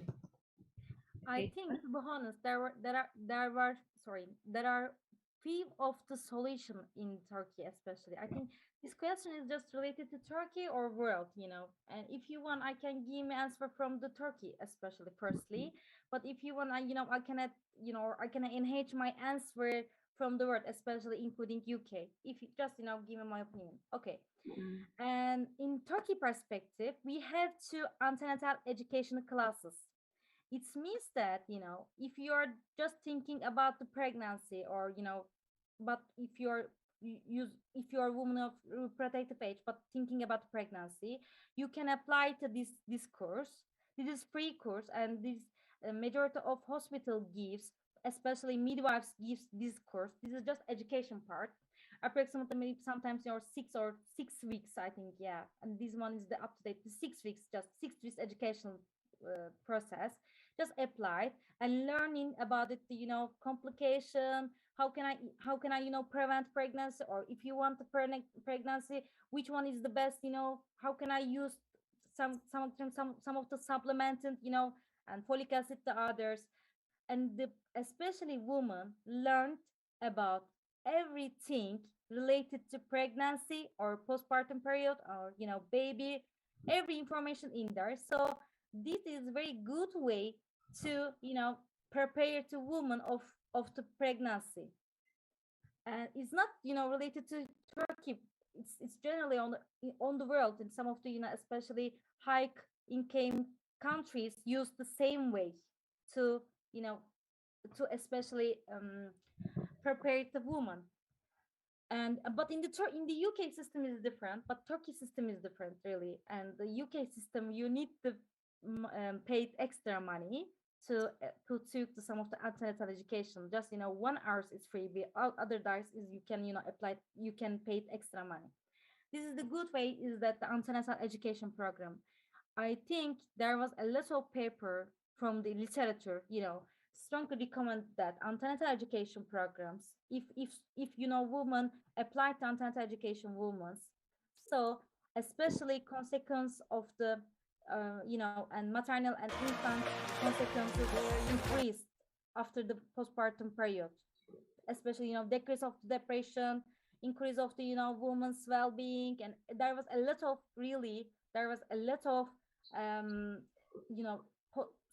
post just positive implementation instead. Okay. There was really good way to understanding of how can I prepare the woman of protective age. Yeah. Okay, so antenatal classes play important roles in. Okay, thank you. Okay, we will go to the next question. There are many cases of preeclampsia that result in IUFD, prematurity and asphyxia. How is prevention, pathophysiology, and also the treatment for preeclampsia, maybe in Turkey? Okay. Yeah, this question is so related to, pathophysiology of preeclampsia, you know that. So, and before I give you these answers, this question, I would like, I have to explain about the which pathophysiology affect to preeclampsia, or epistemology, maybe, I give you the very detailed information about it.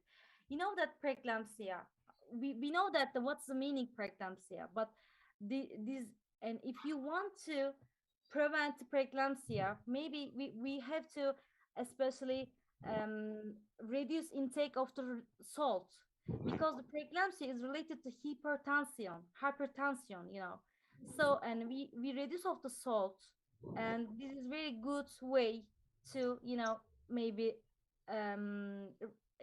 implementation about the consequences. And I just give you this answer. Okay, so that is the answer. And can we go to the third question? We still have about 10 minutes to go. Okay. Okay. Are there any differences between predisposing factor of NCDs between developed country and developing country? Why is that? So this is asking about predisposing factors differences. Are there differences in factors between development? Yeah, of course. I think the big difference is that money, you know that? And we couldn't, so how can I say that? Just give me 1 second. We couldn't, compare in developed or developing country the same things. We couldn't say that because there was very big differences, and especially related to, money. The other, because if you have to sometimes extra money, you can prevent something. So for example, you can gain a lot of education to your, patients and the other things. And the other way is that, if you give me a lot of, kind of prevention action plan, you can implement it very fastly.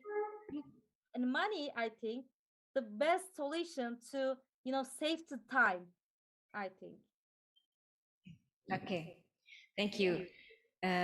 So we still have a couple questions. Okay, how to prepare nutrition for mother and fathers in the preconception period so that there are no disturbance that can affect the development of the embryo of the fetus or fetus. Okay.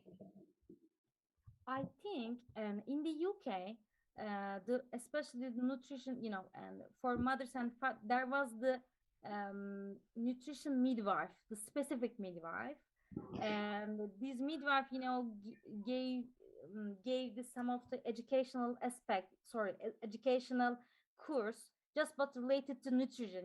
There was no any other things, just related to nutrition, especially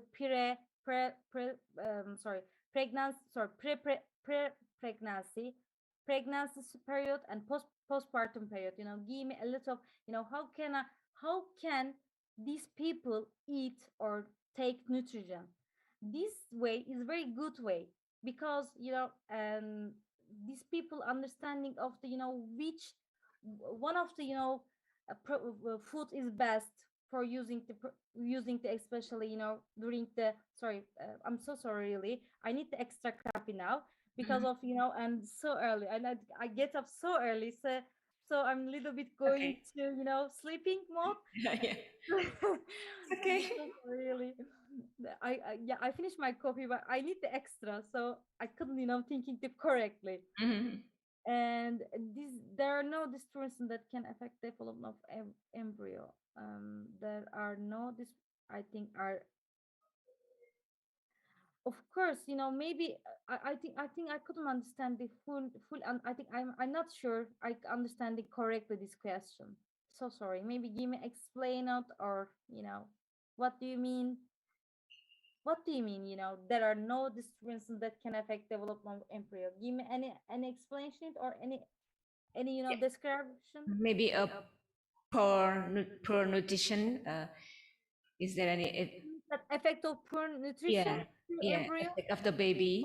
develop. due Okay, to lack of nutrition. Okay, and you can continue. You can conduct this prevention preparatory nutrition for especially developed country. It's better way because for example, I saw that, and I work as a midwife in the UK, and the nutrition midwife gave me, you have to use the avocado, for example, give me some of the very different fruits, and the woman didn't say that I couldn't buy it. Say that, okay, how many I eat, just ask her how many avocado I eat during a day, for example. I was a shock because in Turkey situation is different. If I say that to any woman, especially east of the Turkey, any woman, you have to eat avocado during your pregnancy, and the woman say that, why, what is this? The first ask question is that, what is this? The woman didn't understanding what is the important, why is important this fruit important to pregnancy, that there was very differences sometimes because of the educational level. And firstly, maybe before the prepared the nutrition, we maybe give me some of the education level is so important of the mothers and fathers, maybe. Yeah, okay, that's good. Okay, one more question maybe. We still have okay, I tried. Okay. Sorry for disturbing your sleep pattern. Yeah, don't worry about that. But I get up just 4 a.m. I couldn't, so I don't want waste or lost missing of your meetings, your events. So I need extra coffee now. Okay, I'm listening to you. Okay, do you want to choose one question, Damla? Which one? Which one? I think I couldn't follow. I'm sorry. Okay, maybe for this. Yes, it's question. I would like to answer. It has been answered. Yeah. Do you consider passive smoking is more dangerous to active smoking? Why? Yeah. Can I give answer for this question? Because it's so important. That the majority of the literature strongly recommended that the passive or active, it doesn't matter, is dangerous for baby, woman, and family. So there was no any differences in that the passive or active really. Every smoking issues is damage to woman cell and baby and baby development. So we couldn't say that this is better for than blah blah, that. So we couldn't separate it. Okay. Smoking is smoking. This is true. Okay, so both are dangerous. Okay, thank you so much.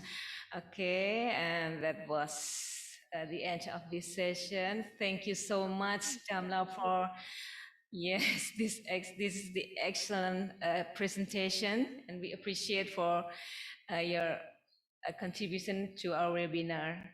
Thank you very much. I'm just including some things, and please feel free, and if you have any extra question from the participant, please send me email or send a message from the social media. It doesn't matter really. I try to give answer. Thank you so much. Okay. For this opportunity. Yeah, that's what we need. Okay, thank you so much. And I will share to the committee. Okay.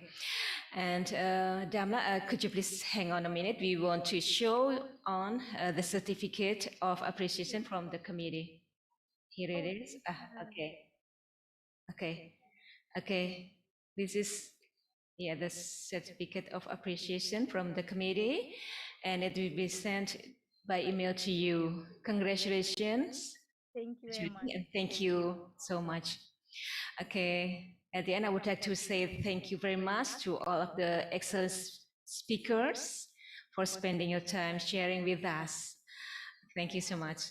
And praise be to Allah for finally we have reached the end of this session.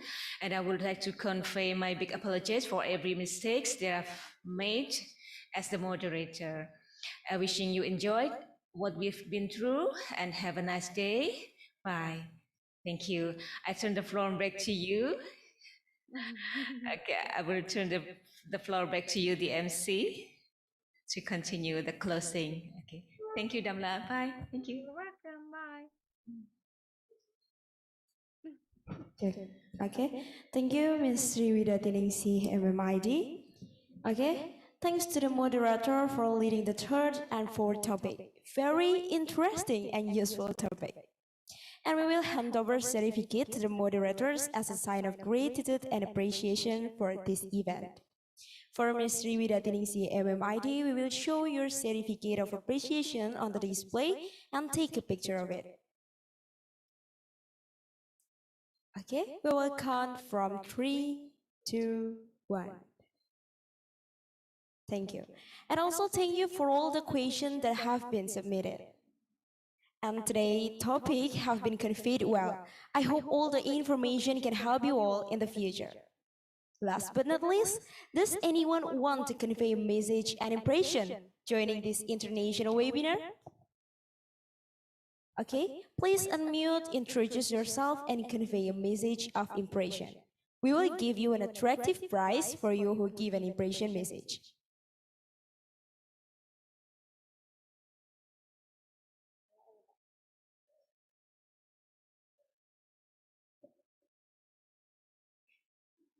Does anyone want to give an impression for this event? Please raise hand first and then unmute. There is a good prize for you guys.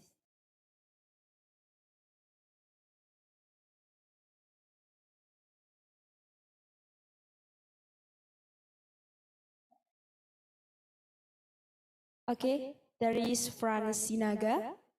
Please unmute yourself. Or please the committee unmute Franz Sinaga to give an impression for this event. All right. Thank you. Good afternoon, all the committee and the moderators and keynote speakers. Yeah, Thank you so much. I'm sorry, the video is unstable and the position isn't really is convenience. For myself, I think this webinar is so insightful to add more my knowledge on the NCDs. Actually, I don't know NCDs before. I don't know NCDs, but after this webinar, I got a lot of information about the NCDs, about the midwives, and maybe the potential of majoring on midwifery. Because I have sisters, maybe I will promote the midwifery, majoring with midwifery, so she could take this.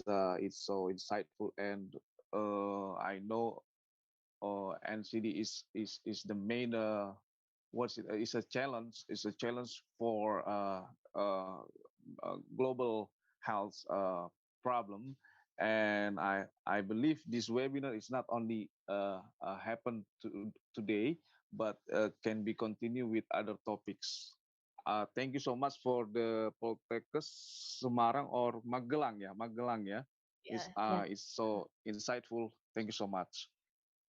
You're welcome, Franz Sinaga. Thank you so much for your impression. Yeah, I think that's relevant, yeah, with our purpose. This event, the purpose of this event to increase the knowledge of community about the NCDs, yeah, especially in midwife. Okay, for the next Jane A, maybe the committee can unmute the Jane A. Okay, please, Jane A, give your impressions. Halo. Ya, halo Jane A. Selamat siang. Oh ya, selamat siang. Ya, nama perkenalkan sebelumnya nama saya Jen. Saya dari Jakarta. Jadi mengenai webinar ini, kesan-kesan saya itu semenjak saya sudah mengikuti dari pagi hari ya tadi ya, setelah berjalannya saya mendapatkan banyak ilmu yang tadi sudah saya juga banyak rekap dari screenshot saya, terutama dalam mengenai pola hidup sehat gitu. Dari mulai pemaparan dari Ibu Heni mengenai bagaimana sih cara kita untuk mengatur porsi makan kita sebagai orang dewasa, lalu dari Ibu Tuti Sukini yang menjelaskan tentang NCD dan juga narasumber lainnya yang juga menyampaikan materi yang sama dan juga dengan penjelasan yang beraneka ragam, jadinya mendapatkan perspektif yang baru. Jadi bermanfaat sekali. Terima kasih untuk international webinarnya, sangat bermanfaat. Terima kasih. Okay, thank you, Jane. Yeah, thank you so much for Jane A. Sudah have been joined this event from beginning until the end. Okay, maybe that's the impressions that have been told by the audience.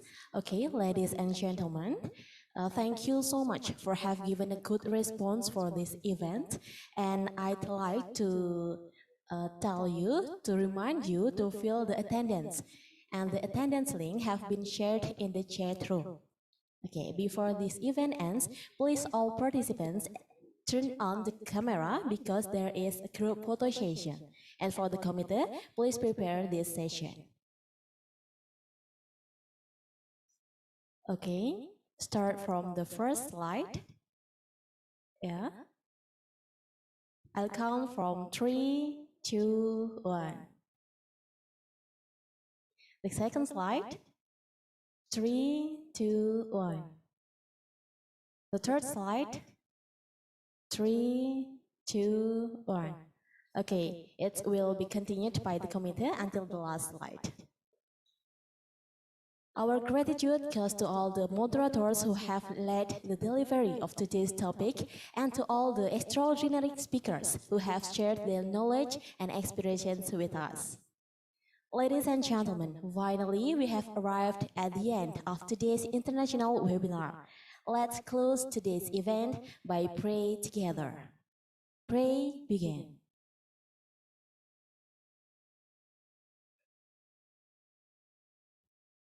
The prayer can be enough. Okay, we would like to thank to the speakers, moderators, and all of the webinar participants who have attended the event from the beginning to the end. As the presenters today, we would like to say we apologize for any mistakes or inappropriate words.